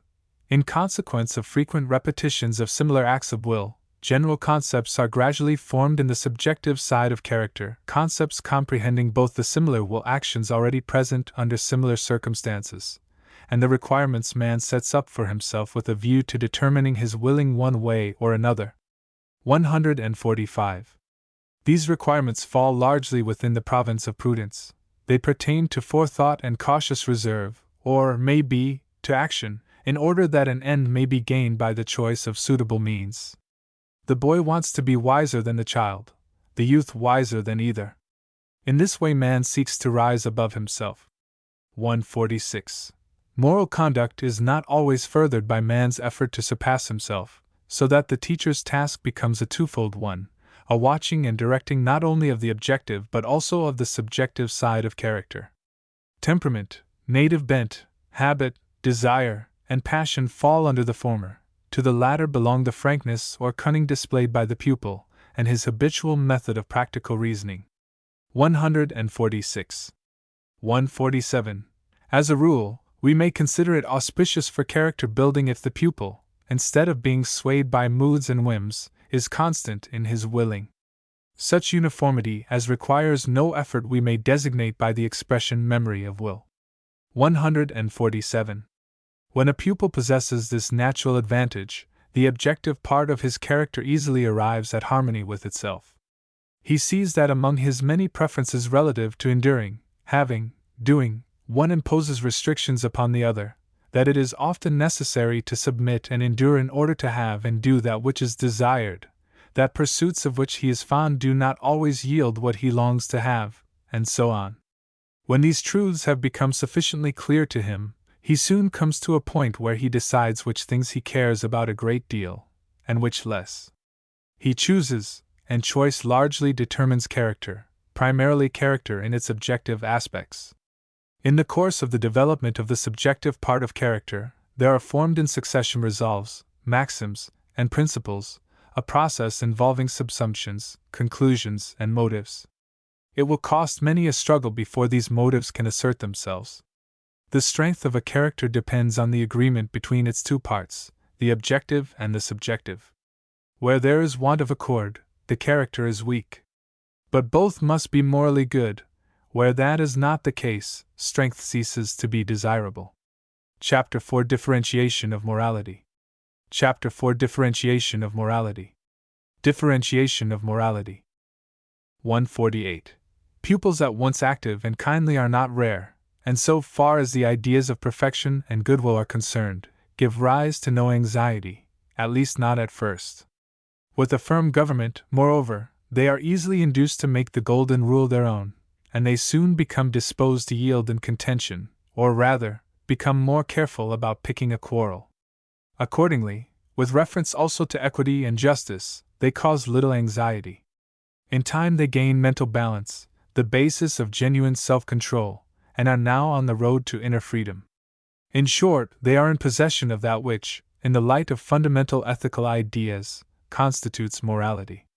148. Pupils. But these constituents of moral conduct are not found together in every one, nor do they always remain together. Side by side with the praiseworthy traits mentioned, others of an opposite nature frequently manifest themselves. It becomes evident that the latter are not excluded, and thus the former do not determine the character. 149. In order to exclude the morally evil, the praiseworthy traits of the objective side of character need to be reinforced by the good resolutions of the subjective part. 149. These resolutions, to be worth anything morally, must rest on that theoretical judgment whereby the pupil through examples comes to distinguish between better and worse in willing. As long as his judging lacks clearness, energy, and completeness, his resolutions are without a foundation in his mind and heart. They are hardly more than memorized words. When, on the other hand, the theoretical judgment has become interwoven with the totality of interests growing out of experience, social intercourse, and instruction, it creates a warm affection for the good wherever found, an affection which influences not only all of the pupil's efforts of will, but also the manner in which he assimilates what instruction and life henceforth offer. 150. Finally, in order to fortify moral decisions, we must avail ourselves of the assistance derived from the logical cultivation of maxims, from the systematic unification of the same, and from their constant application in life. 150. Here the organic connection between character growth and the formation of habits of reflection becomes apparent. Training is, therefore, obviously unable to accomplish its work except in conjunction with instruction. As soon as a pupil gets a clear notion that a presented ideal of conduct promotes the true realization of his own being, he is in a position to acquire an interest in reaching that ideal. An end, hitherto remote, comes nearer, so that it begins to exercise influence upon the conduct that leads to it. Convention, appeal, or even compulsion from without are now reinforced by the good resolutions arising from the pupil's own subjective states. Here we see the interaction of intellectual and emotional capacities. The intellect perceives relations, thus bringing into consciousness a new ideal. This distant end is mediated inasmuch as desire or feeling impels the pupil to enter upon a course of conduct whose stages lead to the ideal goal. 15. Chapter 5 Helps in Training. Chapter 5 Helps in Training. Helps in Training. 151. The function of training does not consist, it is true, in always restraining and meddling, still less in engrafting the practices of others to take the place of the pupil's self-activity. Nevertheless, refusal and permission are so much a part of training that the pupil becomes far more dependent through training than mere government could make him. In government a few rules may be enforced very strictly, while in other respects the boy is left to himself. In training a similar relaxation of vigilance is scarcely ever permissible. Only the strongest grounds for confidence in a pupil would justify such a course. 151. The watchful teacher, even without aiming to do so, always shows some degree of approbation or dissatisfaction. In many cases this is all that is necessary. At times, with sensitive pupils, even this is too much. Unaccustomed censure hurts them more than was intended, while no evidence, however slight, of approval escapes their notice. The teacher should be considerate in his treatment of such sensibility. 152. With regard to restraint of freedom, keenness of sensibility is more common. In this connection another point also calls for consideration. Freedom is of the utmost direct importance to formation of character, provided it issues in well-weighed and successful action. For from success springs the confidence of will whereby desire ripens into decision. Where rational action may be looked for, freedom of action must be granted. Where the opposite is true, the early appearance of a vivid consciousness of self-activity is fraught with danger. 152. Frequent censure and curtailment of freedom generally blunt sensibility, rather more, however, sensibility to words than to restrictions. Accordingly, where repetition of censure is necessary, the language may and should vary. On the other hand, the teacher's practice with respect to permission and prohibition must, where possible, be felt to be permanent, even if it were only to confine the granting of the same permission to stated times, in accordance with an adopted habit. Lack of uniformity, except for obvious reasons, impresses pupils as arbitrariness and caprice. Fixed limits are endured more easily. 153. The sensibilities are irritated least by mere directions, by daily reminding, by calls at the appointed hour, without words of reproach. There are numerous details of daily life which must be placed under the rule of order, but it would be unwise to make more of them than they deserve. Sharp reprimands ought not to be wasted on petty acts of negligence. They are needed for important things. Rules must be obeyed. But a light punishment, one that does not wound the feelings, is more suitable here than harsh words could be. 153. 154. Closely related to the foregoing is the cultivation of habits that imply endurance, or the bearing of deprivation without murmur, or even an inuring to positive hardships. In efforts tending in this direction, it is not sufficient merely to refrain from hurting the pupil's feelings. Youthful good humor and love of fun must be allowed free expression besides. 154. 155. Mischievous consequences follow if children become accustomed to frequent, unnecessary gratification of desires, or to a round of artificial pleasures which include neither work nor exercise. To mention only one such consequence, the attendant blunting of the sensibilities renders ineffectual numerous minor aids of training which may be employed to good advantage with unspoiled children.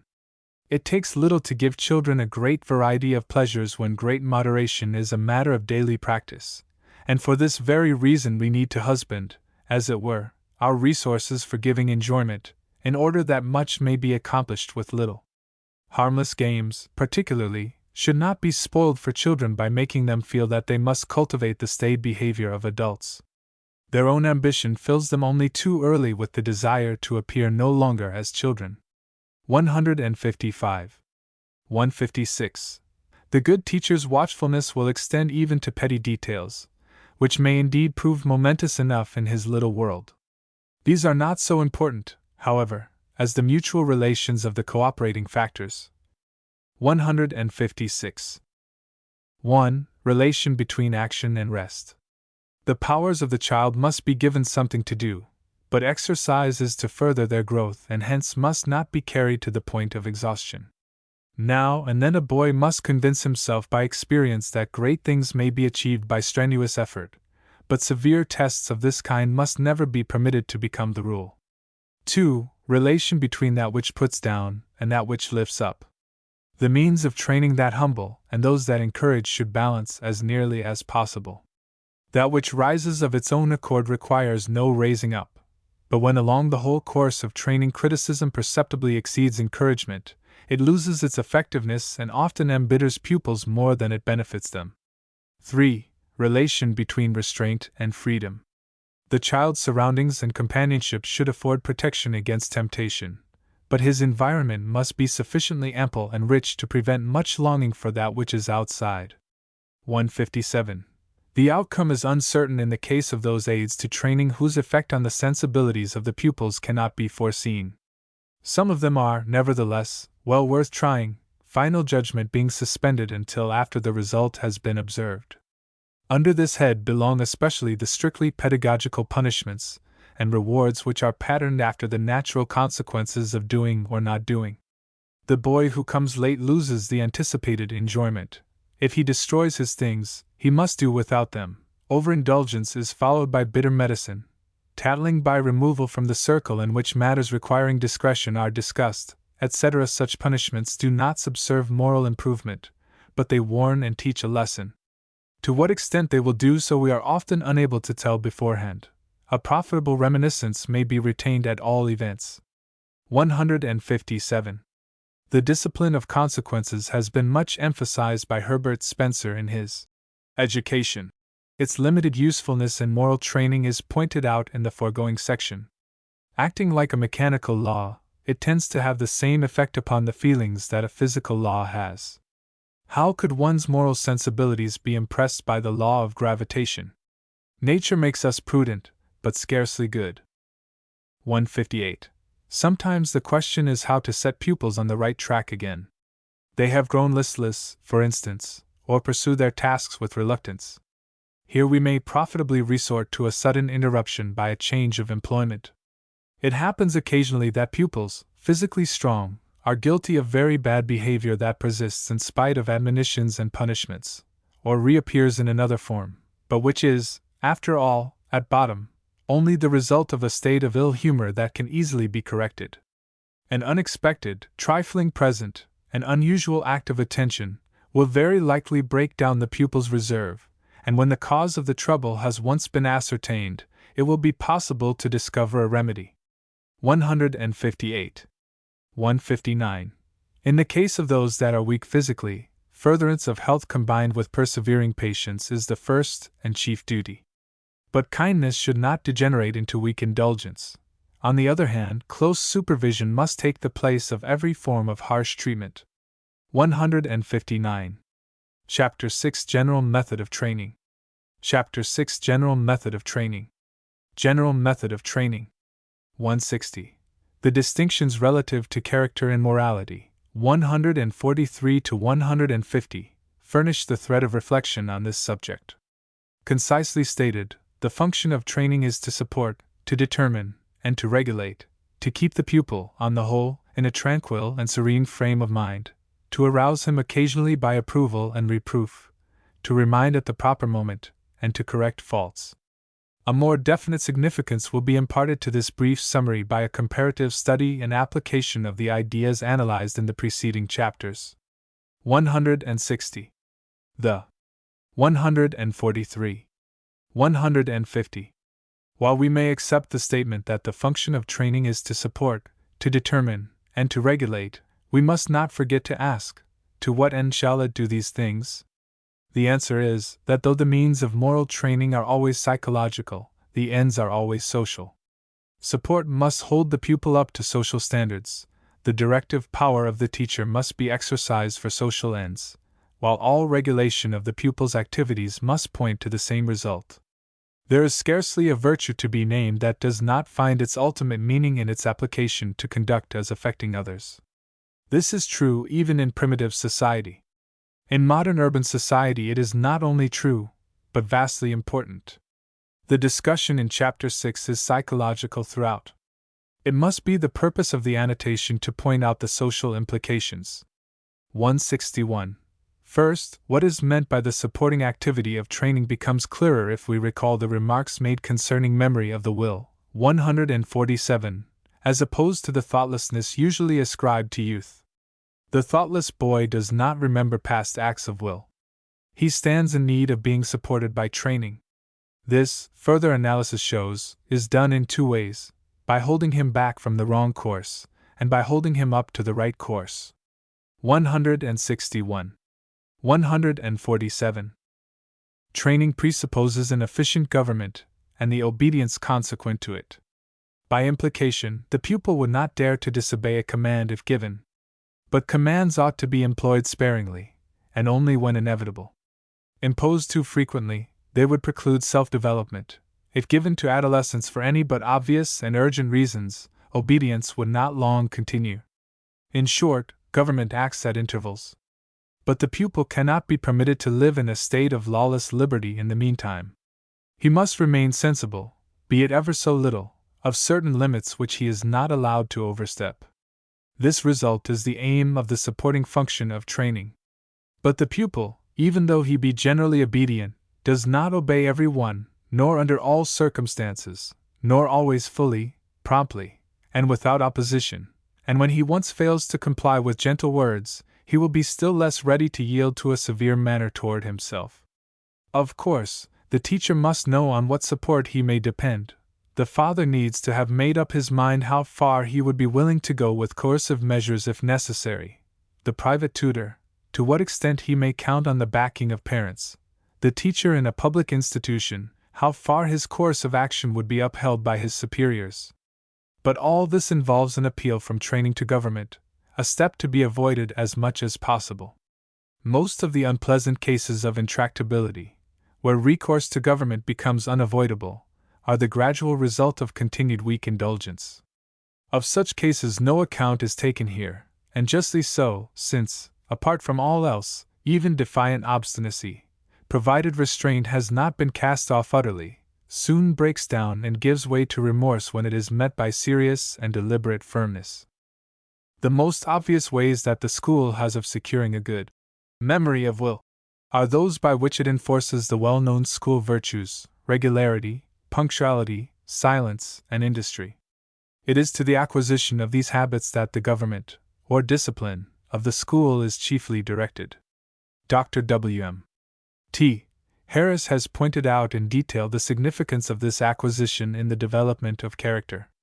16. It is interesting to note how the teacher's personal authority is reinforced by social pressure both within and without the school.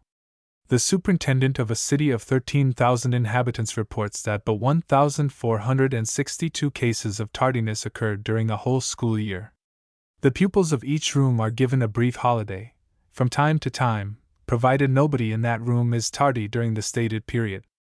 This brings an immense social pressure within the school to bear in securing prompt attendance. Happening to visit the superintendent's office in a city of some 60,000 people, the writer observed the following scene. A young girl of perhaps 14 years of age, accompanied by her father, who was a foreigner, unable to speak English fluently, entered the office. The girl began at once to make excuses for her brother, who was a somewhat confirmed truant, and to beg that he might be excused and reinstated. To objections stated by the superintendent, the father with much emotion replied, "Oh, Mr. Superintendent, won't you give my boy another trial?" The boy had been tried again so many times that father and daughter were referred to the judge, an officer having jurisdiction over such cases. The penalty for persistent truancy was attendance at a state reformatory school.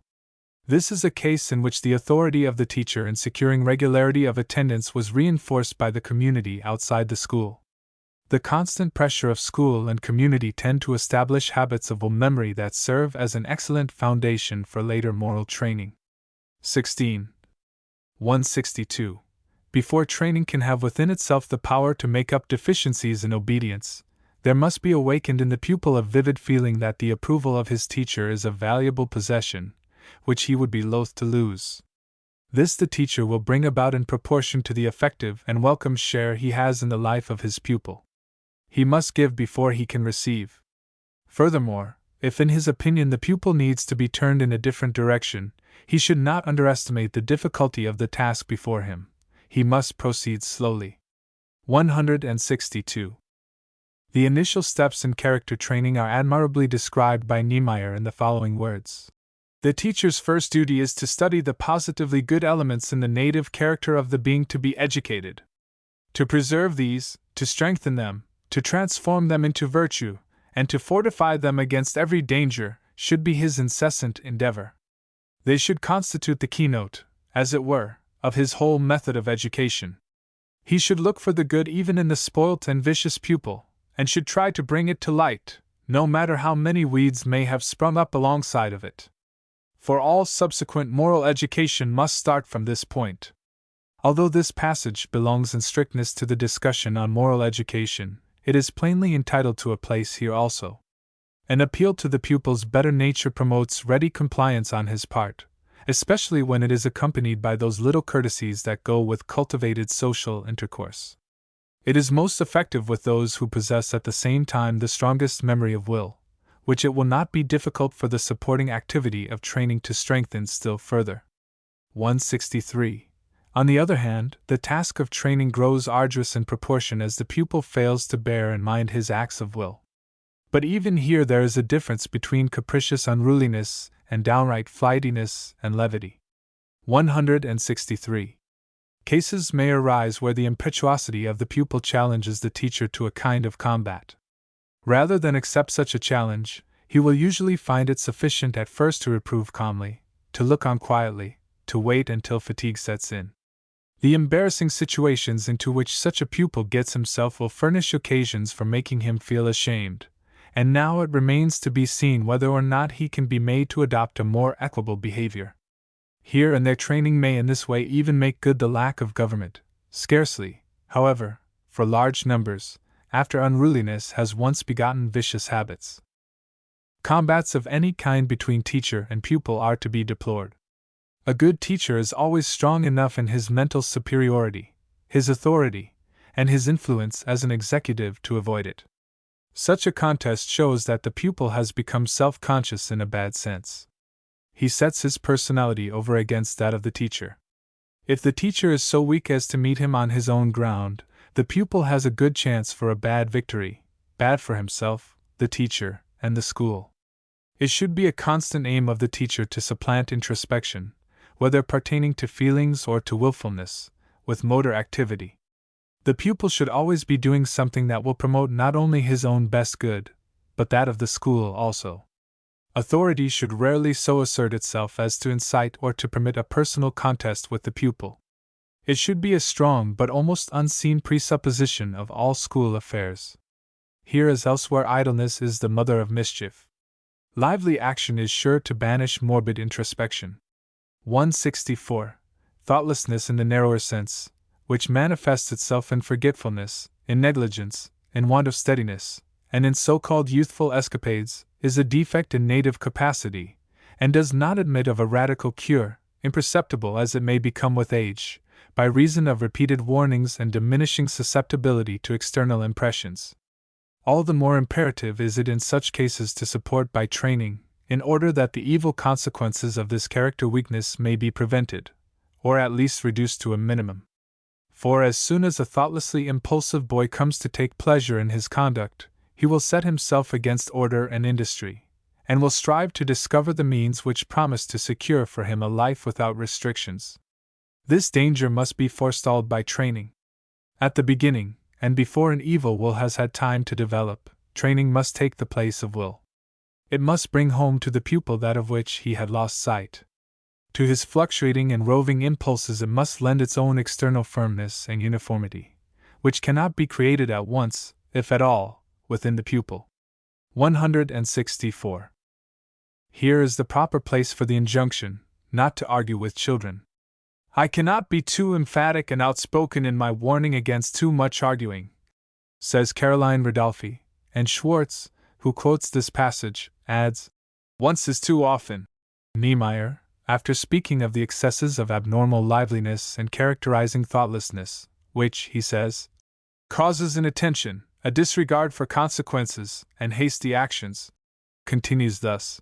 All these are not faults of the heart, still they are faults that need to be amended, and about the only sure educational method for amending them is to cultivate right habits. Positive punishments wisely chosen may indeed be employed as auxiliary means, but only when there are evidences of a lack of good intention, or when these faults have become ominously prominent. He further advises teachers to insist on this, that pupils rectify on the spot what can be rectified, since vague recollections prove barren of good results.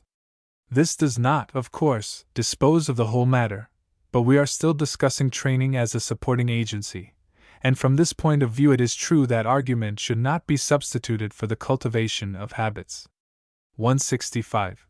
To restrain the lively but thoughtless boy is more difficult than to keep him properly active, for the latter is comparatively easy, in some cases at least, if instruction excites his interest. The reverse holds true for the sluggish boy because an attack has to be made on his indolence. Here the stimulation to physical exertion through association with wide-awake playmates is the first thing to be secured, and where hard lessons cannot as yet be managed successfully, lighter occupations will have to suffice.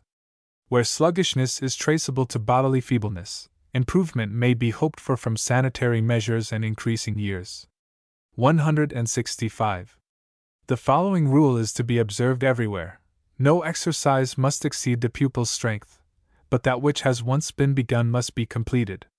At the least, pupils must not be allowed to drop their work as they choose. They must look upon it as a whole, however small. 166. That the supporting procedure of training rests on the teacher's own bearing, on the uniformity of his demeanor, need hardly be said, but this evenness must also stand out clearly before the eyes of the pupils. The teacher ought to guard particularly against causing the complaint that no one knows how to please him, that nothing one may do is done to his satisfaction. When matters have come to this pass, the first thing pupils do is to watch his moods as they might the weather, and to interchange observations. His ugly mood is dreaded, his pleasant mood is taken advantage of for importunate requests. The pupils try to move the firm center which is to support them, and the faintest signs of success awaken and foster extravagant hopes. Gradually the after effects of earlier government die out, and a renewal of severe measures draws with it a train of new evils. 166. Goldsmith in his Deserted Village has well portrayed the moody teacher. 167. Second. Training is to exert a determining influence.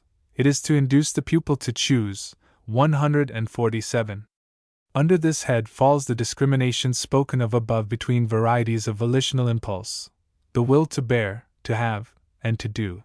Hence also experiential knowledge of the natural consequences of doing or of failure to do. 157. For unless these are taken into consideration, the manifold of will cannot be reduced to harmony.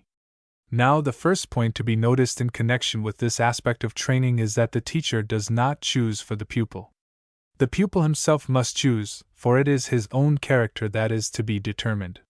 He must himself experience a part, although only the smallest part, of that which is desirable or harmful. That the flame burns, that a pin pricks, that a fall or knock hurts, this lesson even the little child must learn, and similar experiences must be gained later, provided they do not carry the pupil to the verge of serious danger. Everything essential has been accomplished if, in consequence of actual experiences confirming the teacher's words of warning, the pupil believes other warnings without waiting for confirmation. 167. 147. 157. Not second in importance to the act of choosing is the content of the choice. If conduct must have a social outcome, all the activities of the school will focus at this point. In order to have rational choice, there must be first of all social intelligence. This it is the function of instruction to develop. According to a well-known doctrine of Herbart, it is the chief duty of instruction to make a progressive revelation to the pupil of the ethical world, in order that his puny will may gradually be reinforced by race experience.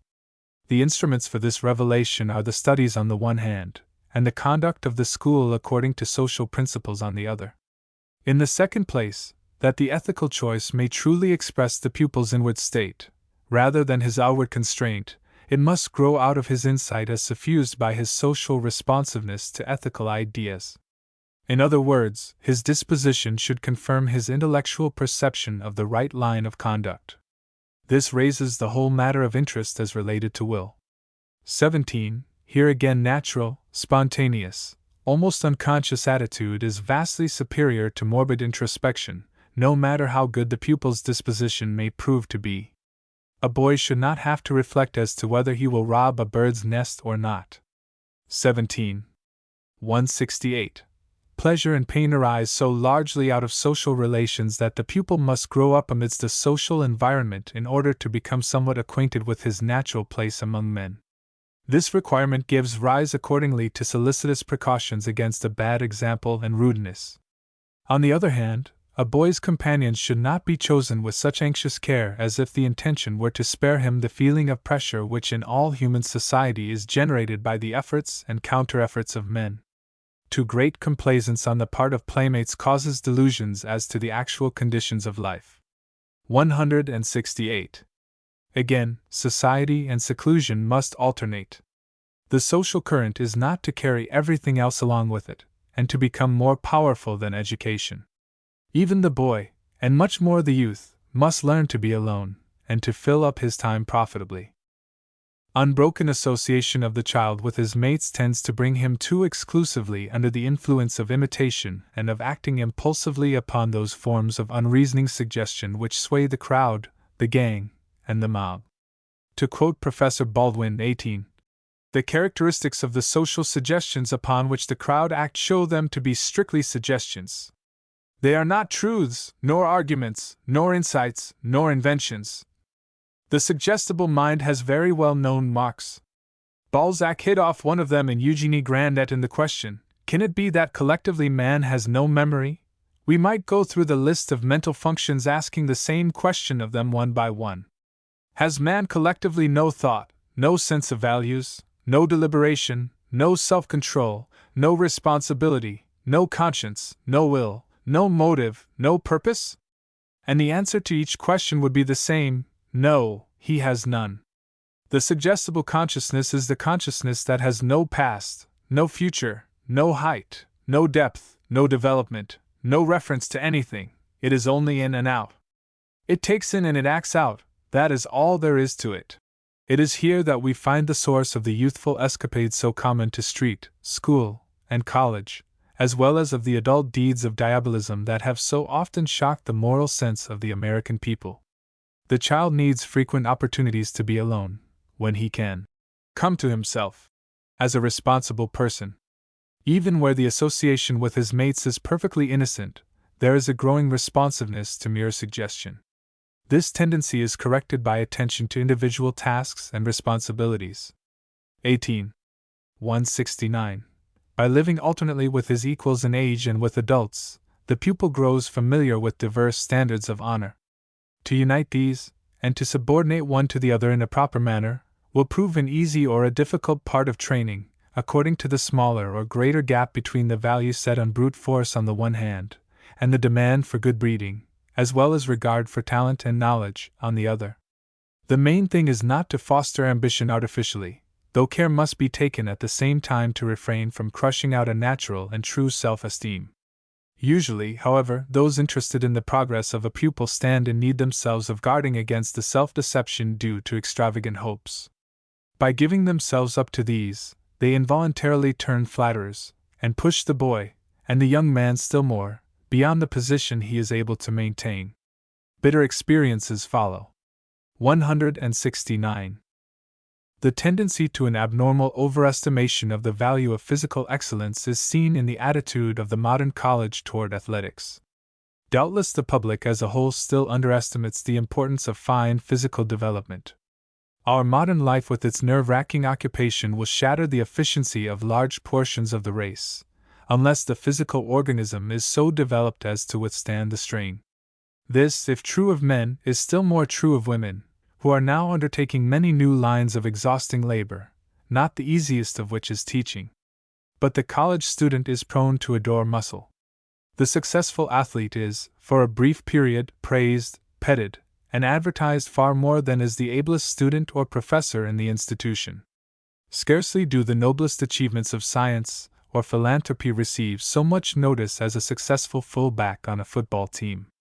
The athlete goes up indeed like a rocket, startling the ear and dazzling the eye for a moment, then oblivion, or deserved obscurity. The teacher must endeavor to displace this false estimate of values by one more true if less exciting. 170. The regard for the value of things in their relation to the ordinary necessities of life develops somewhat more slowly than the natural sense of honor. This is true especially of money, which at first boys rarely know how to use. Instead of saying, either this or that, which a fixed sum will buy, the boy falls a victim to the deception that lurks in saying, this and that. In this respect also the pupil needs to gain experience on a small scale. He must, moreover, come to know the value of objects last, not merely in terms of money, but also in terms of the inconvenience of doing without them. Warnings against petty closeness are seldom necessary. Not infrequently, however, a boy follows common talk, and it may happen that he practices parsimony by imitation, and squanders in obedience to his own impulses. Where faults of this sort are not conquered by the pupil's own sense of honor, they fall within the province of moral education. 170. A modern device for teaching children the value of money, and especially the usefulness of saving it, is the institution of school savings banks. Here the pupil develops his instincts for accumulation. At the same time he learns to inhibit his often inordinate fondness for spending. If indulgence to self, accompanied by penuriousness toward others, is permitted to grow into a habit in childhood and youth, it becomes a source of much unhappiness in later family life. Wife and children are often victims of this kind of selfishness.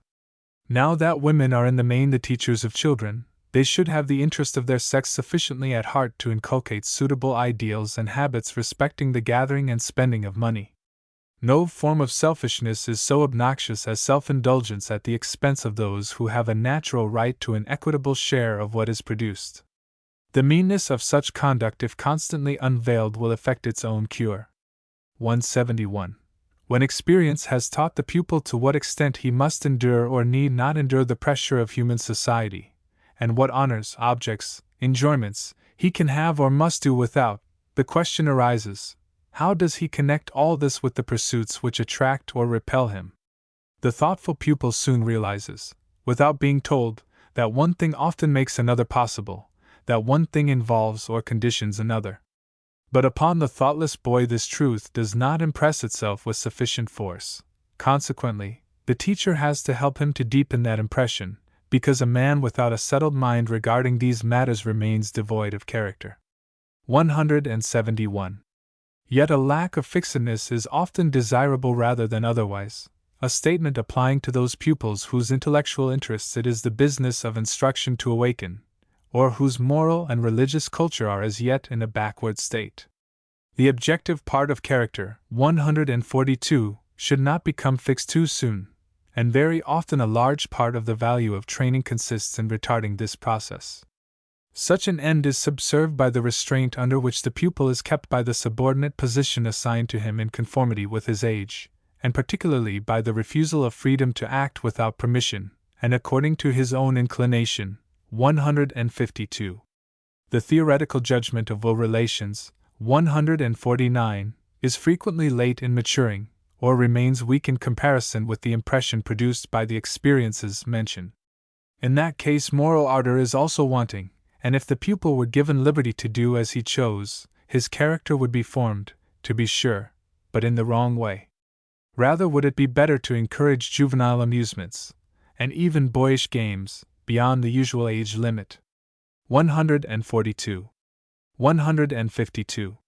149. 172. Third. Regulative training begins its work with the first appearance of the subjective part of character. 143. For an earlier period the rule not to argue with children holds good. 164. That is, it holds good as long as we can get along with it. That stage, however, is past when the pupil begins to reason for himself. In other words, when his thinking has acquired such consecutiveness that his thoughts no longer come and go as momentary fancies, but attain to permanency and coherence. Reasoning processes of this sort ought not to be left to themselves, nor can they be repressed by dictatorial decrees. The educator must now enter into his pupil's trains of reflection, must argue with him and prevent further development in the wrong direction. 172. 143. 164. The tendency to set up rules reveals itself early, for example, in the games of children. Commands as to what to do are given every moment, only these imperatives are imperfectly obeyed and often changed. Neither is there lack of original, childish resolutions, but they can mean little so long as they do not remain the same. It is very different when they acquire stability, when means and ends combine into plans, when execution is attempted under difficulties, and finally when these resolves are thought in the forms of general concepts, thereby laying claim to validity in possible future instances, and becoming thus transformed into maxims. 173. The wise forethought essential to regulative training requires in the first place that the teacher shall rather tolerate an inconvenient discussion than check a frank expression of opinion, provided the objections of the pupil are indubitably sincere, and his vanity, we will say, is not flattered too much by the unexpected consideration accorded to his remarks. The same foresight is to be exercised in cases where it proves impossible to convince the pupil at once. Here the final judgment, instead of being insisted upon, should rather be postponed. It will always be easy to point out to the pupil his lack of adequate knowledge and to refer him to future studies. The positiveness that usually characterizes the assertions of boys and young men generally has its roots in their great ignorance. They have not the least inkling of how many opinions have been held and disputed. Instruction will gradually cure them of their excessive self-confidence. 173. Only in a pure despotism would the enforcement of unquestioning obedience to authority be admissible. No country aspiring to political liberty could tolerate such a system. Even if all political considerations were dismissed, the development of subjective character alone would demand a condemnation of such a method. But in a country like ours, where men are both personally and politically self-governing, education to leadership is not second to education to obedience. There comes a time, therefore, when argument is in place, provided its purpose is to clarify the pupil's insight into prudence or duty. It will not be too much to insist upon obedience without argument with all pupils so far as the ordinary school virtues, regularity, punctuality, silence, and industry, are concerned. Old and young can see their necessity. When it comes to the more intricate phases of conduct, the grounds for authority, if it is still exercised, may be revealed through dialogue. It is the constant effort of training to establish regulative principles in the minds of the older pupils, so that within the range of their capacity they may become self-governing. In other words, the moral plateaus of Kant are to be attained, not at a bound, but by a gradual progress in moral autonomy. Herein we see the superiority of Herbart's conception of moral training. What Kant gave up as an unsolvable problem can be seen to be only a natural process. Says Kant, "How a law can of itself directly determine the will is for human reason an insoluble problem, for it is identical with the problem how a free will is possible." 19. The difficulty with Kant's theory was that he admitted no psychological means for attaining the free directive power of the mind. He could only say to the child, "You are free, be free. You are morally autonomous, exercise your power, be a free, self-governing citizen." Kant regarded natural impulses, emotions, desires, pleasures, interests, as impure, hence to be rejected. They are indeed to be rejected as the final ends of character, but what Kant did not recognize is that they are the psychological means for attaining character. Primarily these feelings, far from being radically bad, as he thought, are radically good, since they help to furnish the necessary conditions of survival, both for the individual and for the race. Hunger, fear, courage, combativeness, prudence, sexual instinct, inquisitiveness, love of adornment, frugality, and 100 other elemental passions have preserved the race from destruction in the past. A new set of social and intellectual impulses will in the future provide the instruments of survival, now that the field of evolution is transported from the jungle to the city. It is through intellectual insights that new ideals are formulated. It is through these elemental feelings that the active powers of the mind are stirred up to motor efficiency for their realization. From being biological means for physical survival, the feelings of man have now become psychological means for civic survival. Psychologically, therefore, men are not born free, they become free. To become free, they must have opportunity to exercise freedom, at first within definite but widening limits while they are under the tuition of the school, later within the limits set by civil society, at last absolutely, when they have recognized that what is rational law in society is the law of their own being. 19. 174. But the matter of greatest importance from the point of view of training is consistency or inconsistency of action. One who lightly sets up maxims must be made to feel the difficulty of living up to them. In this way, a mirror is held up to the pupils, partly in order to put to rout untenable maxims, and partly to reinforce valid principles. 174.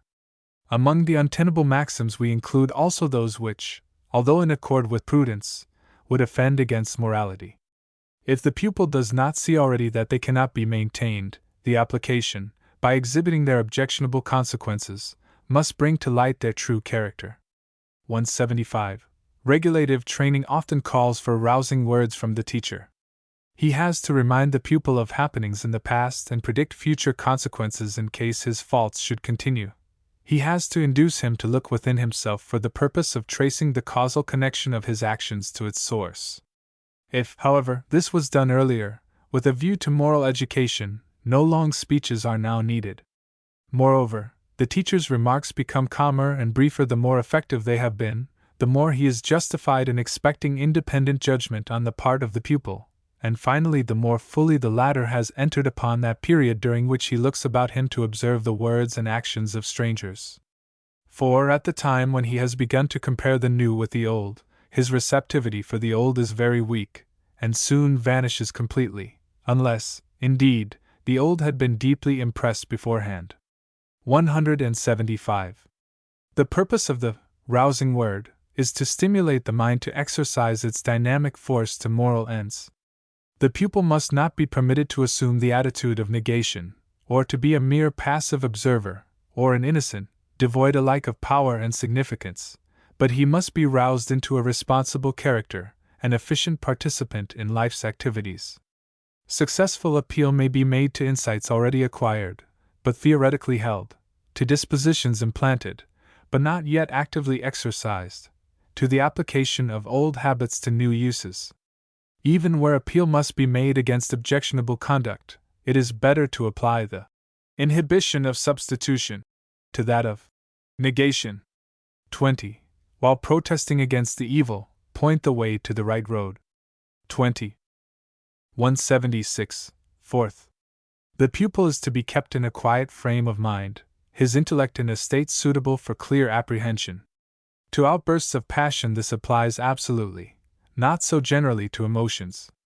Above all, tranquility is the condition for the formation of theoretical judgments and hence also, although not exclusively so, for laying the foundation of morality. 176. Every desire may develop into passion, if the soul is so often and so long in a desiring state that thoughts become focused in the object longed for, whereby plans shape themselves, hopes arise, and ill will toward others strikes root. Accordingly, watchful attention must be given to all persistent and recurrent desires. 177. The most usual desires are those which arise from the physical need of food and of bodily activity. Now the first step to take is, while guarding against excess, to satisfy these natural impulses in order to subdue the unruliness springing from unsatisfied cravings. We ought not to permit hunger to tempt a boy to steal, nor encourage truancy by making him sit still too long. This warning is not superfluous. Such things happen even in families where less irrational practices might be expected. Overindulgence, to be sure, is of far more frequent occurrence. 177. When the natural wants have lost their sting, a positive and irrevocable refusal must be opposed to further desires. With it should be combined some occupation capable of diverting the attention. If the object which continues to excite desire can be removed, all the better. In one's own home this is more often practicable, and more necessary as well, than in that of strangers. If the object cannot be removed, gratification may be put off until some future time. The foregoing statement may be illustrated by reference to the eating of fruit from the tree. An unconditional prohibition carries with it a dangerous temptation to disobedience, while unconditional permission would be equally inadmissible on account of the plucking of green fruit, let alone the possible injury to the orchards of others. Analogy will suggest many similar applications of the rule given. 178. Again, children must be watched at their games. The more free play of the imagination we discover, and the more change there is, the less cause for concern. But when the same game is frequently repeated according to the same fixed rules, when a species of study is devoted to it in order to attain special proficiency, passions may be generated, such, for instance, as an excessive fondness for playing at cards, even where no stakes are involved. Gambling must be forbidden entirely, and in case compliance with this prohibition is doubtful, obedience must be secured by watchful supervision. 178. To what end shall a teacher watch the games of children? To prevent the bullying of the weak by the strong, to see that unfairness does not creep in, to ward off vulgarity and profanity. These and similar purposes will be in the mind of the teacher. One of the chief functions of play, however, is to cultivate social efficiency. This has two aspects: willingness to cooperate with a group and ability to lead a group. It is necessary that there should be alternation of leadership and cooperation. If one child is allowed to lead all the time, he becomes overbearing. If another is always compelled to follow, he becomes subservient. Each has a one-sided development. Without discouraging unduly natural capacity for leadership, it is well for the teacher quietly to see to it that each child has his chance, both to lead and to follow. Just as the kindergarten utilizes play to simulate the occupations of men, arousing sympathy with them and respect for them, so the school may by proper modification make the numerous group games, in which children delight, a potent means for securing cooperative habits and a general aptitude for social activities. Not a little attention is now paid to the various forms of children's play. This is especially true of such publications as the Pedagogical Seminary, published at Clark University, Worcester, Massachusetts.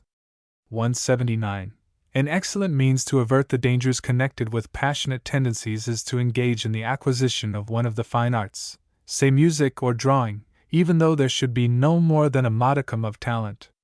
The student must be given to understand, however, that he is not to take up the study of several musical instruments at once, nor give himself up to distracting attempts in sundry branches of pictorial representation. On the contrary, he is to strive consistently for proficiency in one definite direction. 179.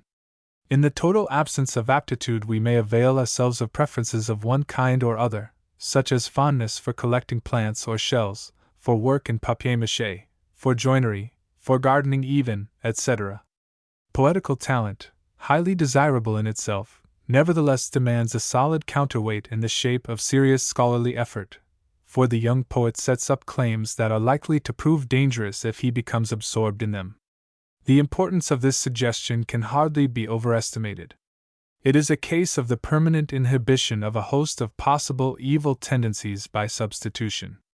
The youth who can turn with pleasure to his violin at every spare moment never seriously misses the companionship of his mates. He has, moreover, a never-failing source of enjoyment when there is nothing to interfere with his happiness, and an equally inexhaustible source of consolation when the waves of life are rough. 180. Projects springing from passionate impulses, and betraying their existence by their interference with order, diligence, and the distribution of time, must be resolutely thwarted. This step is rendered all the more urgent when several share in the same plan, above all when ostentation, party spirit, and rivalry enter as impelling factors. Such things must not be allowed to gain ground. They very quickly vitiate the soil which education has been at such pains to prepare for tillage. 180. 181. The passions being kept at a distance, the successful grounding of the pupil in morality depends in general on the manner in which instruction cooperates with his occupations. The branch of instruction primarily most important in this respect is religious instruction. The most immediate source, however, of the development of disposition is found in the pupil's social environment, and it becomes the business of training to cultivate a right spirit or disposition. Let us, therefore, take up the practical ideas one by one. 181. England and Germany are a unit in insisting upon the necessity of religious instruction in the schools. Half the elementary schools of the former country are in charge of the Church of England, 5% are controlled by Roman Catholics, 3% by Wesleyans, and some 42% by public boards of education. All of these schools are subsidized by the state, yet all, with few exceptions, give religious instruction. In Germany there are but two strong religious organizations, the Roman Catholic Church, mostly at the south, and the Lutheran, mostly at the north. The state establishes all schools, furnishing most of the funds for sustaining them and controlling their administration in large measure, yet the morning hour of the day is devoted to instruction in religion. Not so in the United States. Here, religious teaching is, to all appearances, permanently excluded from the public schools. In this condition of affairs there is but one resource: we must the more diligently insist upon those things that reflect the content of religion. That is, we must teach children to live in close cooperative union with their fellows. The subjective side of this training is portrayed in the sections that follow, where the transformation of ethical insights into ethical habits is discussed. 182. To speak of strife first, which cannot easily be wholly prevented among children, and which is present to their minds, at least as a possibility, self-help against unexpected bodily assaults cannot be forbidden. A determined self-defense is rather to be recommended, but self-defense paired with a merciful treatment of one's assailant. On the other hand, it is necessary to prohibit absolutely any arbitrary appropriation of objects, even though these objects should consist of ownerless or discarded trifles. No one must imagine that his mere pleasure is a law unto others. On the contrary, children ought to get used to limitations on ownership. That which has been given them for a certain purpose is to be used for that purpose alone, and must be taken care of with that purpose in view. Promises among children should not lightly be declared void, however foolish and impossible of fulfillment. The boy who, by a hasty promise, puts himself in an embarrassing position must be made conscious of the fact. Let his perplexity serve as a warning for the future. But over-hasty promises are to be accepted as little as they are to be made, and here is where we have to begin in untying the knots in which children occasionally entangle themselves. 182. It is not undesirable that pupils by their own acts furnish themselves with a few keenly felt instances of complicated questions of rights. But pleasure in wrangling must be discountenanced. The pupils should learn to prevent and to avoid contention. They may gain enough familiarity with it to realize that it gives displeasure. 183. At this point, two paths open to our reflection. In the first place, contention pleases children because it implies strength. In seeking it, they are, as a rule, merely giving vent to excess of animal spirits. The outlet in this direction we must block, but we must furnish another elsewhere. Gymnastic exercises, too, are exhibitions of strength. Emulation, which is not contention, is a welcome feature of sport and play.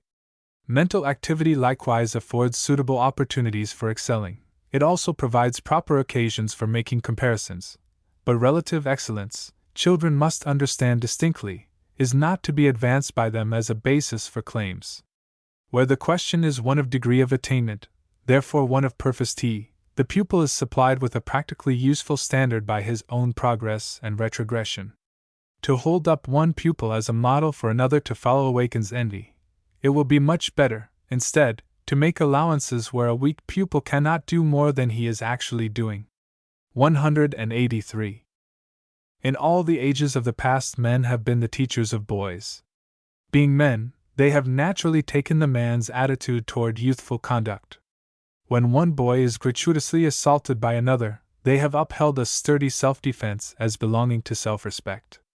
In their eyes, an unsuccessful defense is better than a cowardly retreat. With the advent of women as the teachers of boys, it is natural that the doctrine of passive non-resistance should be emphasized. When women were only the physical mothers of the race, there was no danger of the decay of virility. But now that they have become the intellectual mothers as well, there may be such a danger. It is generally conceded that the English boys' schools, like Eton, Harrow, and Rugby, have been the best English conservers of independent manhood, for there every boy stood on his own merits, having to fight his own battles, being responsible for his own conduct, and at the same time living under a high code of boyish honor. In our own public schools, where no such esprit de corps is possible, and where the doctrine of peace at any price is likely to be insisted upon, it is possible that there may be a distinct decline of virility in the boys. Such a result would be deplorable. It would work to the detriment of public education, and would decrease in public estimation the value of woman's services in the schoolroom.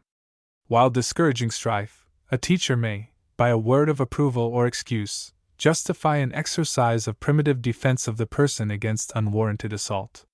Manly social games, like football, basketball, baseball, are our best resources in developing those phases of character that are closely associated with motor efficiency. Here, under proper guidance, self-control, sense of power and efficiency, courage, and almost every characteristic of virility may be happily developed.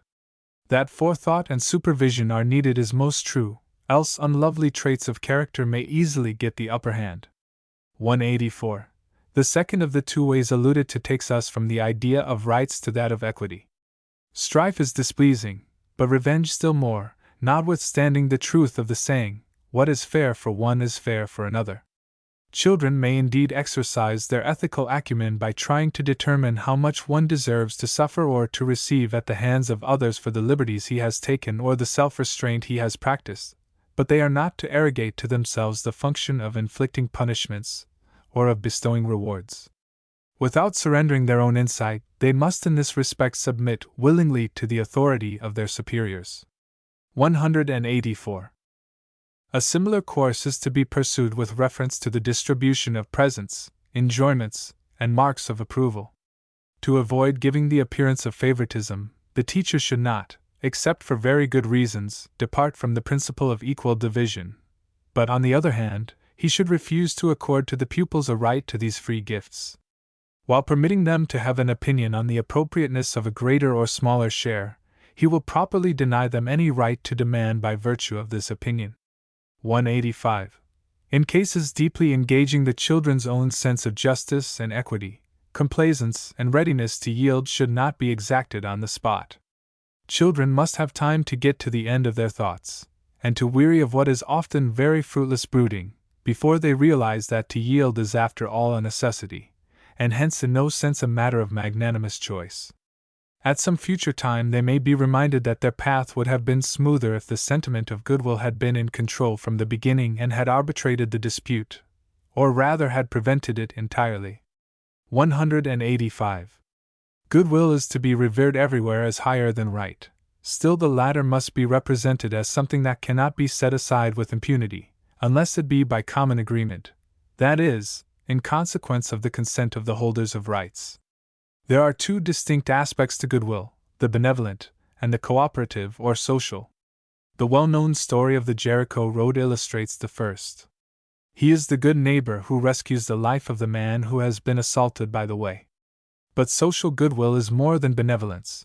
It is cooperation for the accomplishment of common purposes.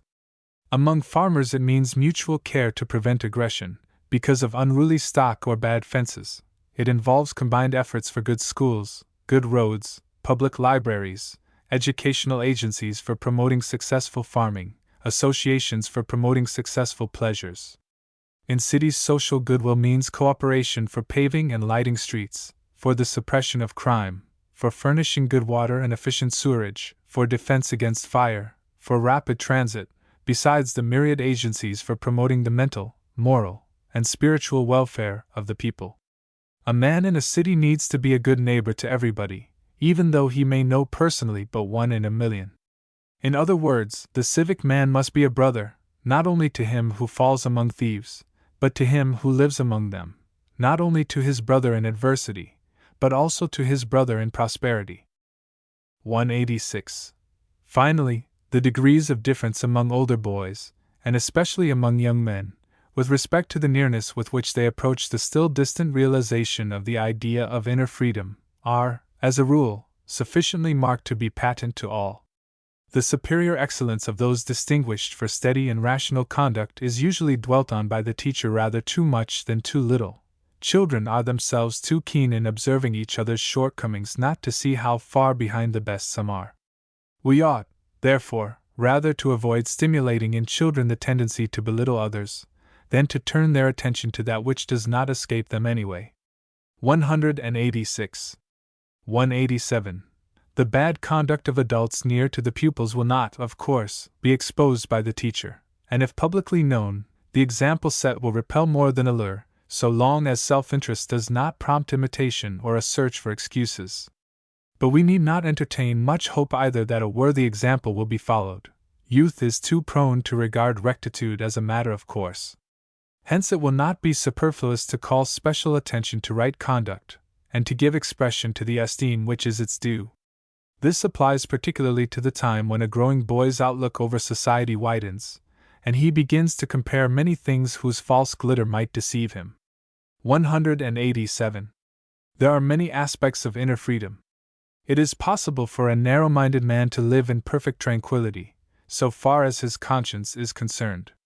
Even if one lived true to Kant's categorical imperative, which says, "So act that the maxims, or rules, of your conduct might, through your own will, become universal laws," it would still be possible for one to have a mind at peace with itself while doing things that a higher code of morality would forbid.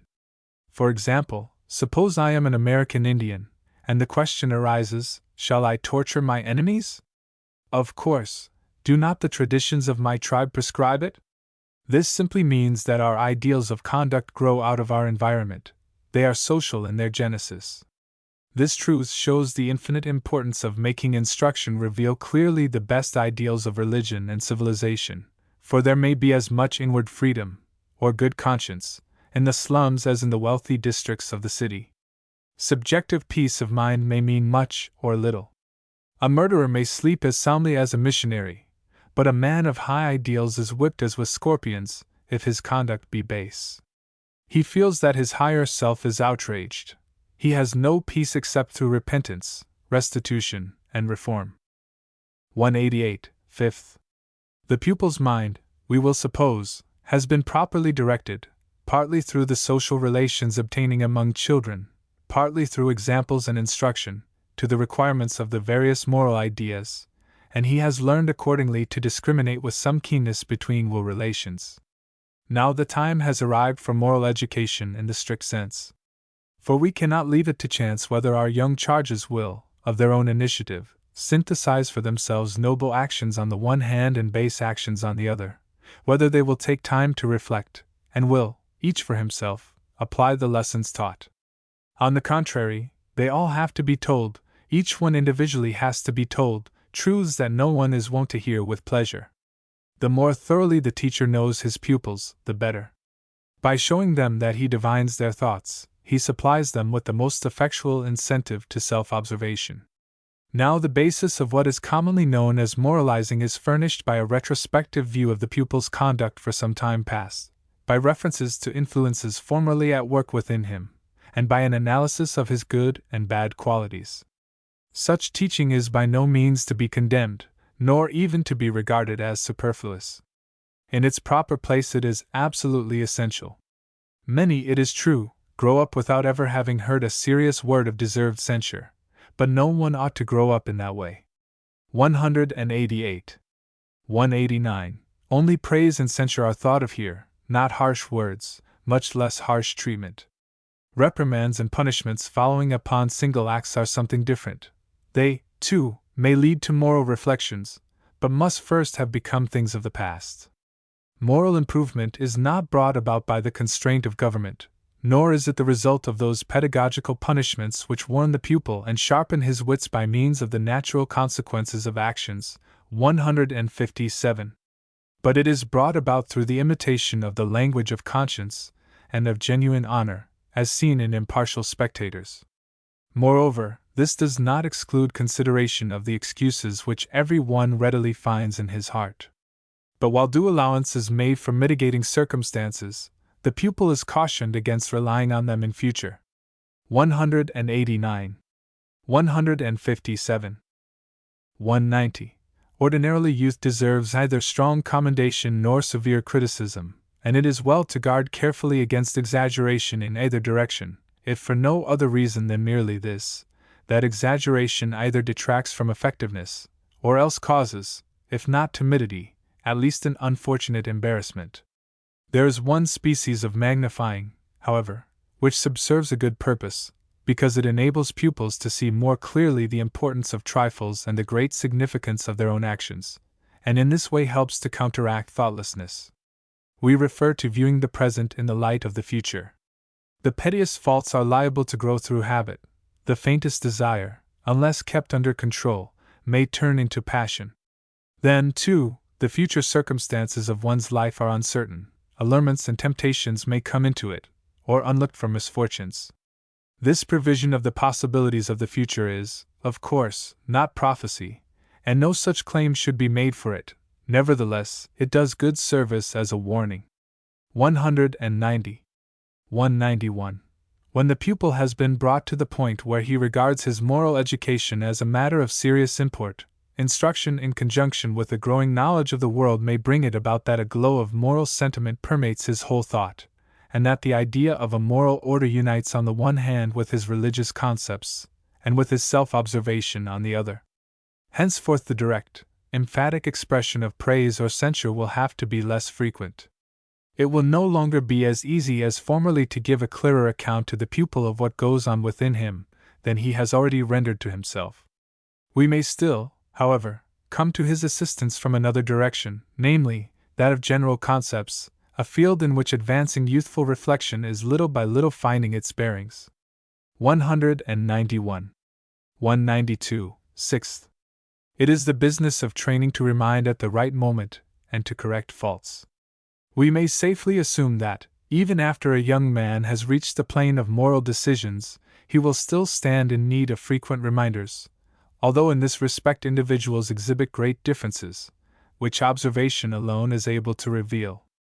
But that which he is reminded of consists of resolves which lay claim to something like universal validity, but which are not likely to make good that claim when incorrectly formulated or conceived in the wrong connection. General considerations become predominant with only a very few at best, but youth especially sees and experiences so much that is new that the old is easily slighted for the new, and accordingly, the general for the particular still more. Nevertheless, it is far easier for training to remind and to correct with success where a good, firm foundation has been laid, Then it is to support 161 to 166. When in adolescence nothing is found by which the pupil might try to steady himself. 192. 161. 166. 193.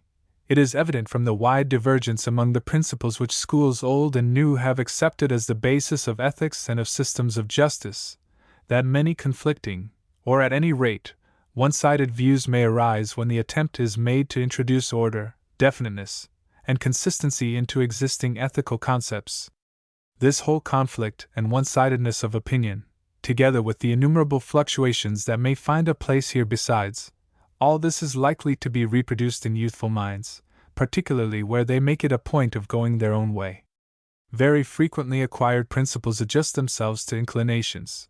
The subjective side of character adapts itself to the objective. Now, while it is the business of instruction to correct error, training must avail itself of those opportunities that reveal a directing of thoughts by inclination. 193. 194. When, however, the pupil has once established confidence in his disposition as well as in his principles, training must withdraw. Unnecessary judging and overanxious observation would only impair naturalness, and give rise to extraneous motives. When once self-culture has been assumed, it should be left alone. 194. Section 4 Synopsis of General Pedagogics from the Point of View of Age. Section 4 Synopsis of General Pedagogics from the Point of View of Age. Synopsis of General Pedagogics from the Point of View of Age. Chapter 1 The First 3 Years. The First 3 Years. 195. Owing to the delicate character of the thread of life during the earliest years, care for the body, a subject falling outside the limits of the present discussion, has precedence of everything else. The state of health, accordingly, implies great variations in the time available for profitable culture of the mind. But short as this time may be, it is extremely important, because of the great receptivity and susceptibility of the first period of life. 195. Owing. The lines of study suggested by these few remarks upon infancy have been arduously pursued in recent years by Perez, 21, Prayer, 22, Baldwin, 23, and others. The attempt has been made in these works to show how the psychical and physical powers of the young child actually unfold. In this way it has been possible to correct many erroneous deductions from adult psychology, thus making elementary training more successful. 21. 22. 23. 196. Those moments when the child is fully awake and free from suffering should always be utilized by presenting, but not obtruding, something for sense perception. Powerful impressions are to be avoided. The same caution applies to violent changes. Very slight variations often suffice to revive waning attention. It is desirable to secure a certain completeness of eye and ear impressions, so that the senses may be equally at home everywhere within the fields of sight and sound. 196. 197. As far as safety permits, the spontaneous activity of the child should have free play, primarily that he may get practice in the use of every limb, but also in order that by his own attempts his observations of objects and their changeableness may be enlarged. 197. 198. Unpleasant, repellent impressions of persons, whoever they are, must be most carefully guarded against. No one can be allowed to treat a child as a plaything. 198. 199. On the other hand, no one must allow himself to be ruled by a child, least of all when the child becomes importunate. Otherwise, willfulness will be the inevitable consequence, a result almost unavoidable with sickly children, by reason of the attention demanded by their sufferings. 199. 200. A child must always feel the superiority of adults, and often his own helplessness. The necessary obedience is founded on this feeling. With consistent treatment, persons constantly about the child will secure obedience more readily than others who are rarely present. Outbursts of passion must be given time to subside unless circumstances urgently require a different course. 200. 201. On rare occasions there may be an exhibition of force inspiring enough fear to make a threat effective and to check an excess of animal spirits. For if government is to escape the extremely harmful necessity of severe disciplinary measures later on, it must become firmly established during the earliest years of childhood. 201. 202. The language of children demands scrupulous attention from the beginning, in order to prevent the formation of incorrect and careless habits of speech, which at a later period it usually requires much trouble and loss of time to eradicate. But literary forms of expression that are beyond the comprehension of children are to be strictly avoided. 202. Chapter 2 The Ages from 4 to 8. Chapter 2 The Ages from 4 to 8. The Ages from 4 to 8. 203. The real boundary line is fixed not by age, but by that stage of development when the helplessness of the first stage is superseded by control of the limbs and a connected use of language. And the mere fact that children are now able to free themselves from much momentary discomfort carries with it greater calmness and cheerfulness. 203. The 204. In proportion as the child learns to help himself, assistance from without must be withdrawn. At the same time, government must increase in firmness, and with many children in severity, until the last traces of that wilfulness vanish, which the former period does not as a rule wholly escape. But this presupposes that no one provoke the child unnecessarily to any kind of resistance. The firmer the established order of things about the child, the readier his compliance. 204. 205. The child must be given as much freedom as circumstances will permit, one purpose being to induce frank self-expression, and to obtain data for a study of his individuality. Still, the main thing at this age is to guard against bad habits, especially such as are connected with objectionable tendencies of disposition. 205. 206. Two of the ethical ideas concern us here directly, each, however, in its own way. They are the ideas of goodwill and perfection. Some particular aspects of the latter a child will almost always hit upon himself. The former less often springs up spontaneously. It has to be implanted, and this cannot always be done directly. 206. 207. The ill will, which many children exhibit frequently, is always a bad sign, one that needs to be treated very seriously. A character once perverted in this respect can no longer be radically changed for the better. And this perversion sometimes begins very early. The steps to be taken in this connection are determined by the following considerations. 207. 208. In the first place, younger children are not to be left alone very much. Their life should be a social life, and their social circle one subject to strict order. This requirement fulfilled, all manifestations of ill will are at variance with the rule, and as soon as they appear, the child finds himself opposed by the existing state of things. Now, the more he has grown accustomed to participation in the common will, to occupying his time, and being happy within its pale, the less will he be able to bear the feeling of isolation. To punish a child for an exhibition of ill will, leave him alone. 208. 209. But such punishment presupposes the undiminished sensitiveness of the younger child, who, on being left alone, begins to cry, and feels utterly helpless and weak, but who, on the other hand, becomes cheerful again the moment he is readmitted into the social circle. If this period has been neglected, if the ill-disposed child has already caused aversion in the circle in which he could have been happy, one feeling of ill will begets another in return, and nothing remains but to insist on strict justice. 209. 210. The mere social spirit which keeps ill will at a distance is, of course, very far from being goodwill. Children are even prone to look upon descriptive illustrations of the latter, in the ordinary run of books for children, as fables easily invented. Hence the first thing to make sure of is faith in goodwill. We have in mind here especially the child who through force of habit has lost his appreciation of the kindnesses constantly showered upon him in the course of his education. Deprive him of some of the care to which he is accustomed. Its renewal will then make him recognize and prize it as a voluntary act. When, on the contrary, children regard what is being done for them as their right, or as the effect of some sort of mechanism, this blunder of theirs becomes a fruitful source of the most manifold moral evils. 210. 211. To the union of kindness with the necessary degree of severity, we must add friendliness, lest the heart of the child become chilled, and the germs of goodwill perish. During the period under consideration, the child's frame of mind is still determined directly by the treatment he receives. Continued unfriendliness of manner produces dull indifference. The twofold problem of lifting the idea of goodwill into adequate prominence, and of actually awakening sentiments of goodwill can, it is true, not be solved as early as childhood. But much has been gained if sympathy, supported by sociable cheerfulness, unites with a belief in the goodwill of those on whom the child feels dependent, as if they were higher beings. The soil is ready now for religious culture and its furthering influences.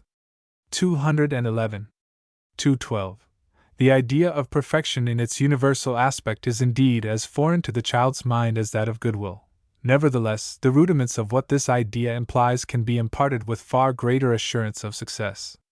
As the child grows and thrives, his strength and accomplishments increase likewise, and he takes pleasure in his own progress.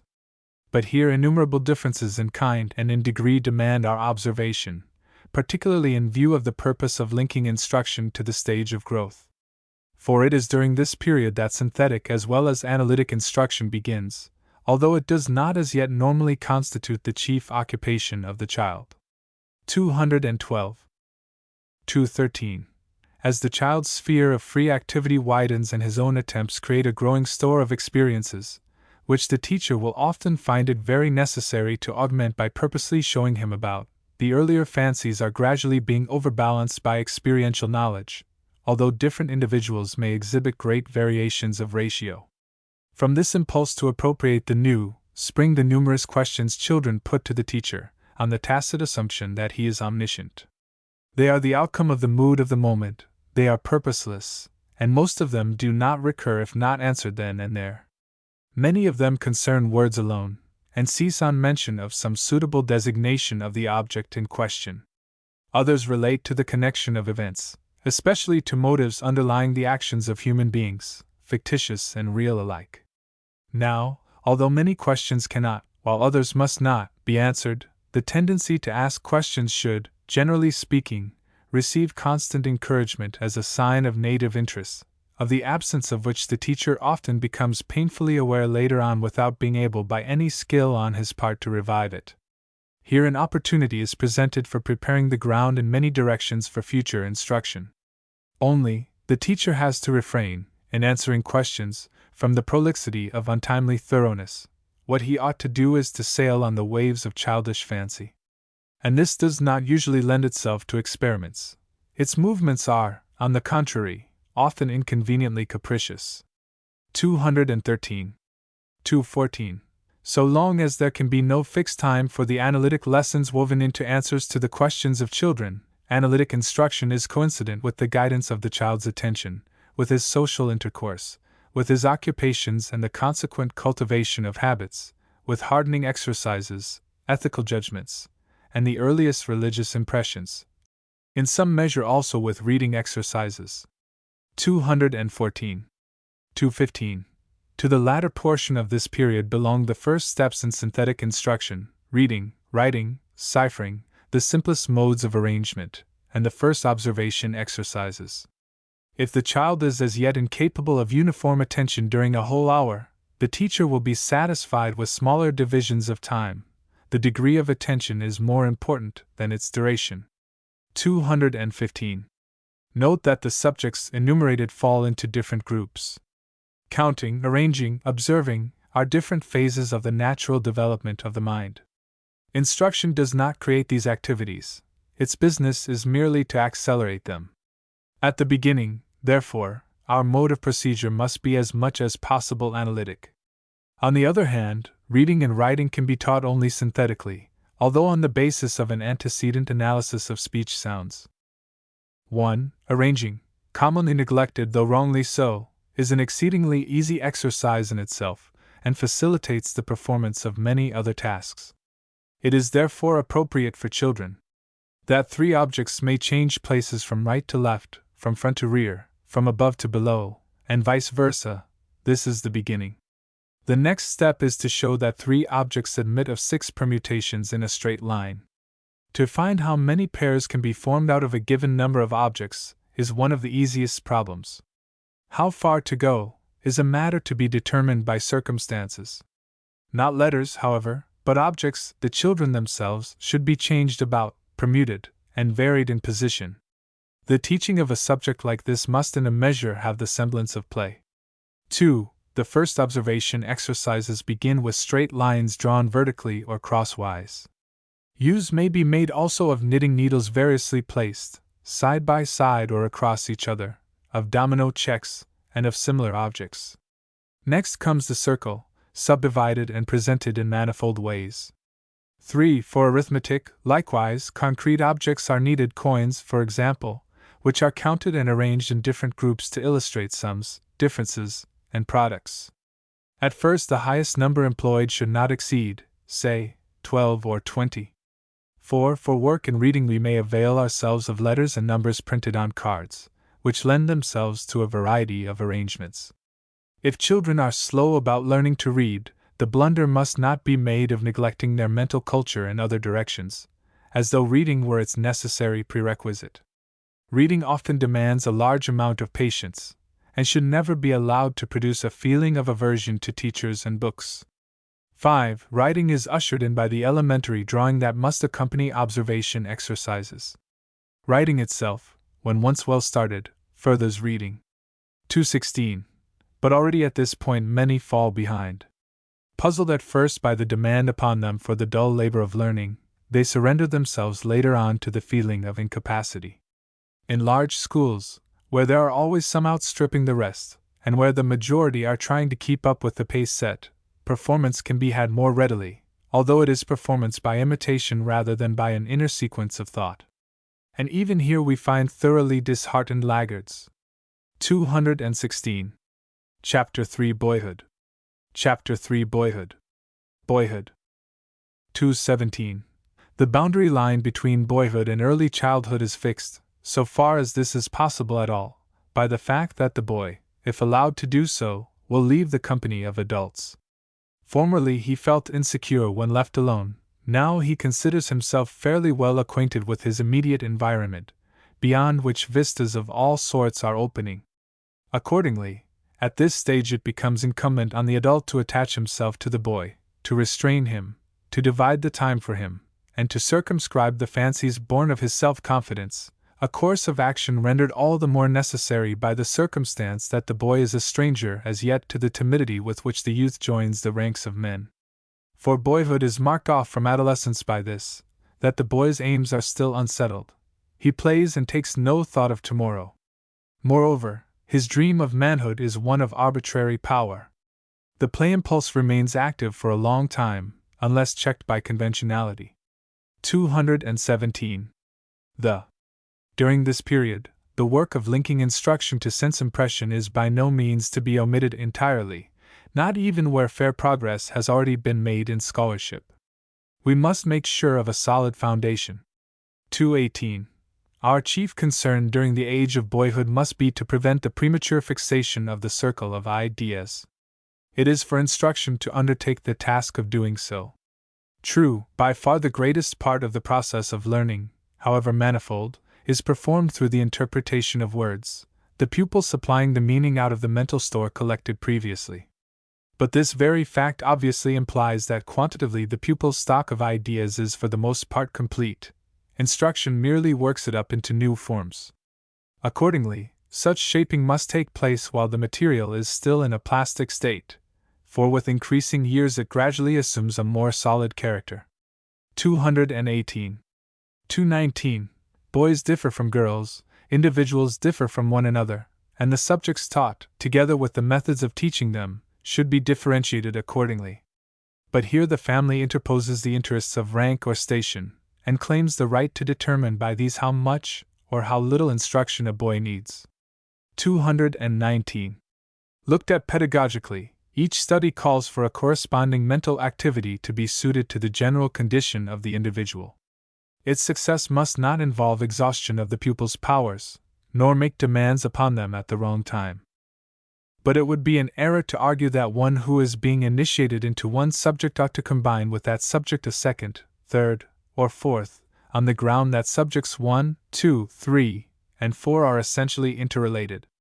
This conclusion holds for scholars, who, so far as they are personally concerned, have long passed beyond preliminary pedagogical considerations, and even in their case it applies only to those branches which are intimately connected with their specialties. It has nothing to do with the psychological conditions by which the course of education must be governed.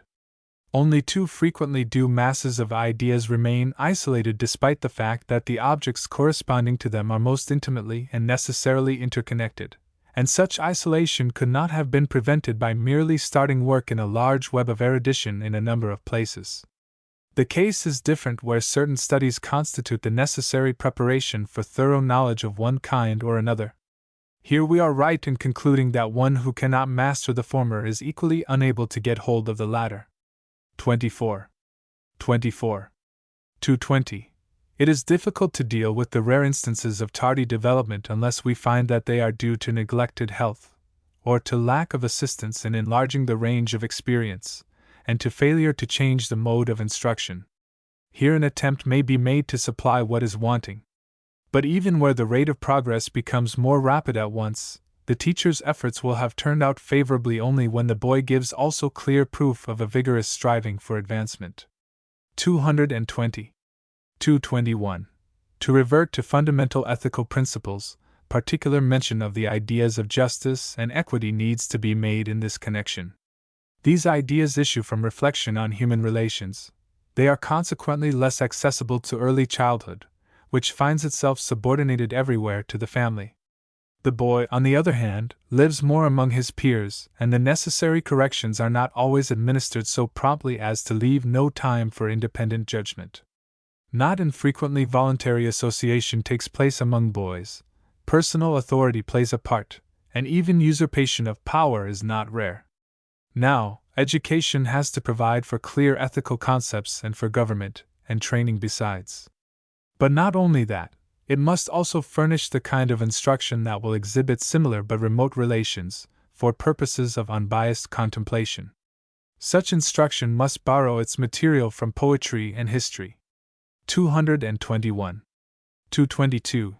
To history we are referred by still another consideration. As has already been shown, 206 to 211, the idea of goodwill points to the necessity of religious culture, and this relies for support on stories, old stories at that. The expansion of the pupil's power of thought which is here demanded must be generally attained, even though very incompletely, in every course of instruction, that of the village school included. 222. 206. 211. 223. Another fixed goal, the importance of which exceeds even that of reading and writing, is furnished by arithmetic, which gives clearness to the common concepts of experience, and is indispensable in the practical affairs of life. 223. 224. Decimal arithmetic no pupil would be likely to think out by himself. He would very certainly not invent Bible history. Both must accordingly be regarded as belonging preeminently to the province of synthetic instruction, which always involves the difficult problem of how to assure its entrance, as a potent factor, into existing masses of ideas.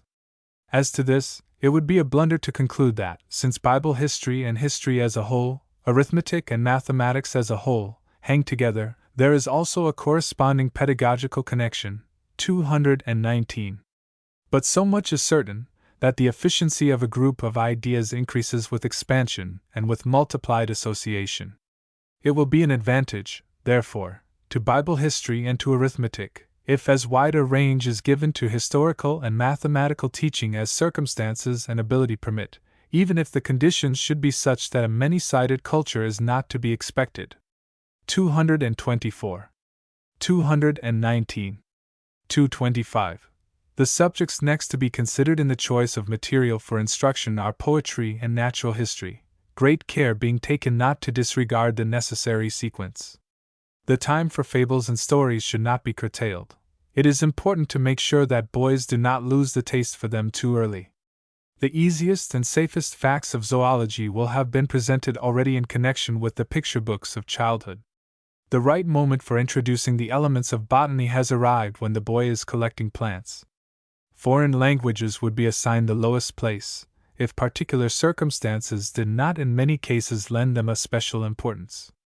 The ancient classical languages, at any rate, formed to such an extent the basis of the study of theology, of jurisprudence, and of medicine, they are so necessary to all higher scholarship, that they will always constitute the fundamental branches of instruction in academic preparatory schools. 225. It is obvious, however, that the extent of instruction depends too much on external conditions of rank and means to permit a definite prescription of instruction material for all cases. Far less dependent is the development of many-sided interest in its relation to branches of study. If the limits set to the latter are narrow, it is still the business of instruction to secure an approximation to many-sided culture, while under highly favorable circumstances the very abundance of educational help must put the teacher on his guard against losing sight of the real aim of instruction. 226. Frequently the burden of necessary and useful studies is made excessively heavy, a fact which the members of the teaching profession try to conceal from themselves, but which attracts the attention of outsiders. A few hours of gymnastics do not sufficiently counteract such evil effects. As an offset, we have at best the prevention of the vices of idleness. From every point of view, for the mere reason that this matter calls for special attention and that the method of procedure has to be determined in accordance with the results of observation, the home must do its part toward relieving that natural strain which even good instruction exerts, and the school must not encroach on the time necessary for that purpose.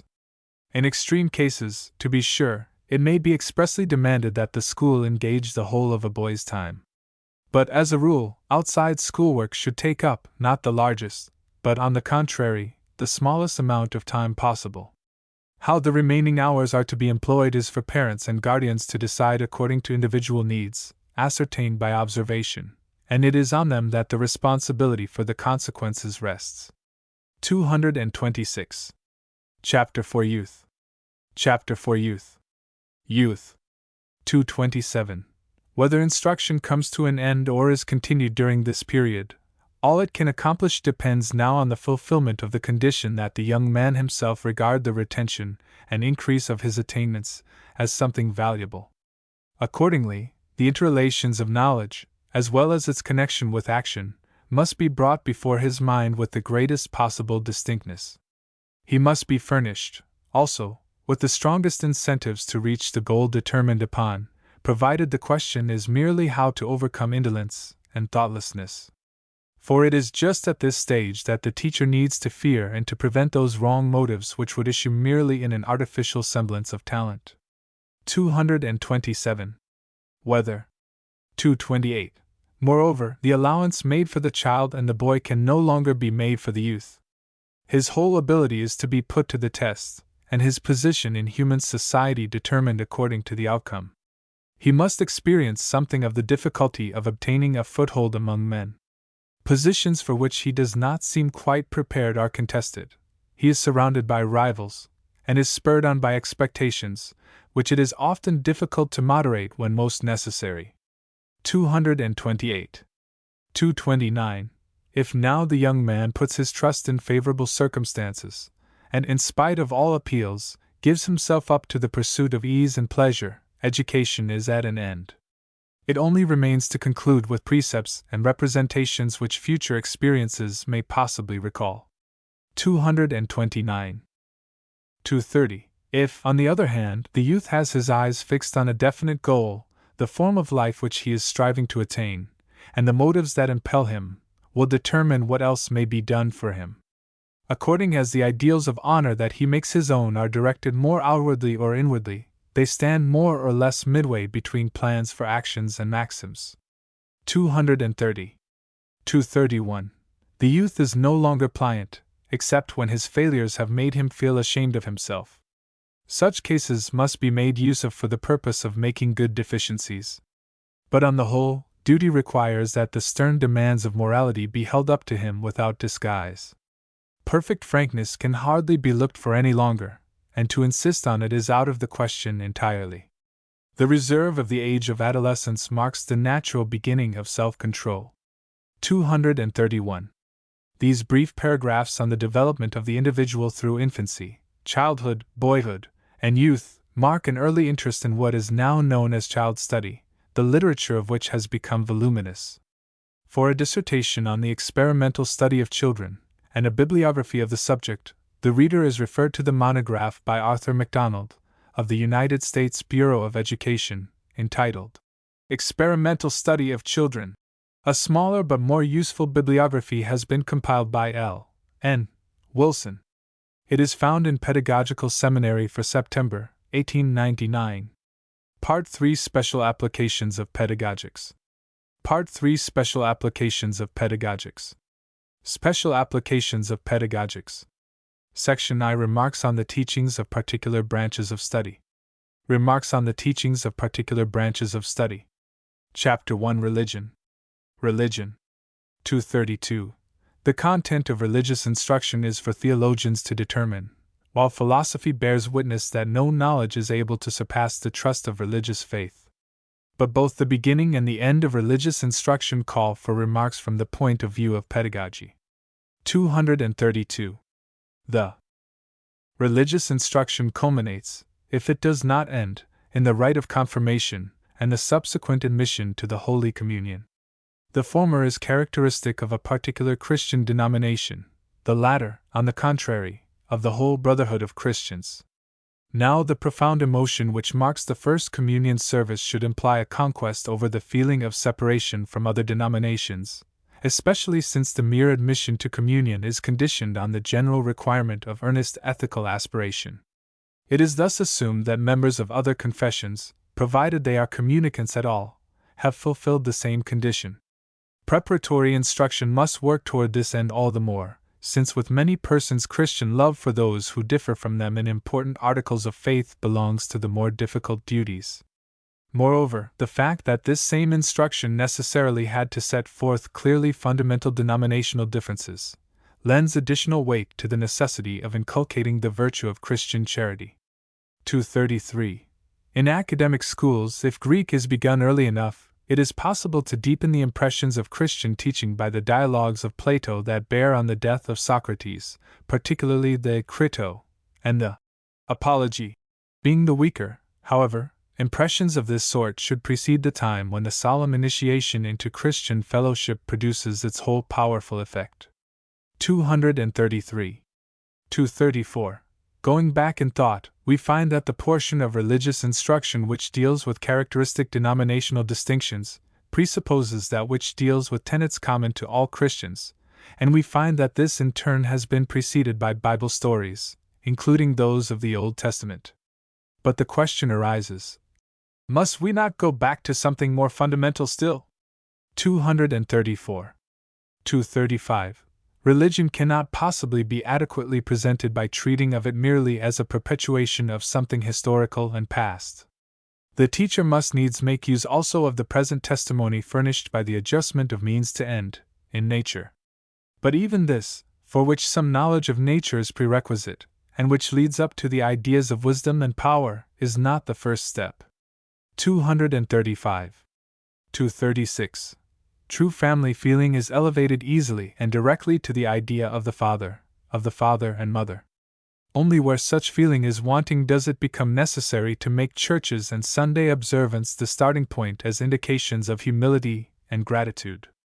An all-pervading love, providence, and watchful care constitute the first concept of the highest being, a concept limited by the mental horizon of the child, and expanding and becoming more elevated only by degrees. 236. 237.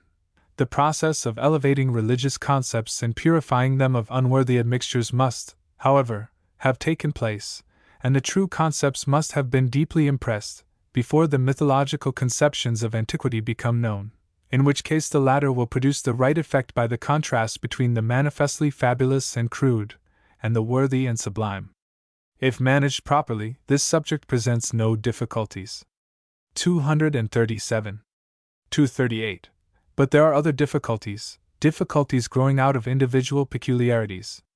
While some would be harmed by much talk about sin, because they would thus either become acquainted with it, or else be filled with fantastic terror, there are others whom only the strongest language can move, and still others who themselves preach against the sins of the world, and, at the same time, front the world in proud security.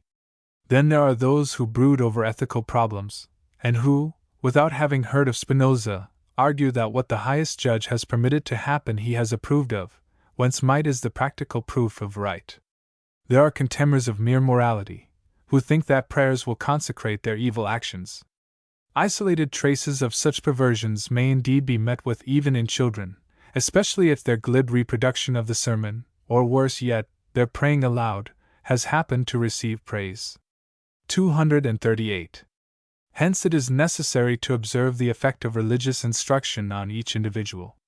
Another task for home training. Chapter 2 History. Chapter 2 History. History. 239.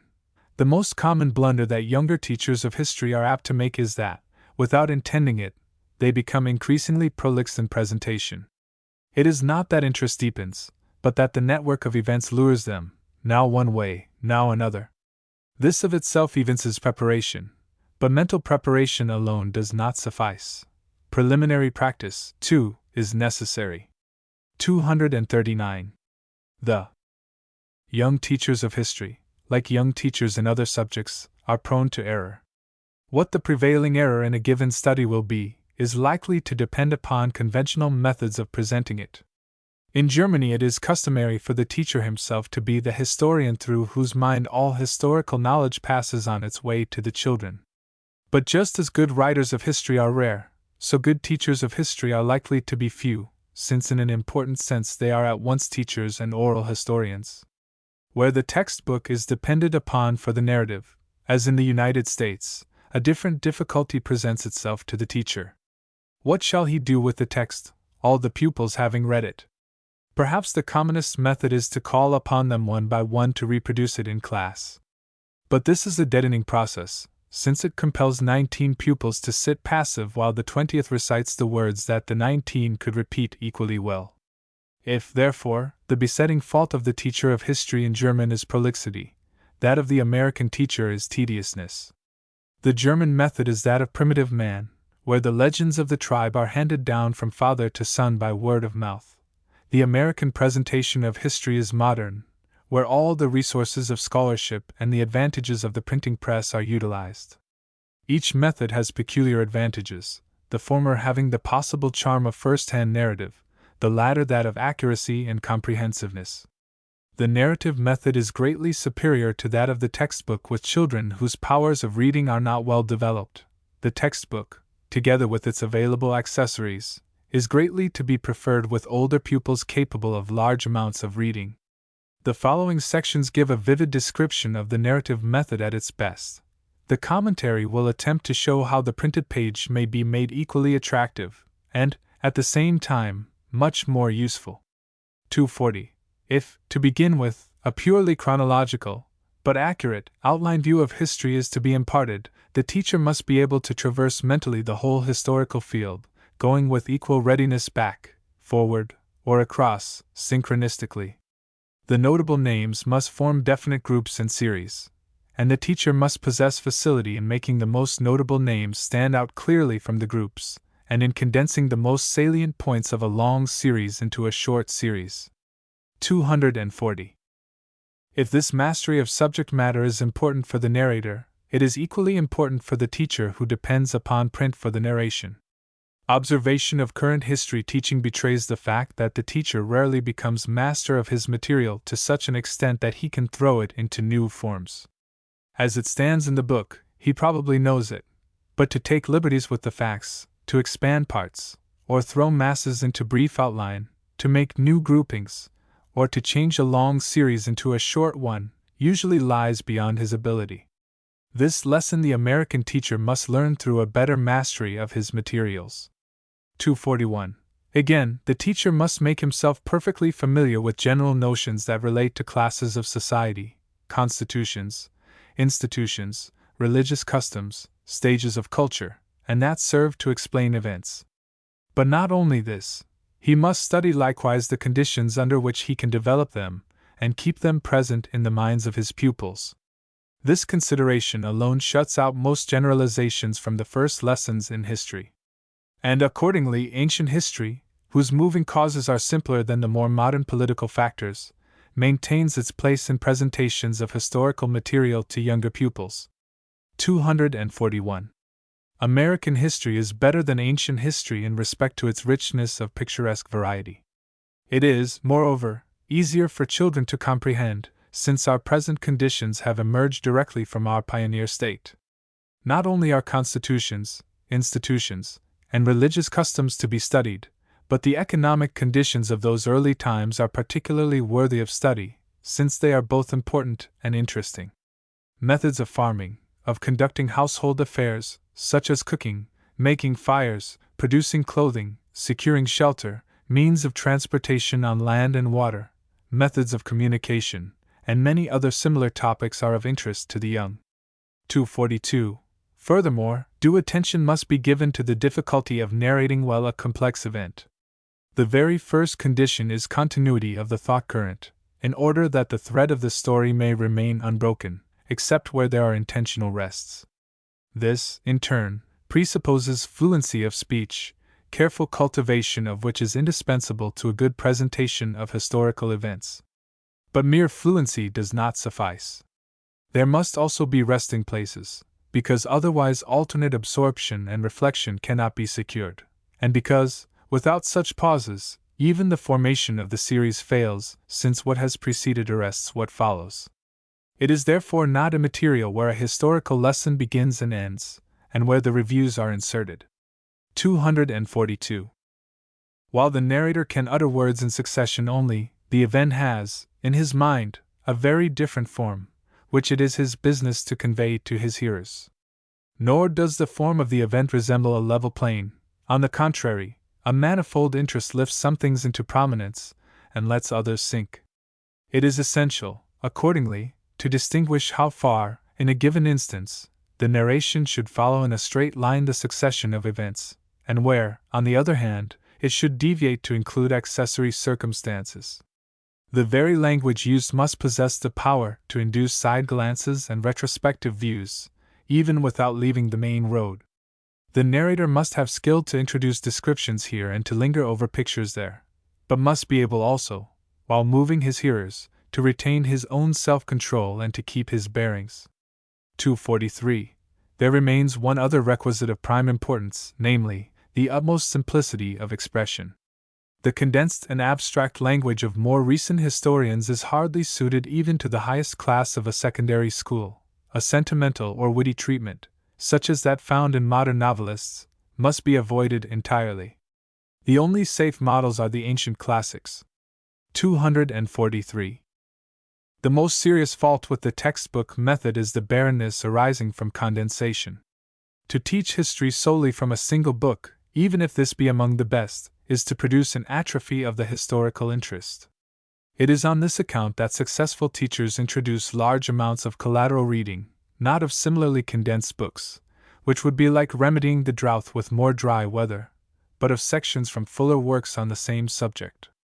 In American history, the pupil is directed to read selected portions of standard works like those of Fiske, Parkman, McMaster, Turner, Tyler, or earlier historians.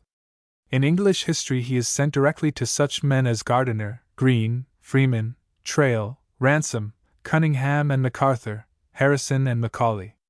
The method of copious readings has, in turn, its disadvantages, the most conspicuous of which is diffusiveness.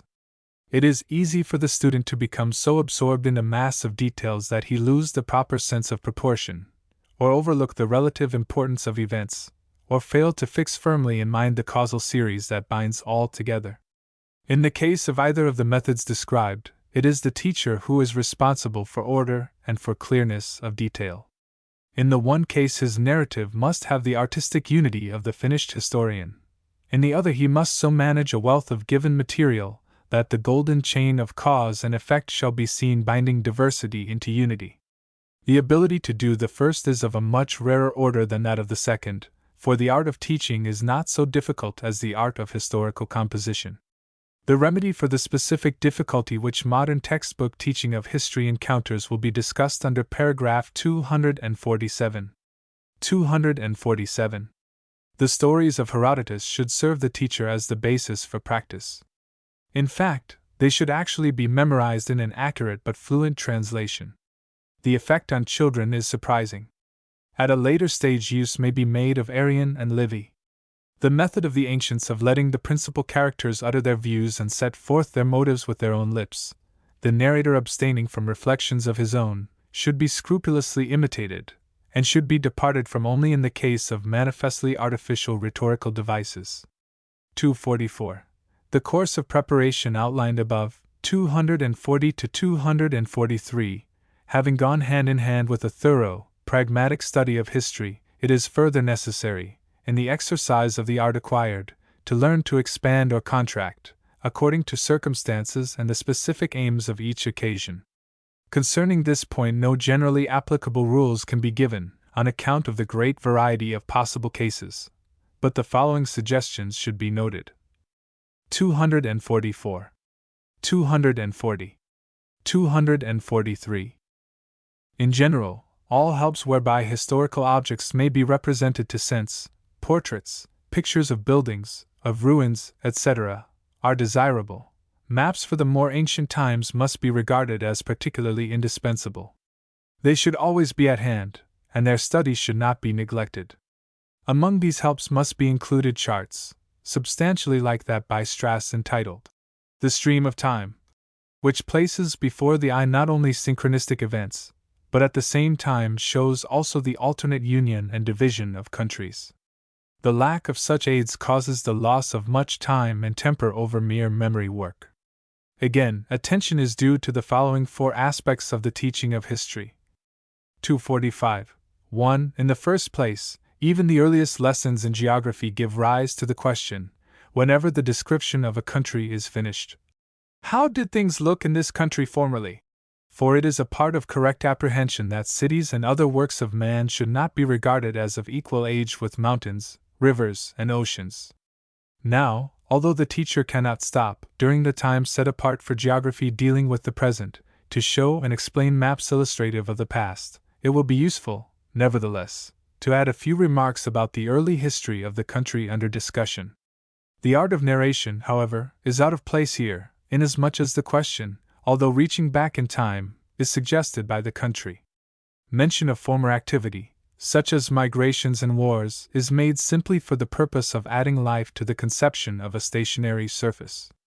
At the beginning, the notes on bygone periods in connection with the geography of Germany will accordingly be as brief as possible. Gradually, however, as France, England, Spain, Italy, are being studied in succession, these historical notes become knit together, and history is thus, so to speak, made to loom up in the distance.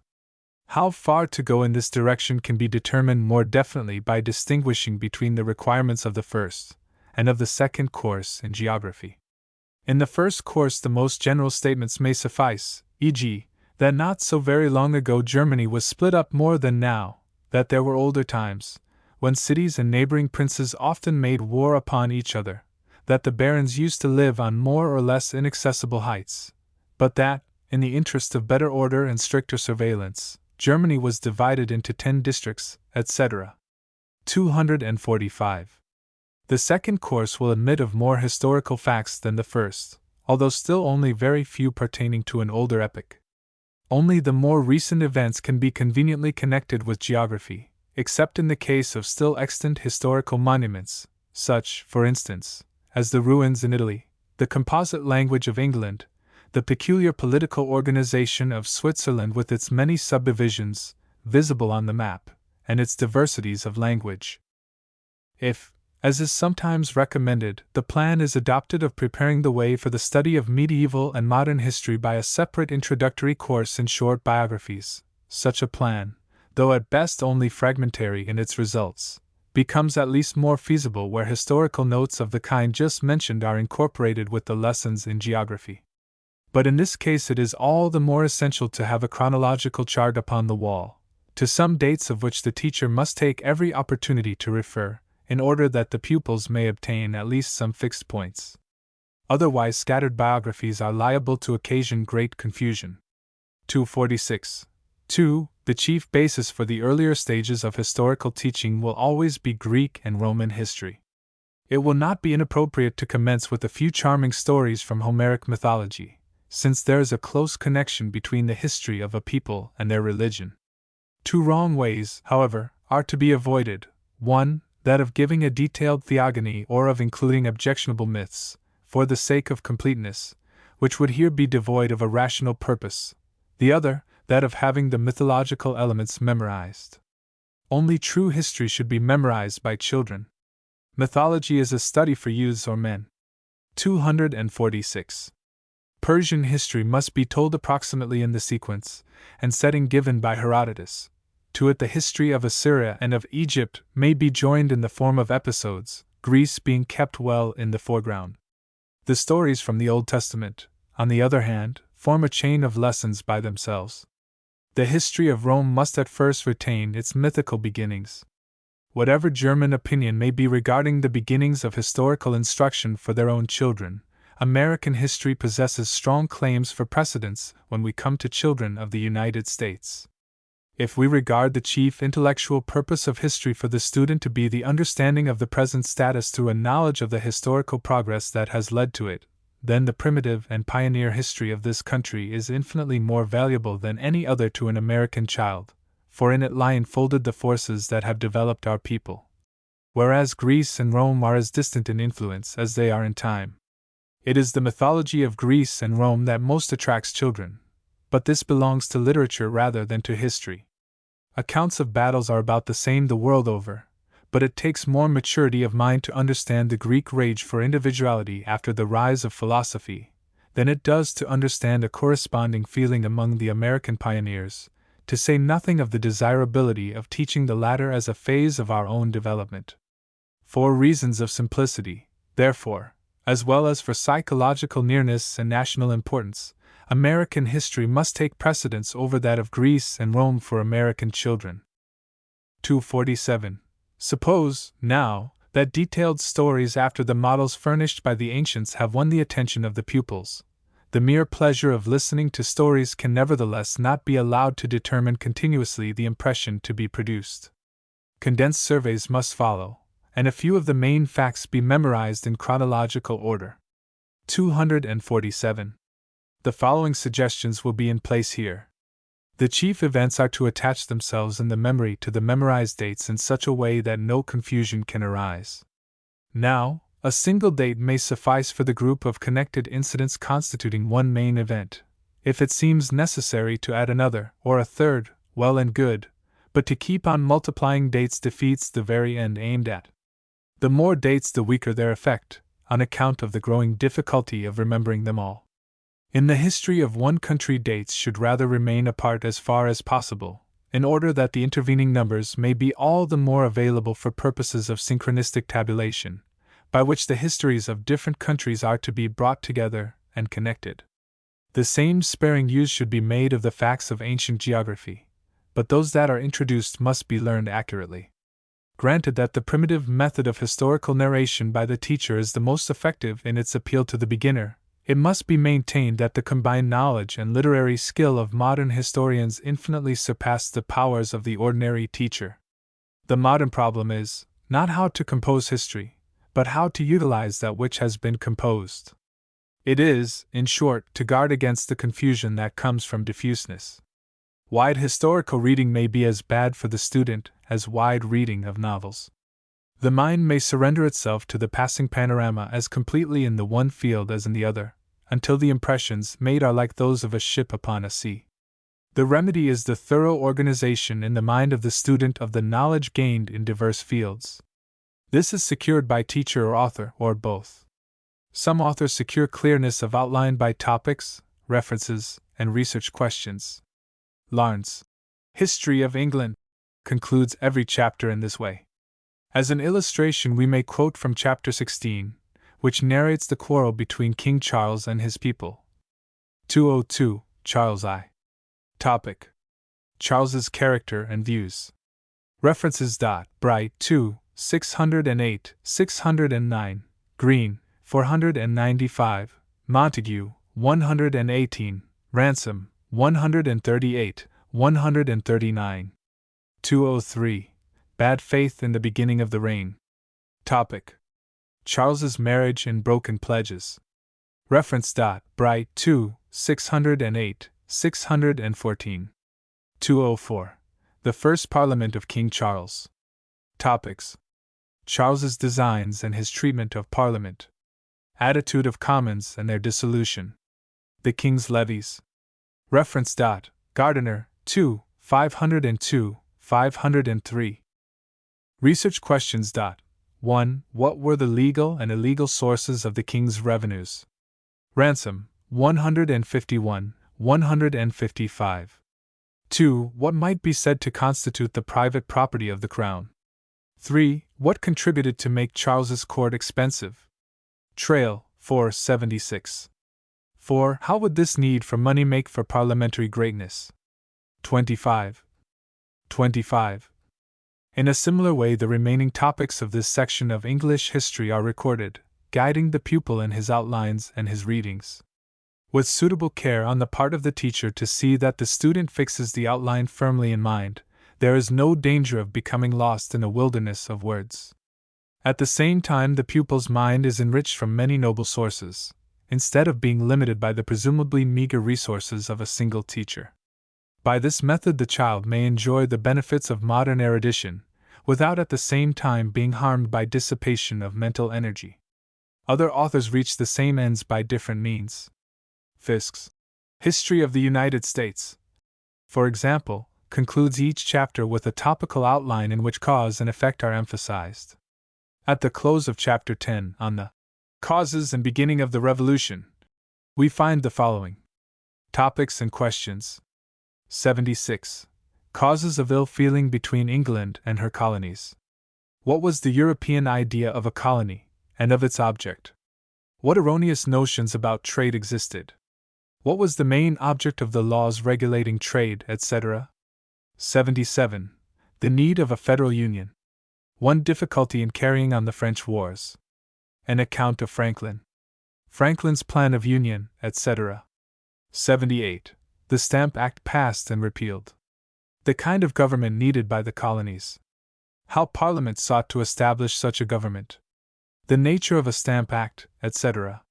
79. Taxation in England. How Pitt's friendship for America offended George III. The representation of the English people in Parliament. How the representation of the people is kept fair in the United States.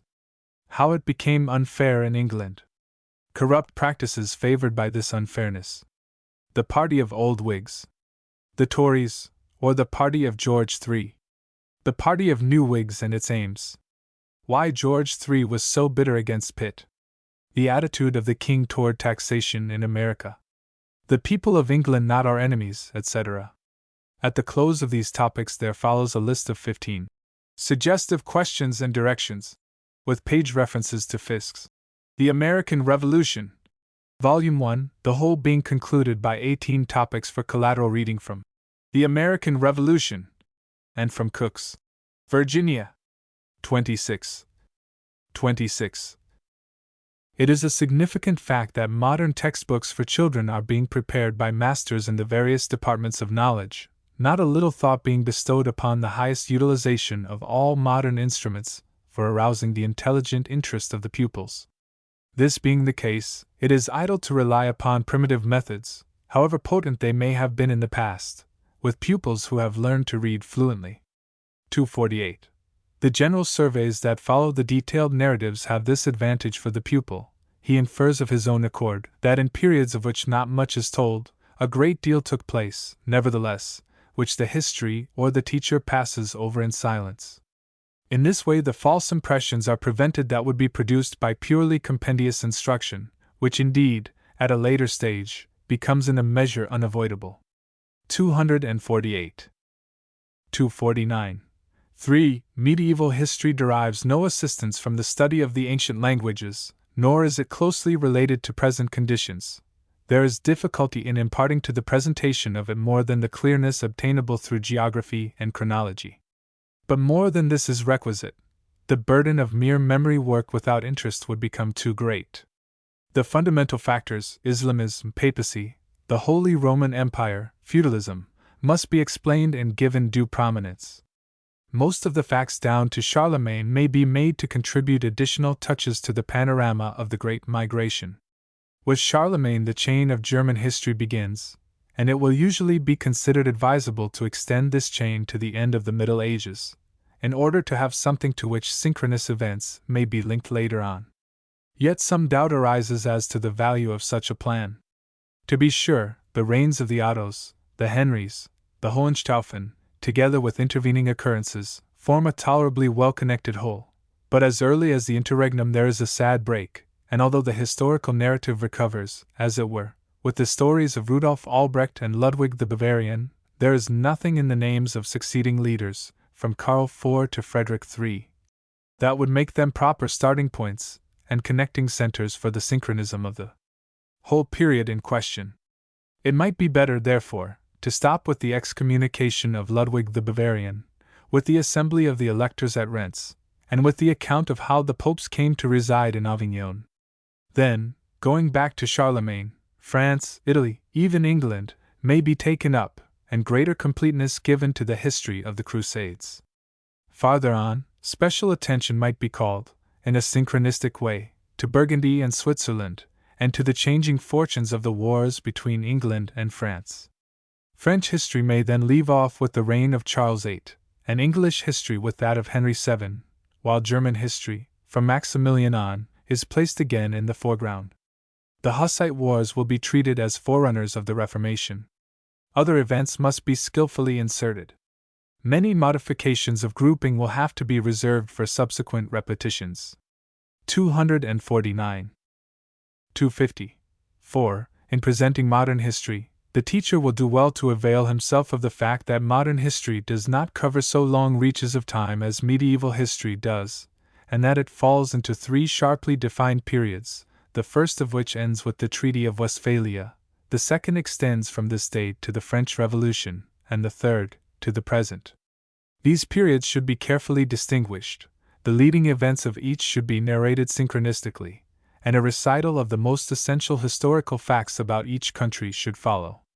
Only after each has been handled in this way, and the subject matter presented has been thoroughly impressed upon the memory by reviews, will it be well to pass on to a somewhat fuller ethnographical account reaching back into the medieval history of each country and extending forward to our own times. No harm is done by going over the same ground again for the purpose of amplifying that which before appeared in outline only. 250.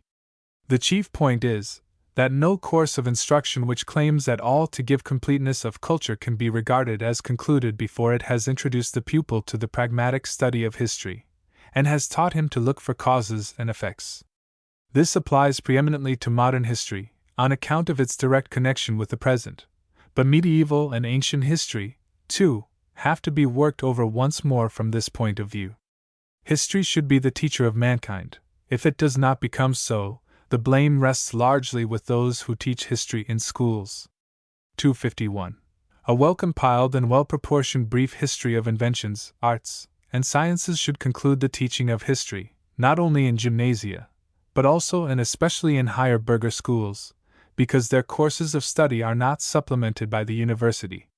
251. Moreover, the whole course in history is properly accompanied by illustrative poetical selections, which, although perhaps not produced during the different epochs, yet stand in some relation to them, and which in some measure, even if only by illustrating ages very far apart, exhibit the vast differences in the freest activities of the human mind. Note: national history is not the same for each land, nor everywhere of equal interest, and owing to its connection with larger events, often unintelligible to young minds when torn out of its place and presented by itself. If its early introduction is desired in order to kindle the heart, special pains must be taken to select that which is intelligible and which appeals to boyhood. Note: Chapter 3 Mathematics and Nature Study. Chapter 3 Mathematics and Nature Study. Mathematics and Nature Study. 252. Aptitude for mathematics is not rarer than aptitude for other studies. That the contrary seems true is owing to a belated and slighted beginning. But that mathematicians are seldom inclined to give as much time to children as they ought is only natural. The elementary lessons in combination and geometry are neglected in favor of arithmetic, and demonstration is attempted where no mathematical imagination has been awakened. 252. Aptitude. The first essential is attention to magnitudes, and their changes, where they occur. Hence, counting, measuring, weighing, where possible, where impossible, at least the estimating of magnitudes to determine, however vaguely at first, the more and the less, the larger and the smaller, the nearer and the farther. Special consideration should be given, on the one hand, to the number of permutations, variations, and combinations, and on the other hand, to the quadratic and cubic relations, where similar planes and bodies are determined by analogous lines. Note: this is not the place for saying much that might be said concerning that which renders early instruction in mathematics unnecessarily difficult. But it may be remarked in brief that some of these difficulties arise from the terminology, some from the teacher's accustomed point of view, and some from the multiplication of varying requirements. Note: 1. The phraseology used forms an obstacle, even to the easiest steps in fractions. The fraction 2/3, for example, is read 2/3, and accordingly, 2/3 by 4/5, 2/3 times 4/5, instead of multiplication by 2 and by 4, and division by 3 and by 5. The fact is overlooked that the third part of a whole includes the concept of this whole, which cannot be a multiplier, but only a multiplicand. This difficulty the pupils stumble over. The same applies to the mysterious word square root, employed instead of the expression, one of the two equal factors of a product. Matters grow even worse later on when they hear of roots of equations. 2. Still more might be said in criticism of the erroneous view according to which numbers are recorded as sums of units. This is true as little as that sums are products. 2 does not mean two things, but doubling, no matter whether that which is doubled is one or many. The concept of a dozen shares is not made up of 12 percepts of singled shares. It comprises only two mental products, the general concept share and the undivided multiplication by 12. The concept 100 men likewise contains only two concepts, the general concept man and the undivided number 100. So also, in such expression as 6 foot 7 pound, in which language assists correct apprehension by the use of the singular. Number concepts remain imperfect so long as they are identified with series of numbers and recourse is had to successive counting. 3. In arithmetical problems, the difficulty attaching to the apprehension of the things dealt with is confounded with that of the solution itself. Principle and interest in time, velocity and distance in time, etc., are matters which must be familiar to the pupils, and hence must have been previously explained, long before use can be made of them for practice.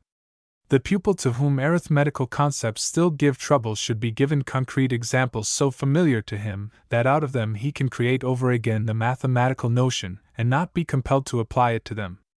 253.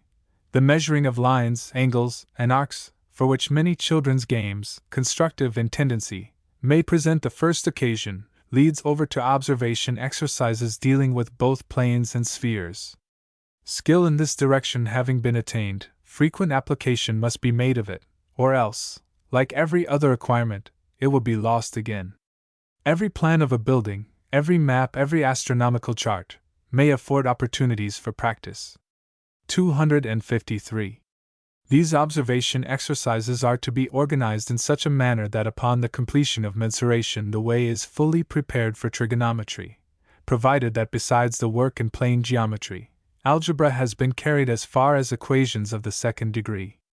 Extended discussions as to the place and value of the ratio idea in elementary arithmetic are found in The Psychology of Number, by McClellan and Dewey, 27, and in The New Arithmetic, by W. Spear, 28. The former work advocates early practice in measuring with changeable units, claiming that the child should early acquire the idea of number as the expression of the relation that a measured somewhat bears to a chosen measurer, and making counting a special case of measuring.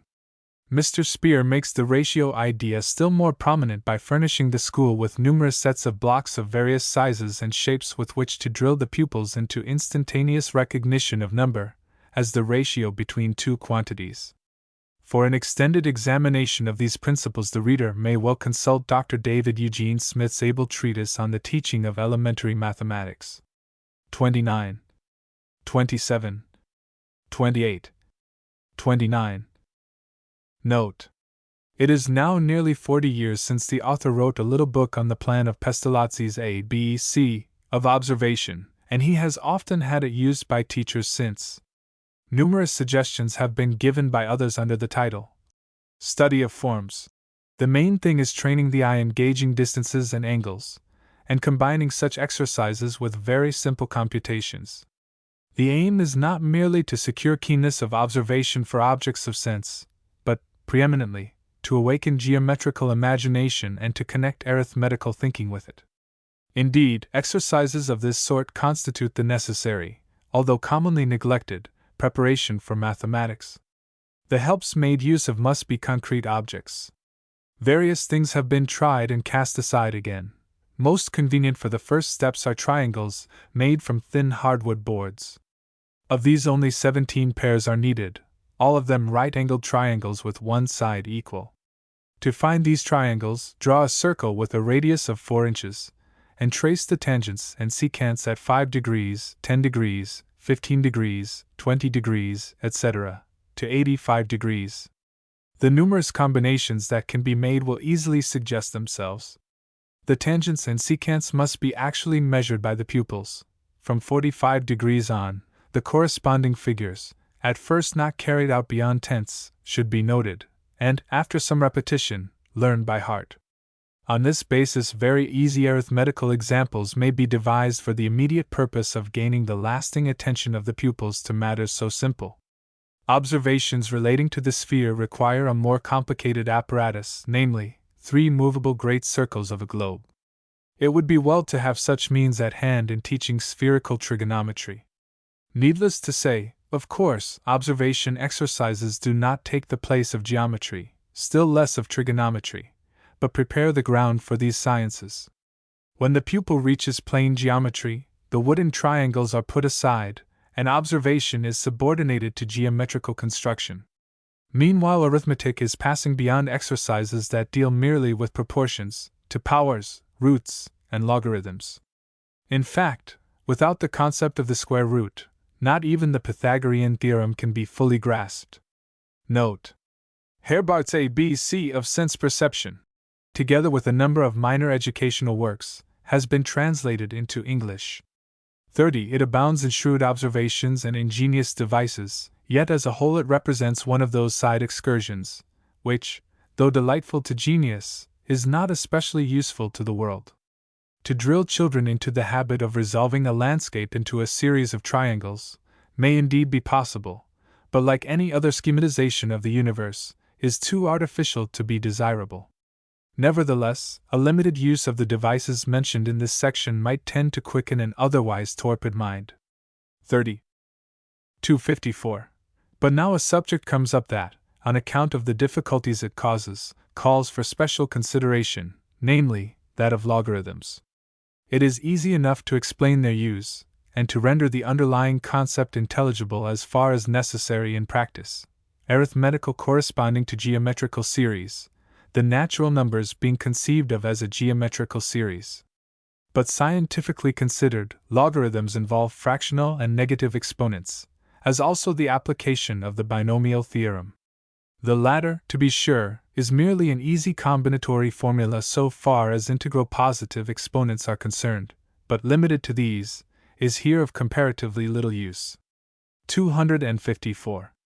Now, since trigonometry in its main theorems is independent of logarithms, but is little applied without their aid, the question arises whether beginners should necessarily be given a complete and vigorously scientific course in logarithms, the highly beneficial instruction in trigonometry being postponed until after the successful completion of such a course, or whether the practical use of logarithms is to be permitted before accurate insight into underlying principles has been gained.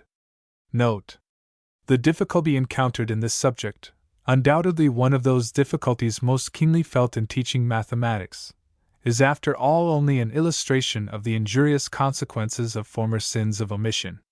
If the geometrical imagination were not neglected, there would be ample opportunity, not only for impressing far more deeply the concept of proportion, demanded even by elementary arithmetic, but also for developing early the idea of function. The object lessons mentioned above have already illustrated the dependence of tangents and secants on angles. When these relations of dependence have become as familiar as may be expected after a half-year's instruction, sines and cosines also are taken up. But it is not sufficient to leave the matter here. Somewhat later, about the time when mensuration is introduced, the squares and cubes of natural numbers must be emphasized, and very soon committed to memory. Next, it should be pointed out how by finding the differences of squares and cubes respectively, and then adding these differences, the original numbers may be obtained again. A similar treatment should be accorded to figure-8 numbers. Note: small wooden discs, like checker pawns, commend themselves for the purpose. By means of them various figures are found. The pupils are asked to indicate how many discs they need to construct one or the other kind of figures. A further step will be to show the increase of squares and cubes corresponding to the increase of the root, and to make this information serve as the preparation for the elementary parts of differential calculus. Now the time has come for passing on to the consideration of consecutive values of the roots, which are found to differ by quantities of continuously decreasing smallness as one progresses continuously through the number system. And so, after the logarithms of 1, 10, 100, 1000, etc., also of 1/10, 1/100, etc., have been gone over many times, forward and backward, the conception is finally reached of the interpolation of logarithms. 1, 10, 1, 100, 255. In schools where practical aims predominate, logarithms should be explained by a comparison of the arithmetical with the geometrical series, and the practical application will immediately follow. But even where recourse is had to Taylor's theorem and the binomial theorem, the gain to the beginner will not usually be very much greater. Not as though these theorems, together with the elements of differential calculus, could not be made clear. The real trouble lies in the fact that much of what is comprehended is not likely to be retained in the memory. The beginner, when he comes to the application, still has the recollection of the proof and of his having understood it. Indeed, with some assistance he would be able, perhaps, to again retrace step by step the course of the demonstration. But he lacks perspective, and in his application of logarithms it is of no consequence to him by what method they have been calculated. 255. What has been said here of logarithms may be applied more generally. The value of rigid demonstrations is fully seen only when one has made himself at home in the field of concepts to which they belong. It is customary in American schools to take up elementary algebra and elementary geometry upon the completion of arithmetic, both algebra and geometry being anticipated to some extent in the later stages of arithmetic. The following paragraphs from the pen of David Eugene Smith, 31, indicate some of the advance in algebra since Herbart's time. 31. The great revival of learning known as the Renaissance, in the 16th century, saw algebra take a fresh start after several centuries of complete stagnation. Tartaglia solved the cubic equation, and a little later Ferrari solved the biquadratic. By the close of the 16th century, Vieta had put the keystone in the arch of elementary algebra, the only material improvements for some time to come being in the way of symbolism. For the next 200 years the struggle of algebraists was for a solution of the quintic equation, or, more generally, for a general solution of an equation of any degree. The opening of the 19th century saw a few great additions to the theory of algebra. The first was the positive proof that the general equation of the fifth degree is insoluble by elementary algebra, a proof due to Abel. The second was the mastery of the number systems of algebra, the complete understanding of the negative, the imaginary, the incommensurable, the transcendent. Other additions were in the line of the convergency of series, the approximation of the real roots of numerical equations, the study of determinants, all finding their way into the elements, together with the theories of forms and groups, which must soon begin to influence the earlier chapters of the subject. This hasty glance at the development of the subject is sufficient to show how it has been revolutionized in modern times. Today it is progressing as never before. The higher culture is beginning to affect the lower. Determinants have found place in the beginner's course. Graphic methods, objected to as innovations by some who are ignorant of their prominence in the childhood of science, are reasserting their rights. The imaginary has become very real. The inheritances of the Algebra Teachers Guild are being examined with critical eyes. And many an old problem and rule must soon go by the board. It is valuable to a teacher to see what changes have been wrought so that he may join in the movement to weed out the bad, to cling to the good, and to reach up into the realm of modern mathematics to see if, perchance, he cannot find that which is good and usable and light-shedding for the elementary work. The true order of elementary mathematics, according to Dr. Smith, is substantially as follows. Elementary operations of arithmetic. Simple mensuration, correlation with drawing, the models in hand, inductive geometry, the primitive form of the science. Inductive geometry, the primitive form of the science. Arithmetic of business and of science, using the simple equation with one unknown quantity wherever it throws light upon the subject. Simple theory of numbers, the roots, series, logarithms. Elementary algebra, including quadratic and radical equations. Demonstrative plane geometry begun before the algebra is completed and correlated with it. Plane trigonometry and its elementary applications. Solid geometry. Trigonometry. Advanced algebra, with the elements of differentiation and integration. The student should then take a rapid review of his elementary mathematics, including a course in elementary analytic geometry and the calculus. He would then be prepared to enter upon the study of higher mathematics. 256. Demonstrations taking a roundabout way through remote auxiliary concepts are a grave evil in instruction, be they ever so elegant. 256. Such modes of presentation are rather to be selected as start from simple elementary notions. For with these conviction does not depend on the unfortunate condition requiring a comprehensive view of a long series of preliminary propositions. Thus Taylor's theorem can be deduced from an interpolation formula, and this, in turn, from the consideration of differences, for which nothing is needed beyond addition, subtraction, and knowledge of the permutation of numbers. The following account of imaginary and complex numbers by Dr. David Eugene Smith is so lucid that it is given at length. The illustrations of the negative number are so numerous, so simple, and so generally known from the common textbooks that it is unnecessary to dwell upon them. 32. Debt and credit, the scale on the thermometer, longitude, latitude, the upward pull of a balloon compared with the force of gravity, and the graphic illustration of these upon horizontal and vertical lines. All these are familiar. 32. But the imaginary and complex numbers have been left enshrouded in mystery in most textbooks. The books say, inter lineas, here is square root minus 1. It means nothing. You can't imagine it. The writer knows nothing about it. Let us have done with it, and go on. Such is the way in which the negative was treated in the early days of printed algebras, but now such treatment would be condemned as inexcusable. But there is really no more reason today for treating the imaginary so unintelligently than for presenting the negative as was the custom 400 years ago.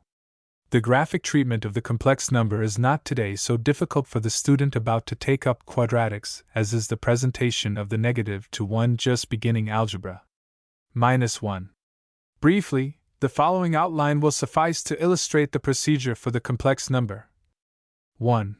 Negative numbers may be represented in a direction opposite to that of positive numbers, starting from an arbitrary point called 0. Hence, when we leave the domain of positive numbers, direction enters. But there are infinitely many directions in a plane besides those of the positive and negative numbers, and hence there may be other numbers than these. 2. When we add positive and negative numbers we find some results which seem strange to a beginner. For example, if we add +4 and -3 we say the sum is 1, although the length 1 is less than the length 4 or the length -3, yet this does not trouble us because we have considered something besides length, namely, direction. It is true, however, that the sum of 4 and -3 is less than the absolute value of either. This is seen to be so reasonable, however, from numerous illustrations, as the combined weight of a balloon pulling up 3 pounds, tied to a 4-pound weight, that we come not to notice the strangeness of it. Graphically, we think of the sum as obtained by starting from 0, going 4 in a positive direction, then 3 in a negative direction, the sum being the distance from 0 to the stopping place. 3. If we multiply 1 by -1, or by square root -1 square root -1, or by square root -1 twice, we swing it counterclockwise through 180 degrees, and obtain -1. Hence, if we multiply it by square root -1 once, we should swing it through 90 degrees. Hence we may graphically represent square root -1 as the unit on the perpendicular axis yy, and this gives illustration to square root -1, 2 square root -1, 3 square root -1, minus square root -1, minus 2 square root -1, minus 3 square root -1, or, more briefly, plus or minus I, plus or minus 2I, plus or minus 3I, where I stands for square root -1. We therefore see that I is a symbol of quality, graphically of direction, just as is plus or minus, and that -3 5I, I square root 5, etc., are just as real as -3 5, square root 5, etc. It is impossible to look out of a window -3 5 times as it is to look out -3 5I times. Strictly, one number is as imaginary as the other, although the term has come by custom to apply to one and not to the other. -1, -1, -1, -1, -1, square root -1, 2 square root -1, 3 square root -1, minus square root -1, minus 2 square root -1, minus 3 square root -1, minus 1, minus 1, minus 1, minus 1, minus 1, minus 1, minus 1, minus 3 5I, 5, minus 3 5, 5, minus 3 5, minus 3 5I. 4. The complex number 3 plus 2I is now readily understood. Just as 3 plus -2 is graphically represented by starting from an arbitrary 0, passing 3 units in a positive direction, say to the right, then 2 units in the opposite direction, calling the sum the distance from 0 to the stopping point, so 3 plus 2I may be represented graphically. Starting from 0, pass in the positive direction, to the right in the figure 3 units, then in the I direction 2 units, calling the sum the distance from 0 to the stopping place. 3 plus 2I. 3 plus -2. 3 plus 2I. Of course, the question will arise as to the hypotenuse being the sum of the two sides of the right-angled triangle. But the case is parallel to that mentioned in paragraph 2. It is not the sum of the absolute values, any more than is 1 the sum of the absolute values of 4 and -3. It is the sum when we define addition for numbers involving direction as well as length. A simple illustration from the parallelogram of forces is often used to advantage. Suppose a force pulling 3 pounds, to the right plus 3 pounds, and another pulling 2 pounds, upwards plus 2I pounds, required the resultant of the two. It is evident that this is op, i.e., op equals 3 plus 2I. Op equals 3 plus 2I. This elementary introduction to the subject of complex numbers shows that the imaginary element is easily removed, and that students about to begin quadratics are able to get at least an intimation of the subject. This is not the place for any adequate treatment of these numbers. Such treatment is easily accessible. It is hoped that enough has been presented to render it impossible for any reader to be content with the absolutely meaningless and unjustifiable treatment found in many textbooks. 33. 257.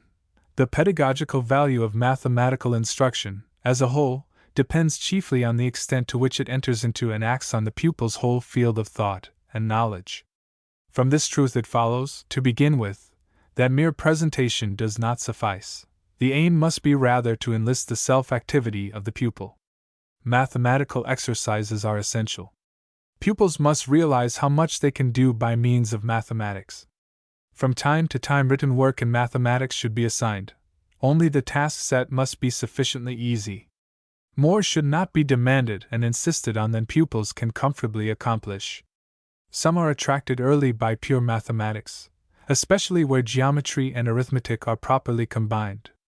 But a sure road to good results is applied mathematics, provided only the application is made to an object in which interest has already been aroused in other ways. 257. But the pupils ought not to be detained too long over a narrow round of mathematical problems. There must also be progress in the presentation of the theory. Were the only requisite to stimulate self-activity, the elementary principles might very easily suffice for countless examples affording the pupil the pleasure of increasing facility, and even the delight arising from inventions of his own, without giving him any conception of the greatness of the science. Many problems may be compared to witty conceits, which may be welcome enough in the right place, but which should not encroach on the time for work. There ought to be no lingering over things that with advancing study solve themselves, merely for the sake of performing feats of ingenuity. Incomparably more important than mere practice examples is familiarity with the facts of nature, and such familiarity renders all the better service to mathematics if combined with technical knowledge. 258. Even young children may very well busy themselves with picture books illustrating zoology, and later with analyses of plants which they have gathered. If early accustomed to this, they will, with some guidance, readily go on by themselves. At a later time they are taught to observe the external characteristics of minerals. The continuation of the study of zoology is beset with some difficulties on account of the element of sex. 258. Though industriously debated, there is no field of education more undecided both as to matter and method than nature work in the grades. Some scientists would teach large amounts of well-classified knowledge, others are content when they have secured a hospitable frame of mind toward nature. If a love for flowers and birds can be cultivated in children, the latter class are satisfied that the best result has been attained. Thus a discussion arises as to which is the more valuable, attitude or knowledge. It is feared by some that any attempt to teach real science, even of an elementary kind, will result in a paralysis of permanent scientific interest. To this it is replied that a sentimental regard for aesthetic aspects of nature ensures little or no true scientific interest. Both sides are, in large measure, wrong, for, though apparently antagonistic in their aims, they make merely a different application of a common principle, which, if not wholly erroneous, is at least inadequate. Both parties assume that the end to be attained in nature study is something only remotely related to the pupil's practical life. One would present nature for its own sake as scientific knowledge, the other would offer it for its own sake as a source of aesthetic or other feeling. The scientist often assumes that to a pupil a scientific fact or law is its own excuse for being. He thinks there must be a natural, spontaneous response to such a fact or law in the breast of every properly constituted child, so that, to imbue the mind with the scientific spirit, it is only necessary to expose it to scientific fact. Perhaps, unfortunately for the normal child, this view is somewhat encouraged by the biographies of scientific geniuses. On the other hand, those who hold the poetic view of nature assume that there must be a native response to natural beauties in every child, so that the true method is to expose him to nature's beauty, when rapture is sure to follow. Unfortunately again for the pupil, this view is also encouraged by the influence of the nature poets. The result is that natural science is presented as an end in itself, in the one case as scientific knowledge, in the other as the lovable in nature. While it may be admitted that a few children will respond now to the one stimulus, now to the other, the great mass are not thrilled with rapture at nature's beauty, nor are they fettered by scientific interest in her laws. To become an object of growing interest to children, nature must have a better basis than natural childish delight in the novel, or reverence for scientific law. The first of these is evanescent, the second feeble. We may agree with the scientist as with the poet, that both science and poetic appreciation are desirable ends, but they cannot be imparted to the childish mind by didactic fiat. If there is one service greater than another that Herbart has rendered to education, it is in bringing clearly to our consciousness the supreme importance of the principle of apperception, or mental assimilation, as a working basis for educative processes. So long as a fact or a principle or system of knowledge stands as an end in itself, just so long is it a thing apart from the real mental life of the child. Even a formally correct method of presentation, should it even appeal at once to all 6 classes of interest, will fail to create more than a factitious mental enthusiasm. It is like conversation that is made interesting. It may suffice to lighten a tedious hour, but it awakens no vital response.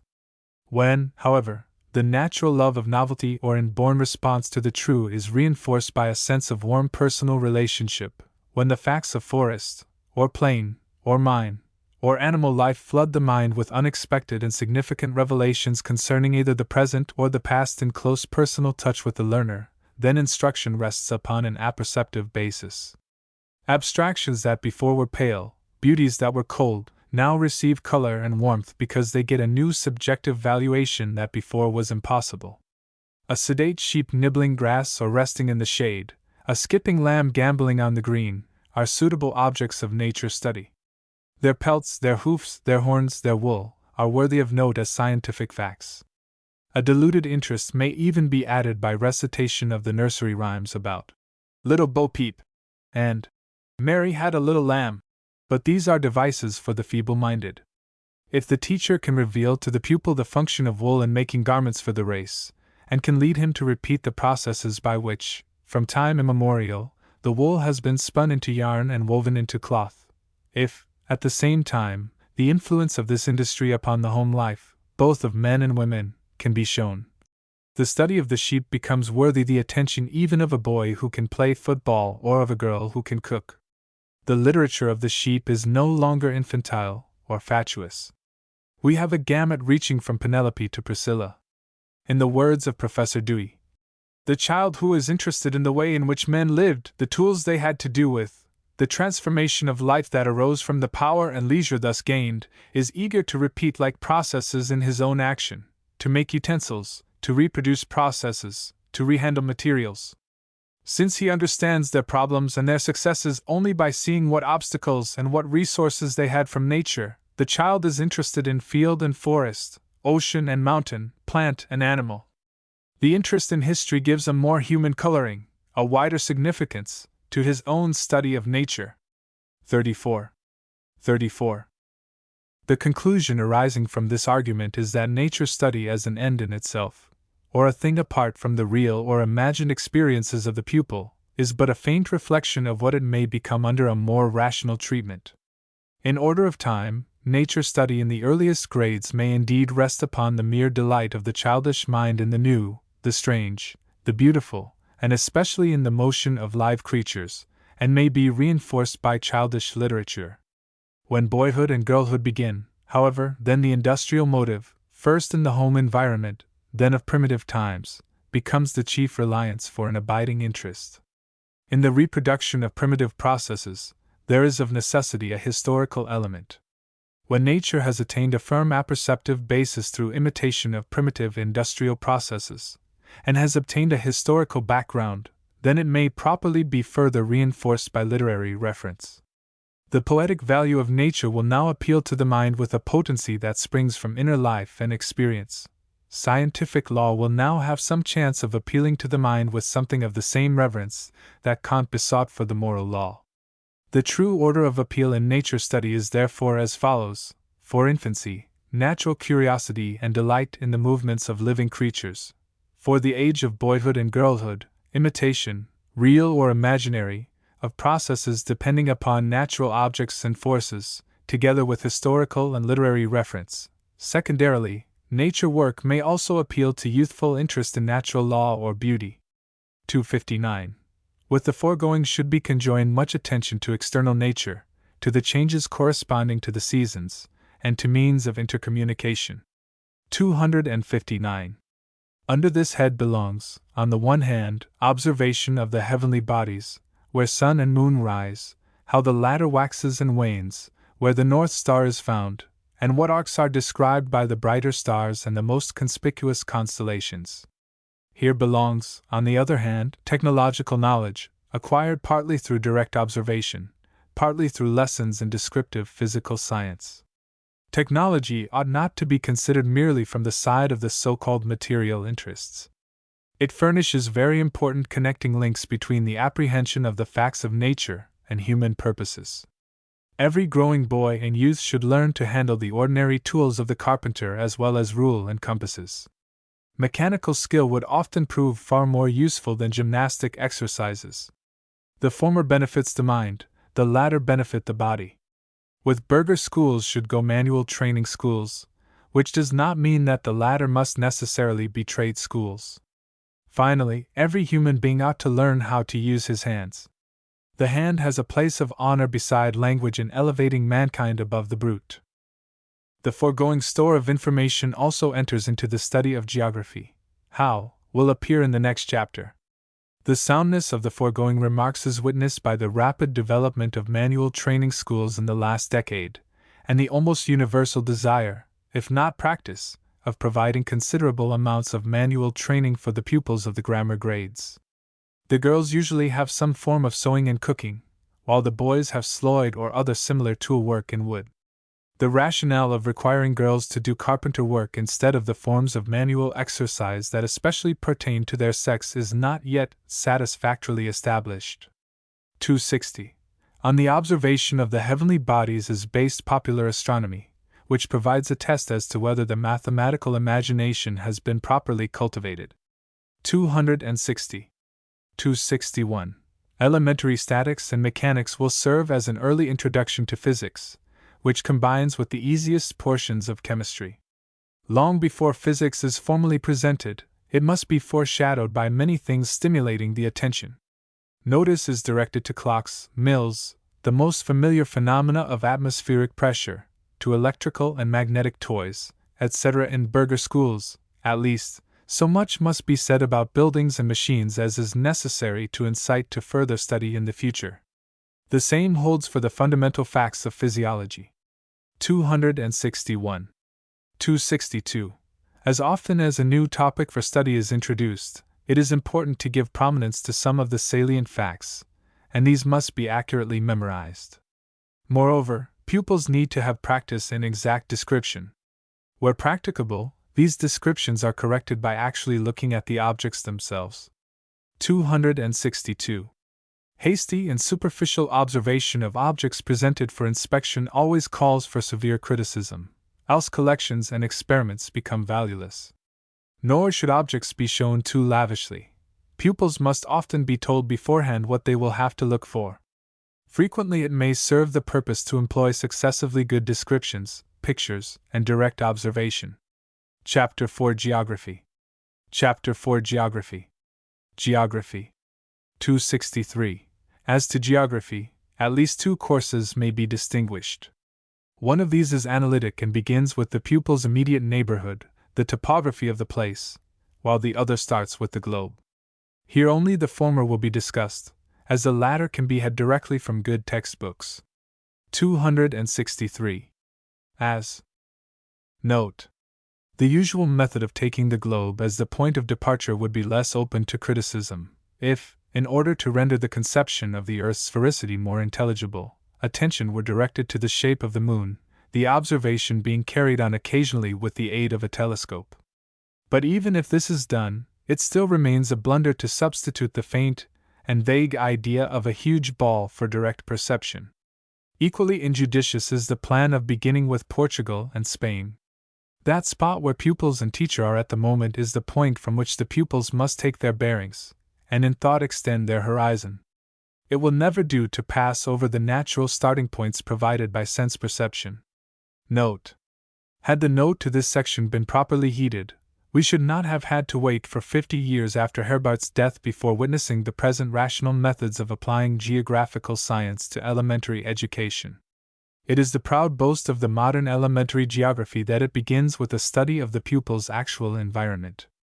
The term home geography has now become a familiar one. It signifies that the pupil is taught to observe the geographical elements as they exist in his own neighborhood. He studies hills, watercourses, soil, woods, lakes, together with the industrial phenomena that come within the reach of his investigation. Upon this primary sense basis he rears the structure of his geographical knowledge. 264. Geography is an associating science, and use must be made of the opportunities it offers for binding together a variety of facts, none of which should be allowed to remain isolated in the mind of the learner. It is not the mathematical portion, supplemented and made interesting by popular astronomy, that serves as the first connecting link between mathematics and history. Second course. Even the rudiments of geography may, on the basis of observation exercises, furnish practice in the determination of triangles which occur on the first maps used. Although this step is not always necessary when once some skill has been acquired in singling out features worthy of note.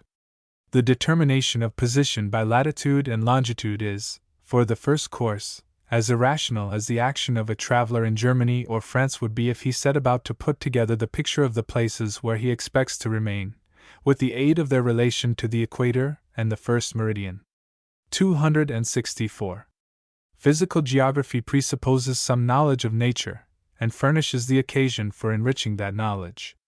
Political geography designates the manner in which man inhabits and uses the earth's surface. It is the pedagogical aim of instruction in geography to associate all this. 265. The teacher must cultivate the art of narration. His accounts must resemble those of a traveler. But the narrative should conflict with the determination of the relative position of places, by grouping them about one principal place, and in the case of more than one by the use of triangles, as little as, in teaching history, the story of events should conflict with the scheme of chronology.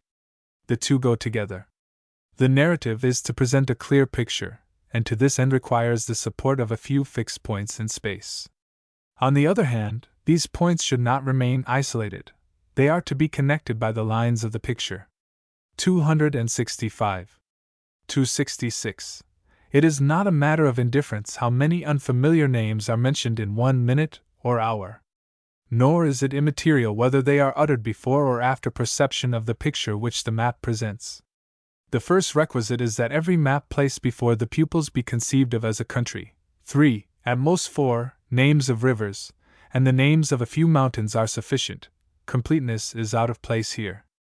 The few names given provide ample opportunity for fixing the position of notable points, both with reference to one another and to the boundary lines of the country. 266.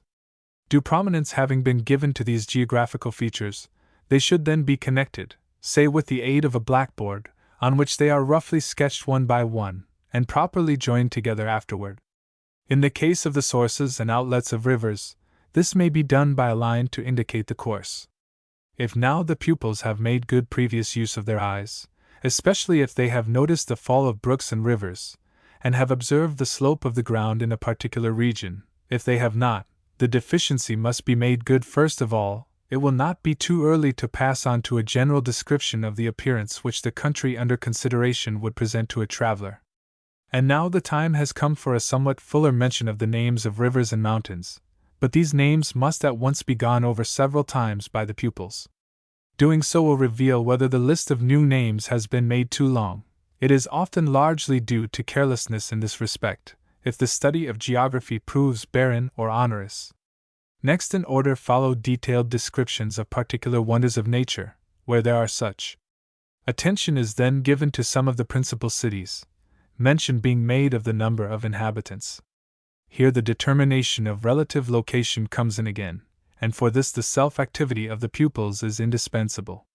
Finally, human industry and art, so far as they relate to the products of the country, together with the little of political organization that pupils can grasp. The names of the provinces should ordinarily be omitted from the first course. This section is suggestive of the old geography of the last half-century: location, names, maps, the barren details of the science. Geography is something richer than all this. The old geography was political in the foregoing sense.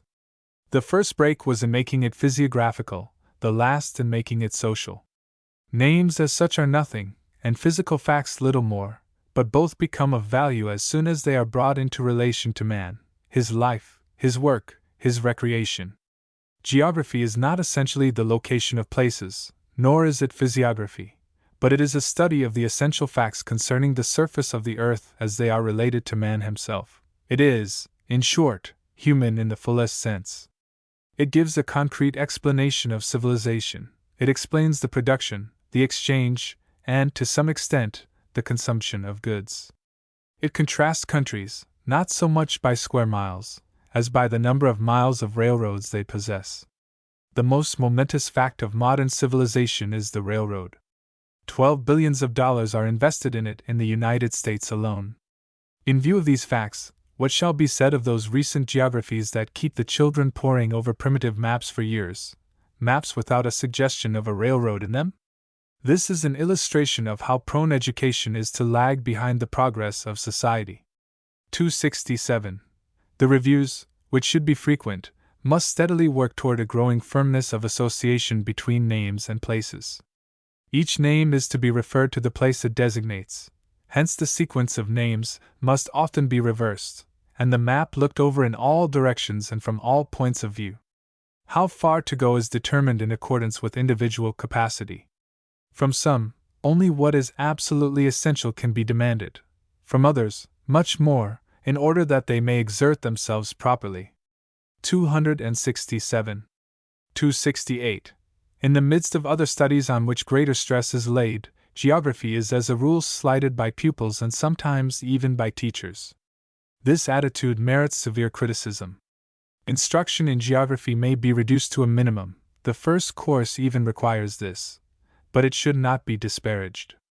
With many pupils, geography is the first study which gives them the consciousness that they can learn as they are expected to learn. With all pupils, geography must connect the remaining studies and must keep them connected.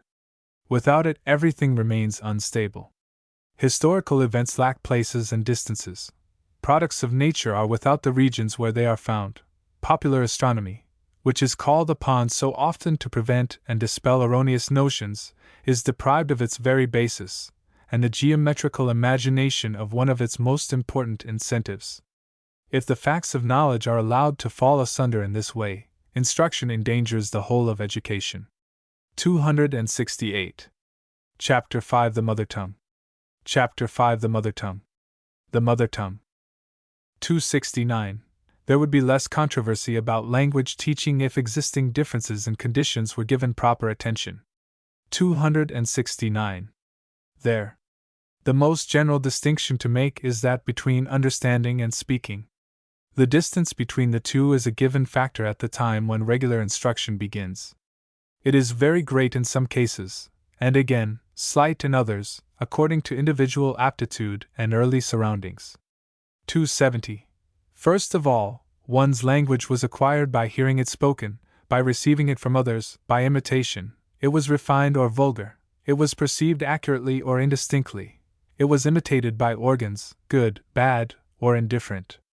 Little by little the imperfections of the earliest stage are outgrown, where cultured persons set a daily example and insist on correctness of speech. Sometimes, however, it takes years to bring about such a result. 270. 271. Another factor, and one deeply rooted in individual temperament, is the stronger or weaker impulse toward expression through language. This fact elevates the language of each one above mere imitation. Its improvement must start from the thoughts which it seeks to express. Striking progress of this kind often occurs during adolescence. 271. The differences noted in this and the two preceding sections are psychological, hence common to German and American children. The problem of teaching American children their mother tongue, assumed to be English, is both harder and easier than to teach German to German children. It is easier in that English is mostly uninflected, hence unencumbered by nice distinctions in grammatical form. This same fact, on the other hand, causes didactic difficulties, since most teachers are at a loss as to what definite body of knowledge they should, or can impart that will train the child into a mastery of good English speech.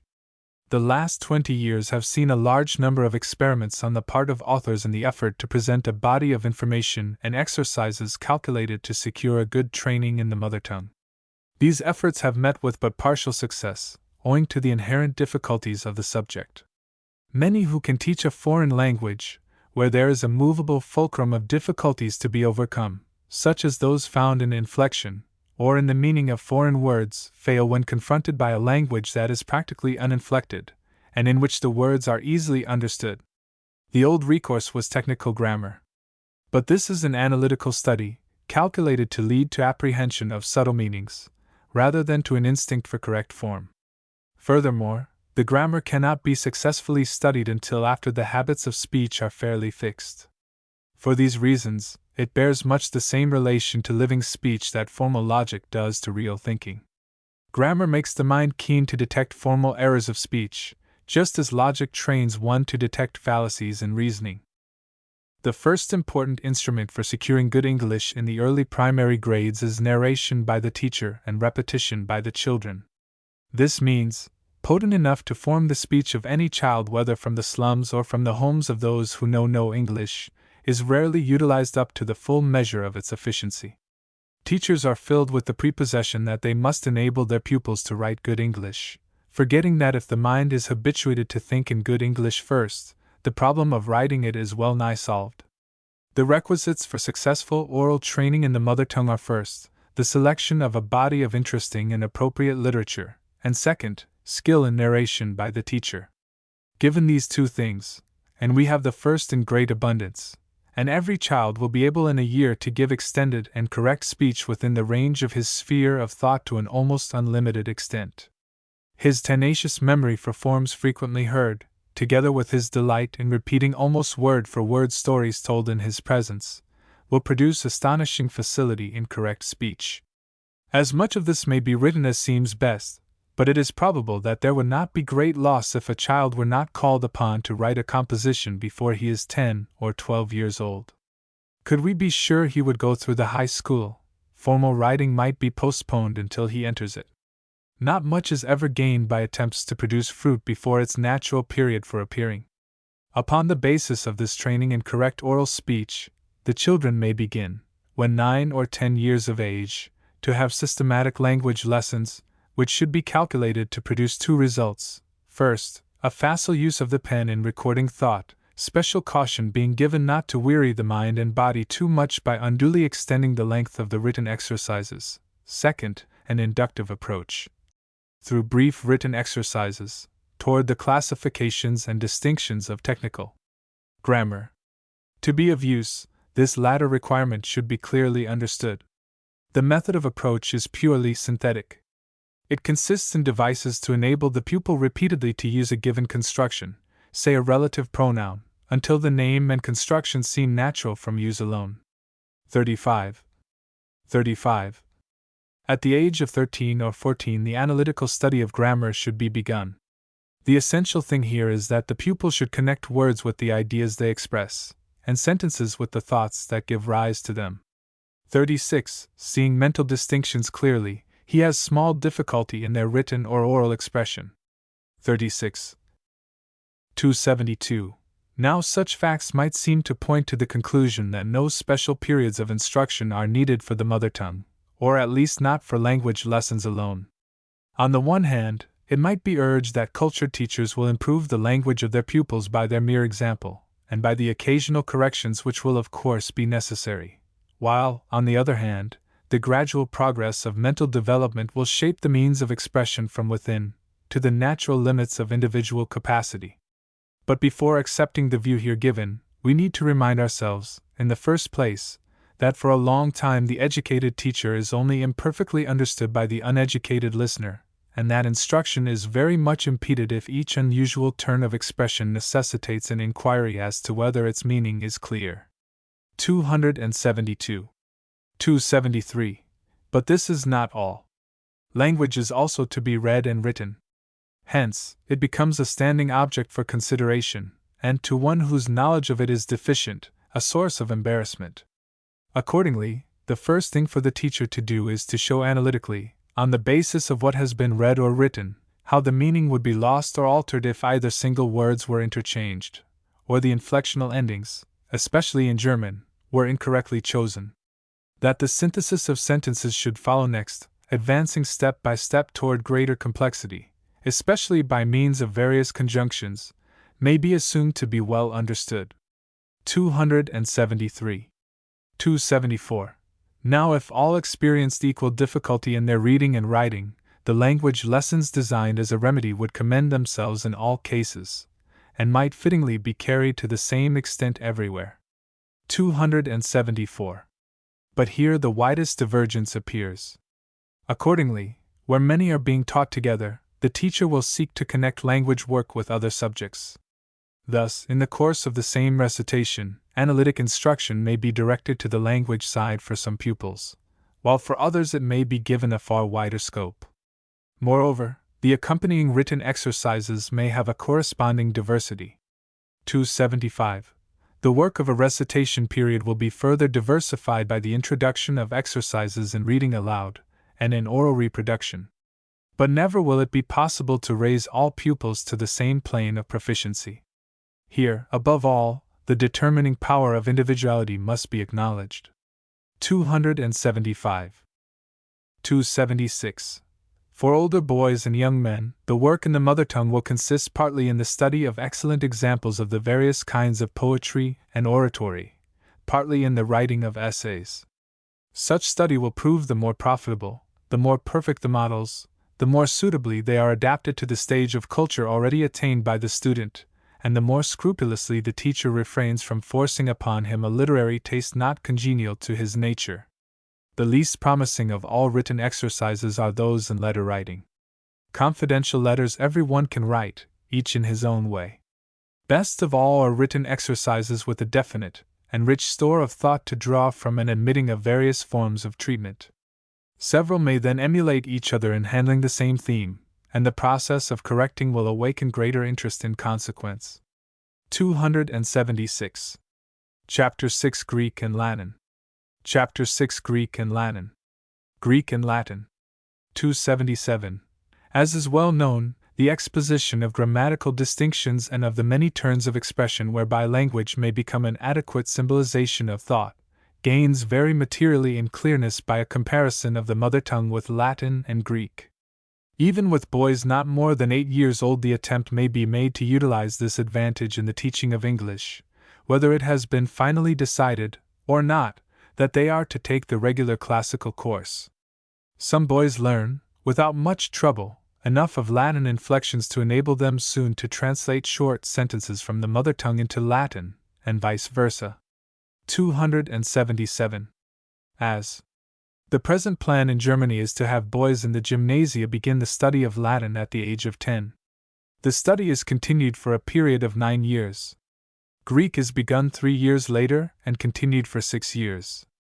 In the United States, the prevailing plan is to postpone the study of Latin until the pupil enters the high school at the age of 14 or 15. Good private schools and many city grammar schools permit children to begin when some 2 years younger than this. The report on college entrance requirements made before the National Educational Association in 1899 suggested the propriety of extending the influence of the high school over the 2 highest grades of the grammar school, making in effect a 6-year high school course.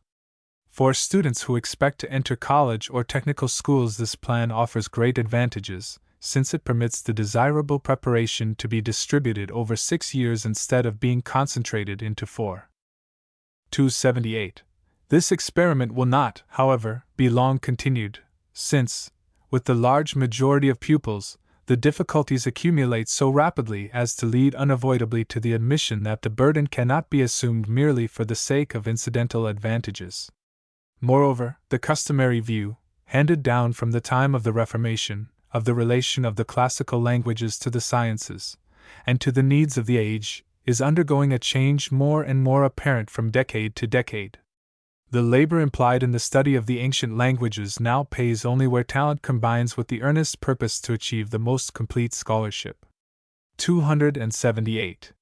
This remark is prophetic of the enormous increase of instruction in the sciences since Herbart's day, yet Latin has also enjoyed a phenomenal increase in popularity in American schools.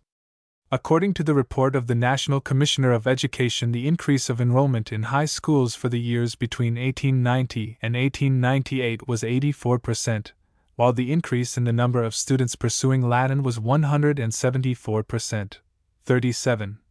This surprising growth in the number pursuing an ancient language can hardly be accounted for by increased stringency in college entrance requirements in Latin, but must rather be ascribed to a growing conviction among the people that the study is indispensable in secondary education. That this must be the case is seen by the attendant circumstances. In the first place, Latin has become an elective in nearly all high schools. In the next place, many rich equivalents are offered, both in science and in modern languages. And finally, our system of universal elementary education has sent large classes of persons into the secondary schools that have never previously been there. Yet the number of students electing this study grows by leaps and bounds. 37. Note 1. The assertion is often heard that the ancient languages supply a permanent standard by which to judge of the progress and the decay of modern languages. Also, that the ancient classics must be regarded as furnishing the models for purity and beauty in style. These and similar contentions are undeniably correct, and carry the greatest weight, but they are unpedagogical. They embody the absolute requirement, but not that which younger pupils need for their culture, and the large majority of those who are fitting themselves for official positions cannot afford to make themselves guardians of language and style. They must take language as it is, and acquire the manner of expression which is adapted to the world of affairs. Those higher cares belong to authors, but no one is educated for authorship. Note 2. It is a familiar notion that the difficulty would diminish if the ancient languages were begun later, that then the ability to learn would prove greater. On the contrary, the older the pupil, the stronger the tendency of his thought mass toward exclusion. Memory work must be introduced early, especially where its usefulness depends wholly on the acquisition of facility.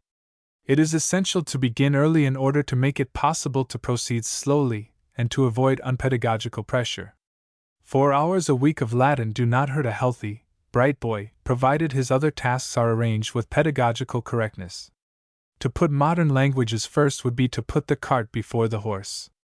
Useful enough, however, are single French and English expressions relating to everyday life. They will be of service in acquiring the pronunciation, but a few phrases do not constitute the teaching of a language. 279. The manner of teaching the ancient languages, where they are regarded as a matter of necessity or conventionality, no account being taken of pedagogical considerations, need not be discussed here. It must rather be admitted at once that no pedagogical means whatever exist, whereby those who live with their interests strictly confined to the present could be brought to acquire, with genuine sympathy, the content of the works of antiquity. 279. American teachers, in estimating the value of Latin for the high school student, lay more stress upon training in the mastery of the mother tongue than upon the literary contents of the classical writings. Professor Bennett, in his treatment of the teaching of Latin in the secondary school, 38, places in strong light the splendid linguistic training a youth undergoes when taught by a good teacher of this subject. In Germany, since Herbart's time, Professor Russell tells us that the teaching of Latin has fluctuated between two aims. Between that view which makes the classics a purely formal discipline, and that other view which bases the worth of such a study on the acquisition of humanistic culture, in contact with the best thoughts of the best men of antiquity. In the one case it is considered of equal value as a means of preparation for all trades and professions dependent on intellectual acumen. In the other case it is of worth only for those who can practically apply the technical knowledge thereby acquired, or may have sufficient leisure to enjoy its aesthetic qualities. It is a question of making the ancient literature a means to an end or an end in itself. 39. 38. 39. The dogma of formal discipline as a leading aim in education has nowhere been more discredited than among Herbartian writers. A judicious estimate of its truth and error is made by Professor Hinsdale. 40. His main conclusions are as follows. 40. The degree to which power generated by education is general depends upon the extent to which it energizes the mind, and particularly the extent to which it overflows into congruent channels. Such power is far more special than general. It is only in a limited sense that we can be said to have a store of mobilized mental power. No one kind of mental exercise, no few kinds, can develop the whole mind. No study, no single group of studies, contains within itself the possibilities of a whole education. On the other hand, American students rarely study classics long enough to acquire much facility in mastering the literary contents of the ancient writers. If, to considerable extent, the idea of formal discipline is a delusive one, and the idea of a broad, humanistic culture is an illusion of the American schoolmaster, we must justify the study of Latin upon other grounds. The linguistic advantages arising from it are obvious and decided. Among these stands first the mastery of the mother tongue, first through the comparative study rendered necessary by translation, then by study of the roots of a large part of the English vocabulary, and more remotely by the light thrown by Latin upon history and institutional life. There is an advantage in Latin of great, though usually unmentioned, importance, and that is its peculiar usefulness as an educational instrument, and that it presents to the pupil a graduated scale of surmountable difficulties.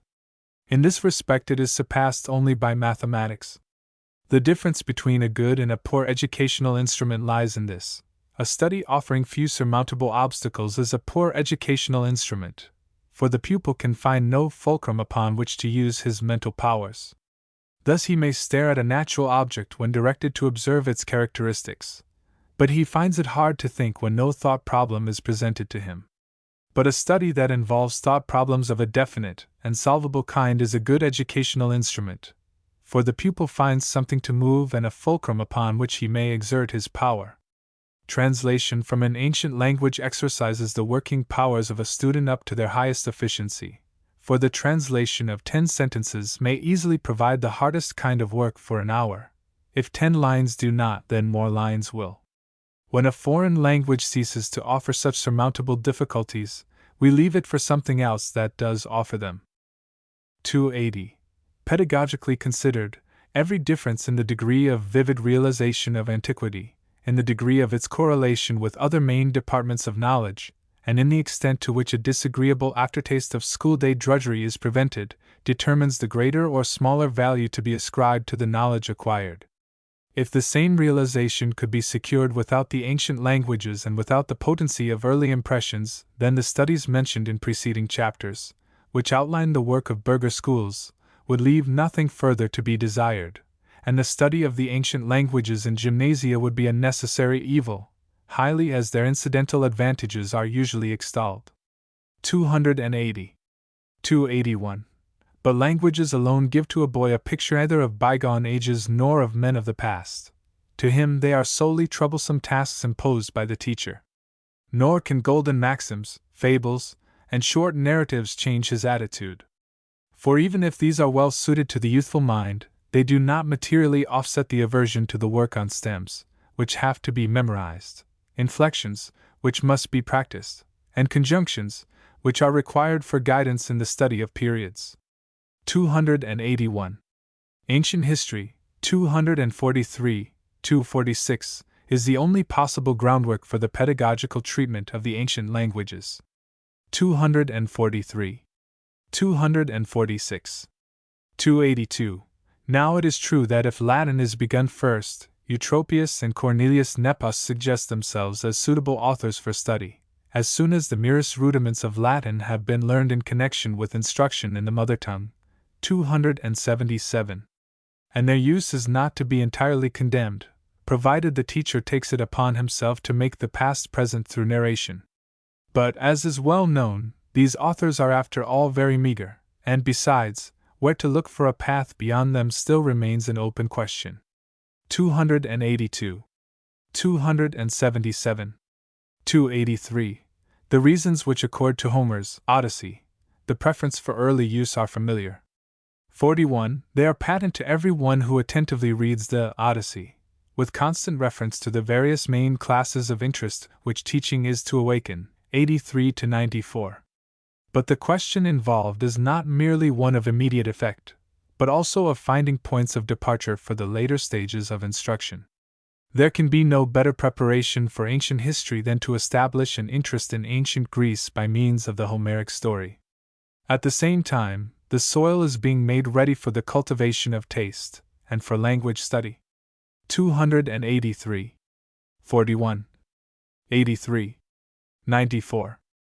To reasons of this kind, derived directly from the chief aim of all teaching and opposed only by tradition, the conventional doing of the classics, the philologists will have to listen some time, if they are not willing that, with the growing importance of history and of the natural sciences, and with the increasing pressure of material interests, the study of Greek in schools should be pushed into a corner, and suffer a reduction similar to that which has already taken place in the case of Hebrew.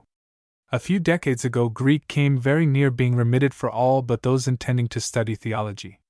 Of course, the Odyssey possesses no miraculous power to inspire those who have no talent whatever for language studies or do not take them seriously. Nevertheless, as many years of experience have shown, it surpasses every other work of antiquity that might be selected in definite pedagogical effect. Moreover, its study does not preclude an early commencement of Latin, nor even of Greek, where that seems necessary. Only Latin cannot be pushed with the customary rapidity at the same time, for the Odyssey requires an hour daily, and grammatical and lexicological work besides. Experience has proved that the grammatical rudiments pertaining to declension and conjugation must be worked over very carefully first, although reduced to what is absolutely essential. Besides, the first lessons in the Odyssey ought not to exceed a few lines each time, and during the first months, no accurate memorizing of words is to be demanded. But farther on, the acquisition of a vocabulary must be vigorously insisted on. In fact, it becomes the pupil's most necessary collateral work. By continued effort in this direction, a considerable portion of the whole stock of words is gradually acquired. The language forms are supplied with the content to which they refer, and through which they become significant. The teacher must know exactly, not only when to hasten on, but also when to delay, for every perceptible gain in facility is likely to betray pupils into some carelessness which needs to be corrected at once. With good pupils, it is not infeasible to read the whole of the Odyssey, since facility increases very rapidly toward the end. Nevertheless, such work should not extend much beyond 2 years, otherwise weariness sets in, or time is taken from other things. In schools, it will be well to assign the first 4 books to one class, perhaps the class composed of pupils 9 or 10 years old, the next class to begin with Book V.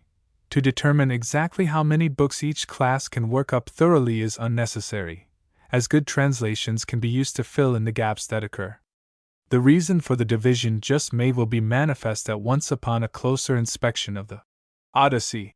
Some books more advanced pupils may later on read by themselves, but they should be expected to render an account of what they are doing. It is not necessary at this stage to explain in detail the rarer peculiarities of the Homeric dialect. Such things may well be deferred until, later in the course, the study of Homer, of the Iliad, is resumed. The teacher who is afraid of the difficulties connected with the plan presented should remind himself of the fact that progress by any other path is equally beset with difficulties. While at work on Homer, care should be taken to keep pupils from being influenced simultaneously by such tales as those from the Arabian Nights, because they blunt the sense of the wonderful. 284. Only 2 poets, 2 historians, and 2 philosophers need to be mentioned to indicate the continuation of the course. Homer and Virgil, Herodotus and Caesar, Plato and Cicero. What authors should precede these, or should intervene, or follow, may be left for circumstances to determine. Xenophon, Livy, Euripides, Sophocles, and Horace will probably always retain a place by the side of those mentioned. Horace especially offers brief maxims, the after effect of which the educator should by no means underestimate. It is obvious that Virgil and Herodotus are rendered much easier by taking up Homer first. On the other hand, the return to Homer, to the Iliad, during adolescence, is as little to be omitted, if only on account of mythology, as the return to ancient history for purposes of pragmatic study. 250. Again, the syntactical scheme of the ancient languages, which involves far greater difficulties than do even inflections and vocabulary, is more easily mastered by placing the poets before the prose writers, because then the pupils are not compelled to struggle with all the difficulties of sentence structure at once. At any rate, it is desirable that, just as the student's Greek vocabulary is built up from the Odyssey, his hoard of Latin words should be drawn from the Aeneid. The latter, however, will hardly be read entirely, because it cannot be gone over with nearly the same rapidity as the latter books of the Odyssey, when facility in reading has been attained. Caesar's Bellum Gallicum must be studied with exceptional carefulness, since its style comes nearer to being a desirable first model for the student of Latin than the style of the other authors in use. After this has been accomplished, the strictly systematic teaching and memorizing of Latin syntax, together with selected brief examples, is in order as one of the main lines of work.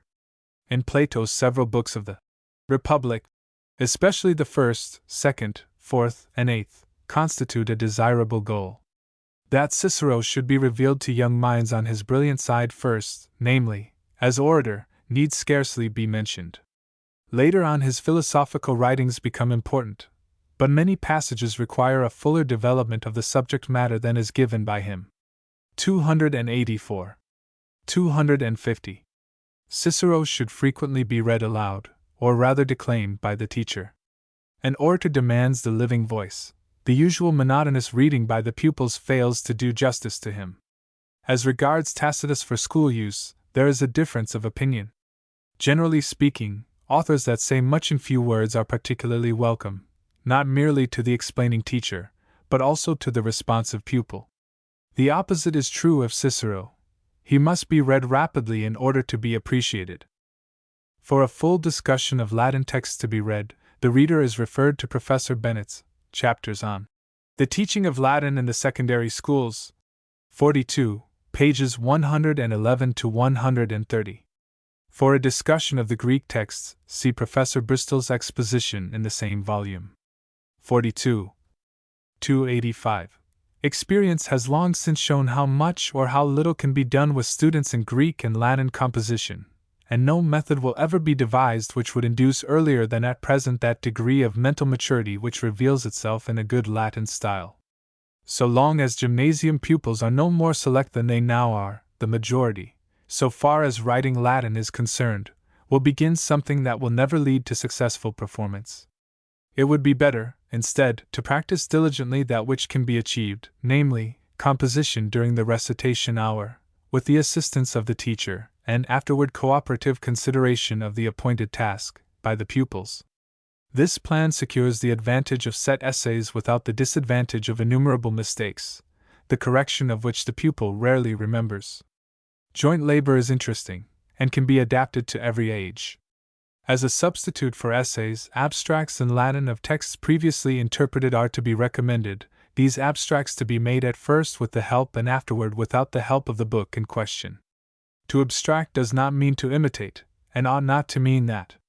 To imitate Cicero requires Cicero's talent, and unless this exists, the attempt to imitate, it is to be feared, will result in cold artificiality. Even Caesar is not so simple that his style could be taught and learned. But many passages of Caesar may be memorized, at first short sentences, then longer periods, finally whole chapters. The usefulness of this practice is attested by experience. 285. Chapter 7 Further Specification of Didactics. Chapter 7 Further Specification of Didactics. Further Specification of Didactics. 286. The more precise determination of the theory of instruction depends on the nature of particular subjects of instruction, on the individuality of the pupil, and on the external conditions of ethical life. 286. The 287. Where the goal to be reached is technical knowledge and multiformity of scholarship, each branch of study asserts its claims to thoroughness without regard to the rest. Such is the attitude of the state, which requires many men with special training, together constituting an efficient whole. Hence it disseminates knowledge and establishes institutions of learning, without inquiring, save with reference to future official appointments, who the individuals are that avail themselves of the offered opportunities. 287. 288. The family, on the other hand, interested as it is in the individual, must take the pedagogical point of view, according to which every human being is to realize the best he is capable of. It is essential that families should grasp this distinction, and accordingly concern themselves, not with greatness of particular achievements, but with the totality of culture possible for the individual.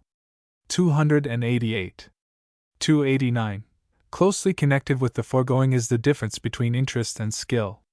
Skill of various sorts can be obtained by force, but it is of no value to general culture when the corresponding interest is lacking.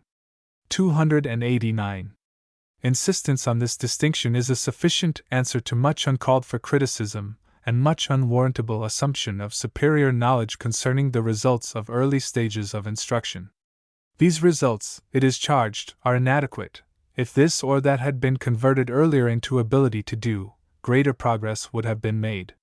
But when interest has not been aroused, and cannot be aroused, compulsory acquisition of skill is not only worthless, leading as it does to soulless mechanical activity, but positively injurious, because it vitiates the pupil's mental attitude and disposition. 290. Whether the pupil's individuality will endure without injury the pressure which drill and skillful performance would necessitate, is a question which at times cannot be decided except by trial. Reading, arithmetic, grammar, are familiar instances. 290. 291. The more perfect the instruction, the greater the opportunity it affords for comparing the excellences and faults of the individuals receiving it simultaneously. This point is of importance both to the continuation of instruction and to training, to the latter, because the teacher's insight into the causes of the faults which training has to combat is deepened. 291. 292. The ethical life may attach itself to views embracing the universe. It may, on the contrary, move within a very narrow range of thought. Now, while it is true that external circumstances will usually set limits to instruction, its scope should nevertheless not be narrower, but in every way wider than the realm of necessary, everyday prudence. Otherwise, the individual will always be in danger of exaggerating his own importance and that of persons closely related to him. 292. 293. It is more difficult, as a rule, to extend the mental horizon in the direction of the past than within the present. In teaching girls, therefore, and children from the lower classes, greater prominence is given to geography and whatever can be grouped about it than to historical studies. Again, in cases where a shortening of the course of study becomes necessary, it becomes well nigh necessary to take account of the difference in question. But conversely, where the scope of instruction is to be wide, the historical side, because more difficult, must receive increased attention. 293. Section 2. The faults of pupils and their treatment. Section 2. The faults of pupils and their treatment. The faults of pupils and their treatment. Chapter 1. General differentiation. General differentiation. 294. Some faults are inherent. They are a part of the pupil's individuality. Others have sprung up in the course of time, and of these, again, some have been influenced by the factor of individuality more than others. Faults that the pupil commits are left out of account for the present. With increasing years, some of the inherent faults grow, others diminish. For there is a continual change of relation between that which man derives from experience, between those ideas which rise spontaneously, and those masses of ideas which approach stability. There is, besides, an ever-varying succession of diverse reproductions. All this change is pervaded throughout by the consciousness of one's own body, the original base of support for self-consciousness, with respect not merely to its needs, but also to its powers of motion and fitness for use. Again, the apprehension of the similar is being multiplied, the ideas of things approximate to general concepts. In addition, the process of judging is shaping more and more the material presented. Accordingly, the manner in which the individual analyzes and puts in order his knowledge becomes gradually determined. On the one hand, there is a growing confidence of affirmation. On the other, questions remain, the answer to which is given over to the future. In part, they become transformed into longing expectation. 294. Some. Upon all that has been enumerated, the physical organization of the individual exerts retarding and furthering influences. The effect of the body is seen in a certain physiological resistance to psychical processes, and in strong physical impulses far more complex, no doubt, than ordinary experience shows. 295.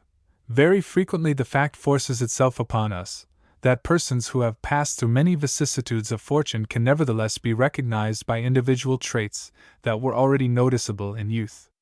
Here a certain uniformity reveals itself in the characteristic way and manner in which such persons involuntarily seize upon and work up various impressions.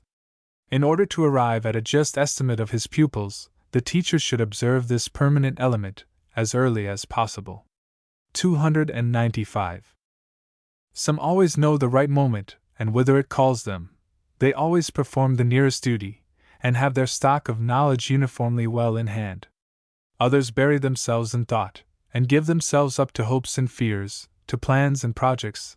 They live in the past or in the future, resent being disturbed by the present, and require time and effort to bring themselves back to it. Between the former and the latter are found others, who do indeed note the given and the present, not, however, to take it as it appears, but rather to look beyond, for the purpose of spying what lies concealed behind, or in order to move, displace, interfere, perhaps to distort, ridicule, and caricature. With many the tendency described is merely superficial. They play and tease, a common manifestation of youthful animal spirits. Now the question arises, how much seriousness lies back of the playfulness? How much depth beneath the animated surface? Here temperament enters as a factor. The play of one with a sanguine temperament comes to an end, but where sourness of temper is habitual, their danger threatens, if, as commonly happens, sport turns to earnest. Self-assertion plays a part also, manifesting itself in various ways. It assumes one form in him who has confidence in his strength, physical or mental, and another form in those who know their weakness, with or without the mental reservation as to the future employment of artifice or cunning, and so also with more or less acknowledgement of the superior power or authority. Passionate playing, on the whole, implies little seriousness, but may well indicate sensitiveness and a propensity to freedom from restraint. Prudence in sport is a sign of ability to take the opponent's point of view, and to foresee his plans. Love of play is far more welcome to the teacher than indolence, or languid curiosity, or gloomy seriousness. It is one of the minor faults, if now and then work is forgotten over a game and time wasted. The situation is more grave, sometimes very grave indeed, where extravagance, or greed of gain, or secretiveness, or bad company is involved. In such cases decided interference on the part of the teacher is necessary. 296. Since courage and rationality grow with increasing years, the faults of mere weakness leave room for hope of improvement, although there is need of an invigorating mode of life, invigorating physically and mentally, and of counsel and reproof in particular instances. Under continued watchful care weak natures improve much more than at first thought would seem to be likely. 296. 297. Unsteadiness, continual restlessness, where they accompany good health without being the result of external stimulation, are doubtful indications. Here it will be well to look to the sequence of thoughts.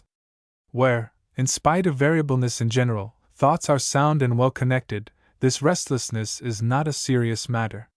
The case is worse when the opposite is true, especially when the vascular system appears very irritable, and dreamlike reveries occur. Here the danger of insanity is seen lurking in the distance. 297. The appropriate treatment for such pupils consists in holding them strictly to definite tasks, especially to those occupations that compel a close observation of the external world, and in exacting the performance of the work assigned, without failing to encourage whatever is undertaken from choice. 298. Sensual impulses and violence of temper are apt to go from bad to worse as pupils grow older. Against these, careful supervision, earnest censure, and the whole rigor of moral principles must be brought to bear. Momentary ebullitions of passion, however, unless persistently obstinate attempts are made to justify them, need to be handled gently, that is, as evils calling for precaution and vigilance. 298. 299. The faults hitherto noted lie for the most part on the surface. Others have to be studied as occasion offers an instruction. 299. There are minds so dull that even the attempt merely to secure connection with definite portions of such thoughts as they have does not succeed. Easy questions intended to raise their ideas into consciousness only increase the resistance to be overcome. They are seized with embarrassment from which they seek to escape, sometimes by a simple "I don't know," sometimes by the first wrong answer that comes to hand. Mental activity has to be enforced, yet remains feeble at best, and it is only in after years, under pressure of necessity, that they acquire some facility for a limited sphere. Others, whom one would be inclined to call contracted rather than generally limited, because by them reproduction is performed successfully but within a narrow compass, exhibit a lively endeavor to learn, but they learn mechanically, and what cannot be learned in that way they apprehend incorrectly. These undertake, nevertheless, to form and express judgments, but their judgments turn out to be erroneous. Hence they become first discouraged and then obstinate. Again, there are those whose ideas cannot be dislodged, and still others whose ideas cannot be brought to a halt. These two classes call for a more detailed consideration. 300. Among the various masses of ideas, 29, some necessarily acquire permanent predominance, others come and go. But if this relation reaches full development, and becomes fixed too early, the controlling ideas no longer admit of being arrested to the extent necessary for the reception of the new material offered by instruction. This fact explains the experience that clever boys, notwithstanding the best intentions to receive instruction, yet frequently appear very unreceptive, and that a certain rigidity of mind, which in later manhood would not occasion surprise, seems to have strayed, as it were, into boyhood. No one should allow himself to be betrayed into encouraging such narrowness by commendatory terms such as pertain to strength and energy. Just as little, however, should clumsy teaching and its sequel, listless learning, be left out of account, as having no bearing on this state of affairs. 329. For rather may it be assumed that the fault mentioned might have been largely forestalled by very early instruction of all kinds, provided such instruction had been combined with a variety of attractive rather than of too difficult tasks. Where, on the other hand, mental nervousness has once taken root, it cannot be eradicated by all the art and painstaking effort of a multitude of teachers. When the questions of a child, 6 years old let us say, give rise to the apprehension that they proceed from a too contracted mental horizon, there should be no delay about resorting to manifold forms of stimulation, especially in the way of widening the pupil's experience to the greatest practicable extent. 301. On the other hand, it is not rare to find boys, and even young men, in whose minds no one thought mass attains to any very prominent activity. Such boys are always open to every impression and ready for any change of thought. They are wont to chat pleasantly, and to form hasty attachments. Here belong those who learn easily and forget as quickly. 301. This defect, too, when once confirmed, resists all skill and good intentions. Strength of purpose, from the very nature of the case, is out of the question. The situation varies in gravity, however, according to the influences of the earliest environment.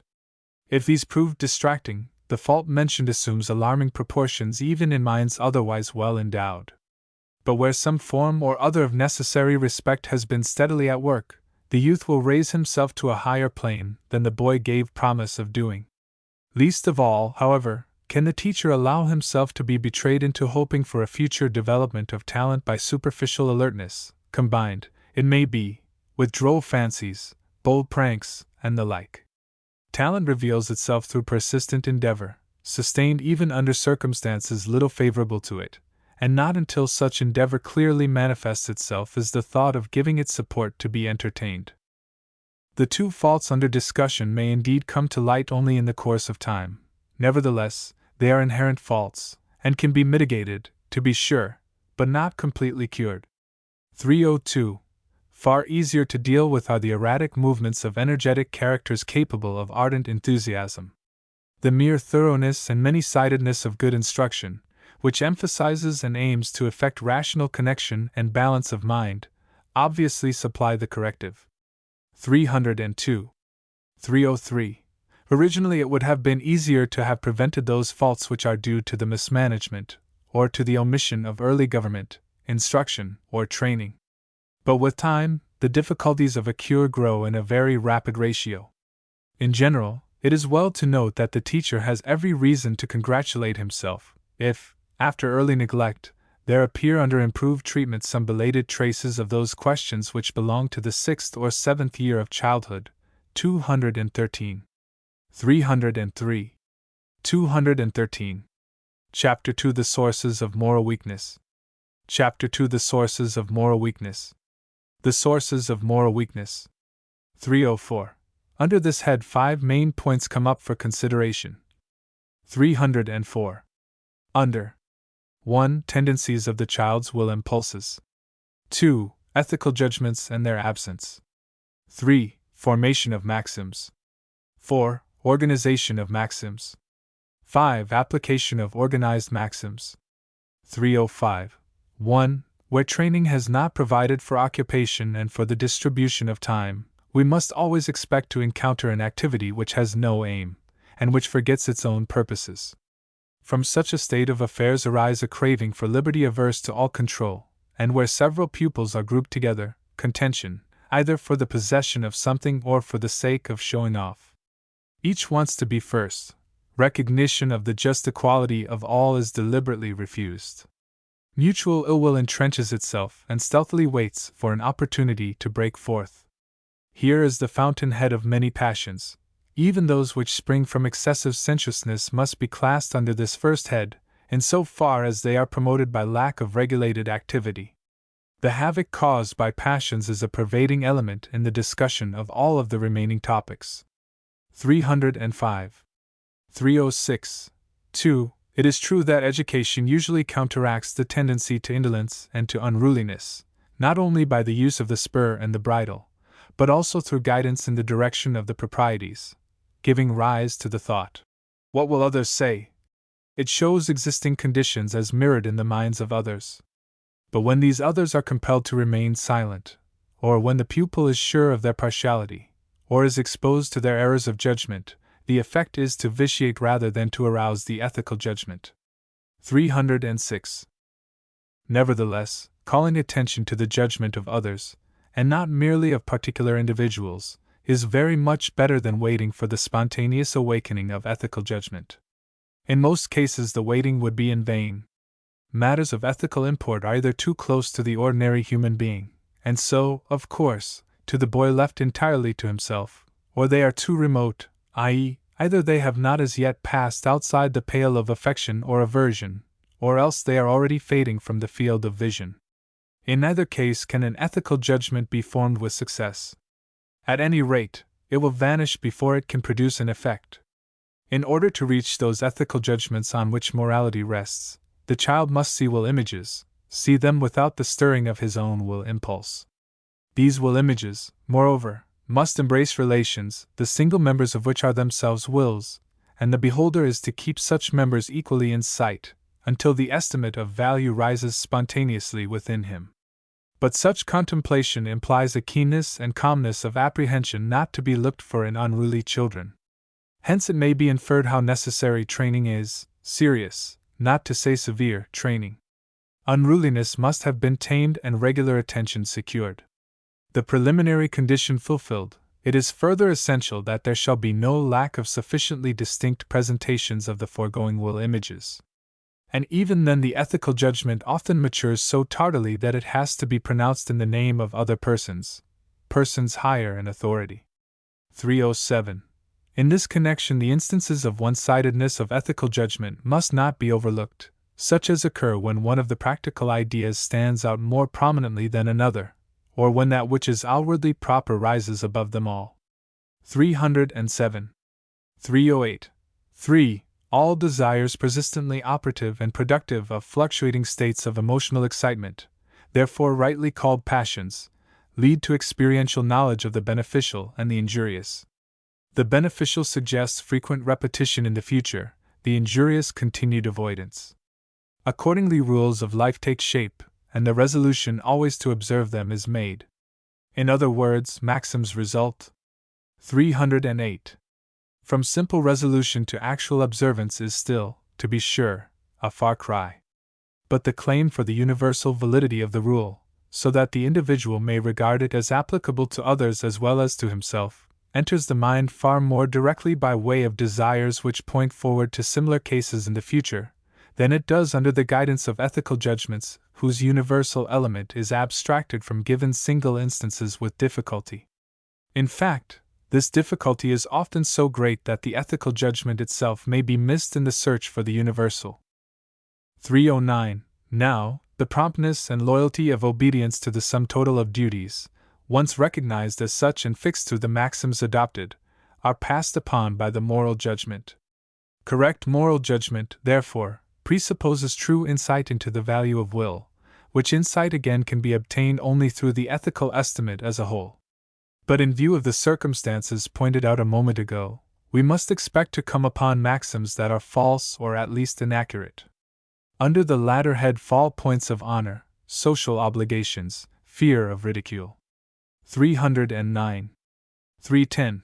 4. Maxims ought to form a unit, but in youth they are not fully determined even singly, much less are they closely united into a definite whole. The proviso of exception still clings to them, so also that of future tests through experience. 310.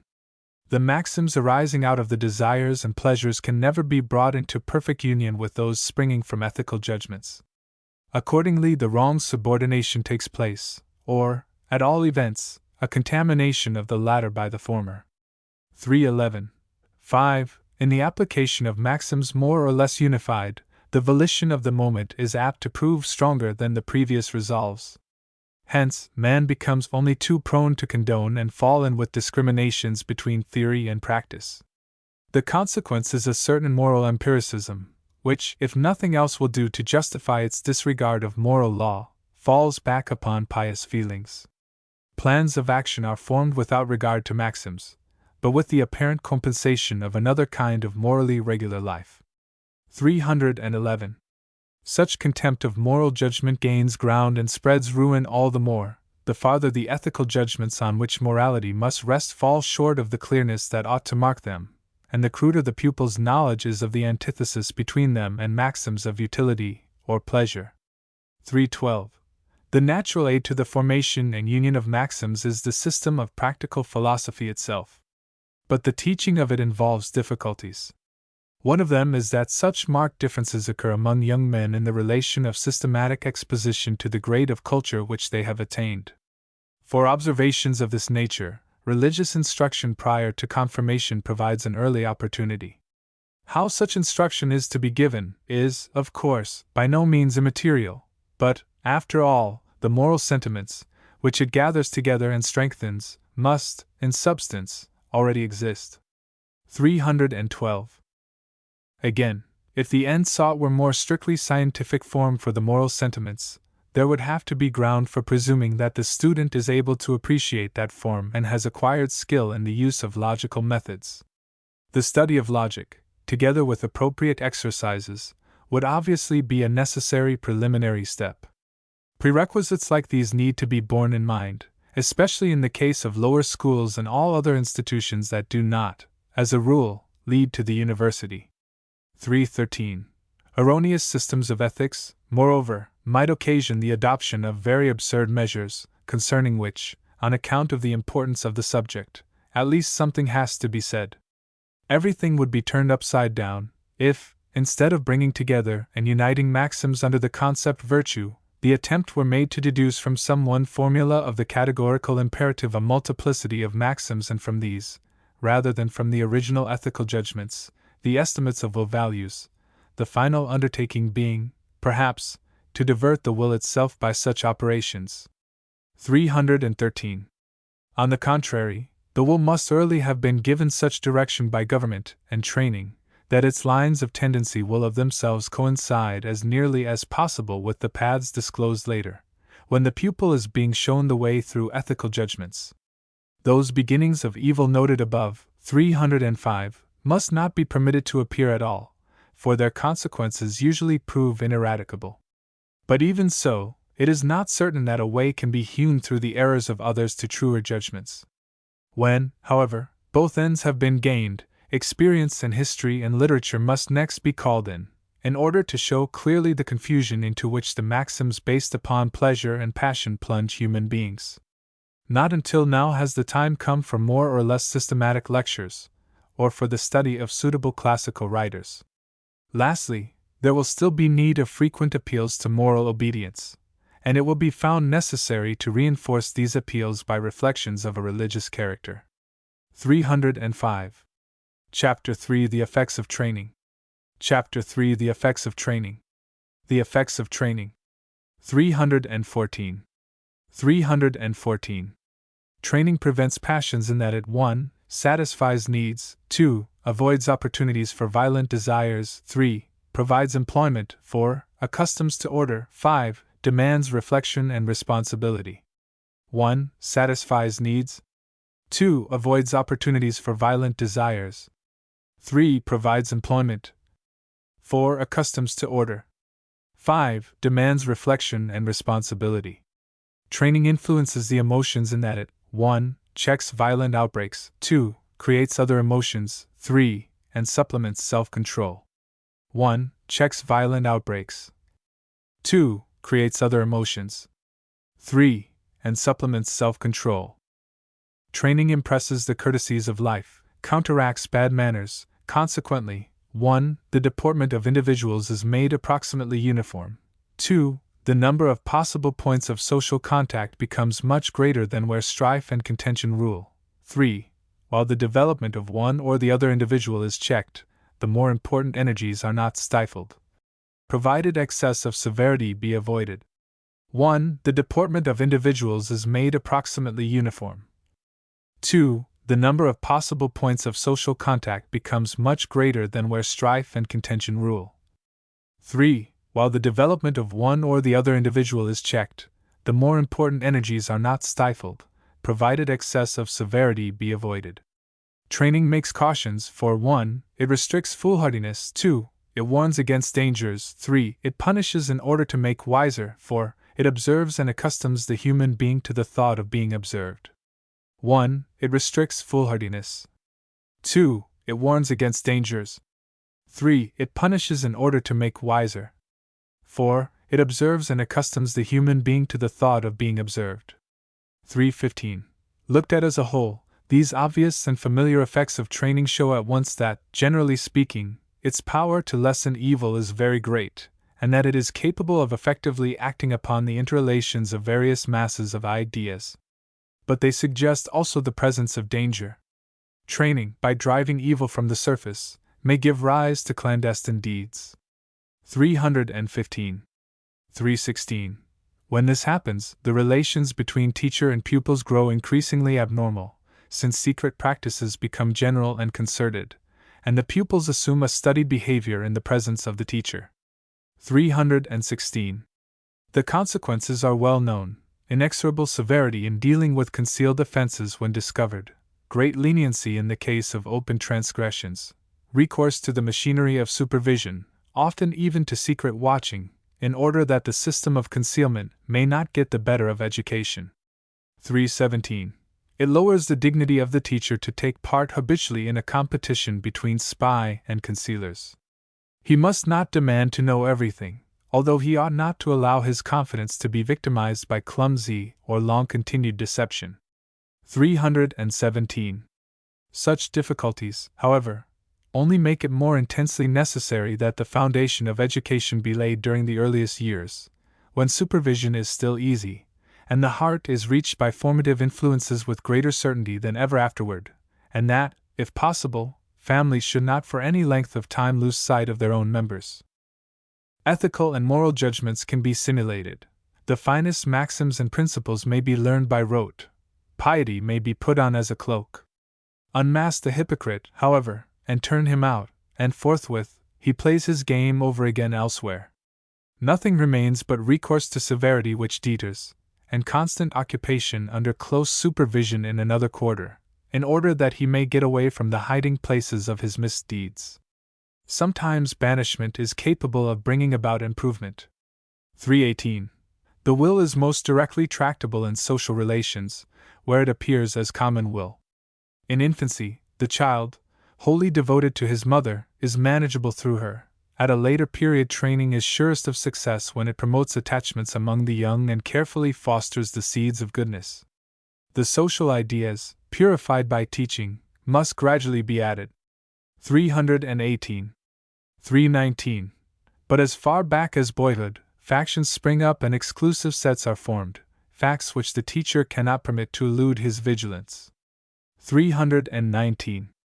When a kind of authority is granted to some older and tried pupils over those younger and less mature in judgment, the former become responsible, but the latter are not on that account relieved of all reflection on their own part, nor are they obliged to submit to every, though plainly unreasonable, demand of the former. Chapter 4 Special Faults. Chapter 4 Special Faults. Special Faults. 320. First of all, it is necessary to distinguish between those faults which the pupil commits and those which he has. Not all faults one commits are direct manifestations of those he possesses, but those which are committed repeatedly may grow permanent. This truth must be made clear, and must be impressed upon the mind of the pupil to the full extent of his powers of comprehension. 320. First. 321. In the case of false steps caused from without by unnoticed pitfalls, or made in spite of a firm resolve to the contrary, the pupil is himself usually frightened by what he has done. If so, all depends on the gravity of his offense as compared with the degree of his horror. 321. There is a host of minor faults, blunders, and even acts resulting in damage, which tax the patience of the teacher severely, but it would imply a mistaken conception of the difficulty of moral education if he should repel the frankness of his pupils by harsh treatment of such offense. Frankness is too essential a factor to be sacrificed. Once gone, it will hardly ever wholly return. 322. But the first lie uttered with evil intent, the first act of theft, and similar actions positively detrimental to morality or health, have to be dealt with severely, and always in such a way that the pupil who thought he was permitting himself a slight fault is made to experience most thoroughly both fear and censure. 322. 323. Serious treatment of a first offense is demanded also where pupils try to see how far they may safely disregard authority and command. It is important, however, not to overestimate the intention of these attempts, important also to exhibit strength, but not anger. Yet there are cases where the teacher must seem to act with some warmth, because the necessary treatment, if combined with coldness, would only intensify bitterness and cause pain in inordinate length of time. But very likely as much feeling as is expedient will show itself upon simply laying aside the assumed coldness. 323. 324. On the restoration of perfect order after a period during which government and training were lacking, a large number of faults will disappear of themselves, and accordingly do not require to be combated one by one. Respect for order, and incentives sufficiently strong to regular activity, are the main things. 324. 325. Faults which the pupil seems to possess are often only the borrowed maxims of the society which he hopes to enter. Here it becomes the business of education to set him right, if possible, and to elevate his view of human relations, in order that he may disdain the false appearances he before held in esteem. 325. 326. Faults which an older pupil actually possesses rarely occur singly. Moreover, they are seldom fully disclosed. Their appearance is determined by a prudent regard for circumstances.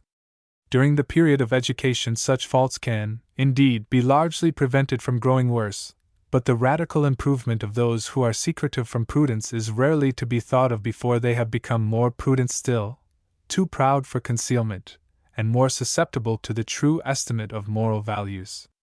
326. Where older boys and young men are found to possess and use talents, and where instruction can be so arranged as to develop them, there is some prospect of supplying a counterbalance to those habits which have been contracted. But in general, efforts looking toward a lasting reform are successful only when made at an early age. At all events, where there is much to amend, the feeling of dependence on strict training must be kept alive for a long time. 327. More success is likely to attend the endeavor to correct those faults which are not tolerated within the social class of which the pupil regards himself a member. Two factors determine the proper mode of procedure: the importance of making the pupil acquainted with the worthiest side of his social group, and on the other hand, the unavoidable necessity of causing him to see its less noble features in case he discovers in it free scope for his inherent faults.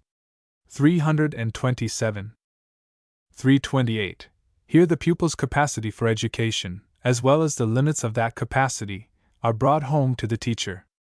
As boys approach manhood, they let birth and external circumstances designate for them that class of society to which they will belong. The class defined, they seek to acquire its form of life, and to get into its main current. On the way thither they accept and take along so much of higher motives, of knowledge and insight, as, on the one hand, instruction offers and training favors, and as, on the other hand, the individuality of each one, which the earliest impressions have further determined, is ready to assimilate. Those are rare exceptions who, through the development of an absorbing interest of some kind, in religion, or science, or art, have become less susceptible to the attractive force of their social class. Their course has been marked out by the instruction which induced the absorption. Henceforth they are self-actively engaged in the pursuit of whatever accords with the end in view, and accept only a small part of what is presented to them. 328. 329. Specific forms of a pupil's attitude towards society, especially the relative prominence in his mind of state or family relations, will have to receive due consideration in marshalling motives to counteract particular faults. Indeed, the same is true of the appeal to those motives through which it is sought to establish a preponderance of worthier endeavor over moral imperfection in general. 329. Section 3 remarks on the organization of education. Section 3 remarks on the organization of education. Remarks on the organization of education. Chapter 1 Home Education. Home Education. 330. On discovering that his own efforts encounter impediments, the individual teacher might easily come to think that society could do everything, if it only would, and if it possessed the necessary insight. Further reflection, however, reveals the existence of difficulties peculiar both to state and family. 330. On. 331. The state needs soldiers, farmers, mechanics, officials, etc., and is concerned with their efficiency. Its attitude toward a large number of persons, whose existence as individuals has significance only in a narrow sphere, is, in general, far more that of supervision designed to prevent the harm they might do, than one of direct helpfulness. He who is able to render competent service receives preferment. The weaker has to give way to the stronger. The shortcomings of one are made good by another. 331. 332. The state applies its tests to what can be tested, to the outward side of conduct and of knowledge. It does not penetrate to the inner life. Teachers in public schools cannot penetrate much farther. They, too, are more concerned with the sum total of knowledge imparted by them, than with the individual, and the way in which he relates his knowledge to himself. 332. 333. To the family, however, no stranger can make up for what one of its members lacks. To the family the inner condition becomes so manifest, and is often felt so keenly, that the merely external does not satisfy. It is obvious, therefore, that moral education will always remain essentially a home task, and that the institutions of the state are to be resorted to for educative purposes only with a view to supplementing the home. 333. But on closer inspection it is found that family life is very often too busy, too full of care, or too noisy, for that rigor which is undeniably required both for instruction and for morality. Luxury and want alike harbor dangers for youth. Consequently, families lean on the state for support more than they ought. 334. Private institutions as such do not possess the same motive power as either state or family, and are seldom able to make themselves independent of the comparisons to which they are exposed, because of the fact that they are expected in one case to take the place of the state schools, and in another that of the family. 334. Nevertheless, sturdy minds which do not require the emulation obtaining in schools can be advanced more rapidly, and instruction adapted more easily to individual needs, than in public institutions. As for training, moreover, the evils that may spring from environment can be prevented more successfully than is possible in many families. If the institutions in question could choose from among many teachers and many pupils, they might, under otherwise favorable circumstances, be able to achieve great results. But the fact of a picked set of pupils alone shows how little the whole need of education would be met. Besides, even those that were chosen would bring with them their earliest impressions. They would incline toward the social conditions for which they believe themselves to be destined. The faults of individuality, 294 etc., would cling to them, unless such faults were recognized before the selection, and were avoided by exclusion. 294. 335. As much as possible, then, education must return to the family. In many cases, private tutors will be found to be indispensable. And of instructors excellently equipped as to scholarship, there will be the less lack, the better the work done by the gymnasia. 335. It must be noted, also, that instead of being the most difficult, the most advanced instruction is the easiest of all, because imparted with the least departure from the way in which it was received. People are therefore mistaken when they assume that private tutors are capable of furnishing an equivalent only for the lowest classes in gymnasia. A far greater difficulty lies in the fact that even the most skillful and active tutor cannot give as many lessons as a school provides, and that accordingly more has to be left to the pupil's own efforts. To be sure, this is exactly the mode of instruction which suits the bright student better than one that must accommodate itself to the many, and which on that account must progress but slowly. 336. But home education presupposes that sound pedagogical views have been arrived at in the home, and that their place is not occupied by absurd whims or half-knowledge. Niemeyer's famous work, The Principles of Education and of Instruction, is intelligible to every educated person, and has been widely known for many years. 336. 337. The necessity of sound pedagogical knowledge in the home becomes all the more urgent where teachers, private or public, change frequently, whereby inequalities of instruction and treatment are introduced which need to be corrected. 337. Chapter 2 Concerning Schools. Chapter 2 Concerning Schools. Concerning Schools. 338. The school system and its relations to local authorities, on the one hand, and to the general government, on the other, form a vast and difficult subject involving not merely pedagogical principles, but also such aims as the maintenance of higher learning, the dissemination of useful information, and the practice of indispensable arts. In university lectures, a few words on such topics suffice, since young men who accept a school position assume, at the same time, obligations which for a long time to come prescribe for them the path they must follow. 338. 339.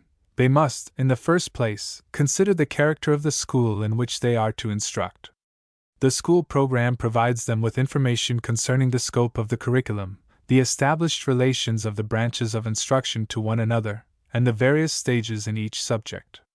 The teachers' conference affords them an insight into multiplex relations to authorities, parents, and guardians, and to the pupils, also relations leading to cooperation, more or less perfect, on the part of the teachers.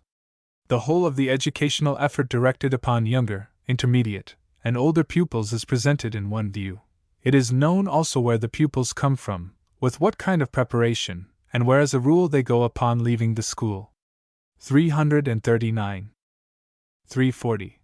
It must obviously make a vast difference whether pupils look forward to the university, or whether the gymnasium is filled with boys who do not intend to pursue higher studies, whether a burgher school sets a final examination to mark the stage of general culture to which the school is expected to advance the pupils, or whether the pupils enter and leave without well-defined reasons according to what seems best to their respective families, whether an elementary school is conducted merely as an institution preparing for gymnasia or burgher schools, or whether its course provides for the suitable education, during his whole boyhood, of the future artisan, etc. 340.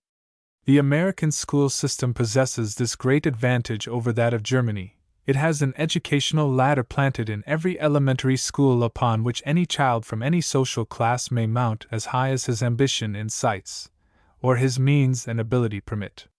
It is the only suitable system in a democracy, where opportunity should be open to all. Even to obtain greater perfection than the German school system has ever attained, a democratic nation cannot afford to impair its present organization, and so far as it makes advancement possible to every aspiring soul. 341. In each case, the official activity entered upon must adjust itself properly to the whole, the outlines of which are given. These determine the proportion and the subdivision of the store of learning to be kept ready for use, the degree of confidence to be shown to pupils as to knowledge already acquired, and the manner in which they are to be addressed. It is important that the teacher should appear before his class adequately prepared and with confident self-possession, that he should look about attentively at every one and make each pupil feel at once that it would not be easy for him to undertake anything without being noticed. 341. 342. The questions to be put to the pupils need to be formulated clearly and concisely, and they must follow each other in easy sequence. The answers must be corrected and, when necessary, repeated, in order that all may hear them. No pause should be unduly prolonged. No explanation to the weaker pupil should be allowed to become oppressively tedious to the more advanced. Those who are at work at the moment must be assisted, but ought not to be disturbed by much interrupting talk. The current of thought is to be invited and accelerated in all, but not hurried, etc. 342. Such requirements instruction will meet with greater or less difficulty, according as classes are small or large and the inequality of pupils great or slight. 343. In the assigning of work, the capacity of each pupil must be taken into account as much as possible, in order that no one may surrender to ill humor and discouragement on account of excessive demands, nor any one permit himself carelessly to abuse a task too easy for him. 343. 344. Inequalities of division resulting from rearrangements of classes, or other changes, must be pointed out to the authorities as clearly as possible, for the purpose of urging a more even distribution and a reduction of excessive numbers. 344. 345. In the course of the gradual extension of such efforts, many a defect will come to light. It may be found, for instance, that the school is not a whole, because of the lack of a competent teacher for an important subject, or because of marked inequalities of knowledge and culture due to the preparatory schools, or because the school, such as those in small towns, follows the curriculum of a gymnasium while its real aim is supposed to be that of a burgher school, etc. 345. 346. Reports of such single defects will as a rule lead only to correspondingly partial improvements in the system and to relief from the most onerous perplexities, since it is seldom found possible to organize the system of a whole province at once in such a way as to make one harmonious whole. 346. 347. But in case comprehensive reforms of the school system were undertaken, it would be necessary not merely to tolerate great multiformity, but even to create it purposely. For division of labor is in all human performance the right path to better things, and the preceding discussion must have shown with sufficient clearness how much depends on a more discriminating segregation of pupils. 347.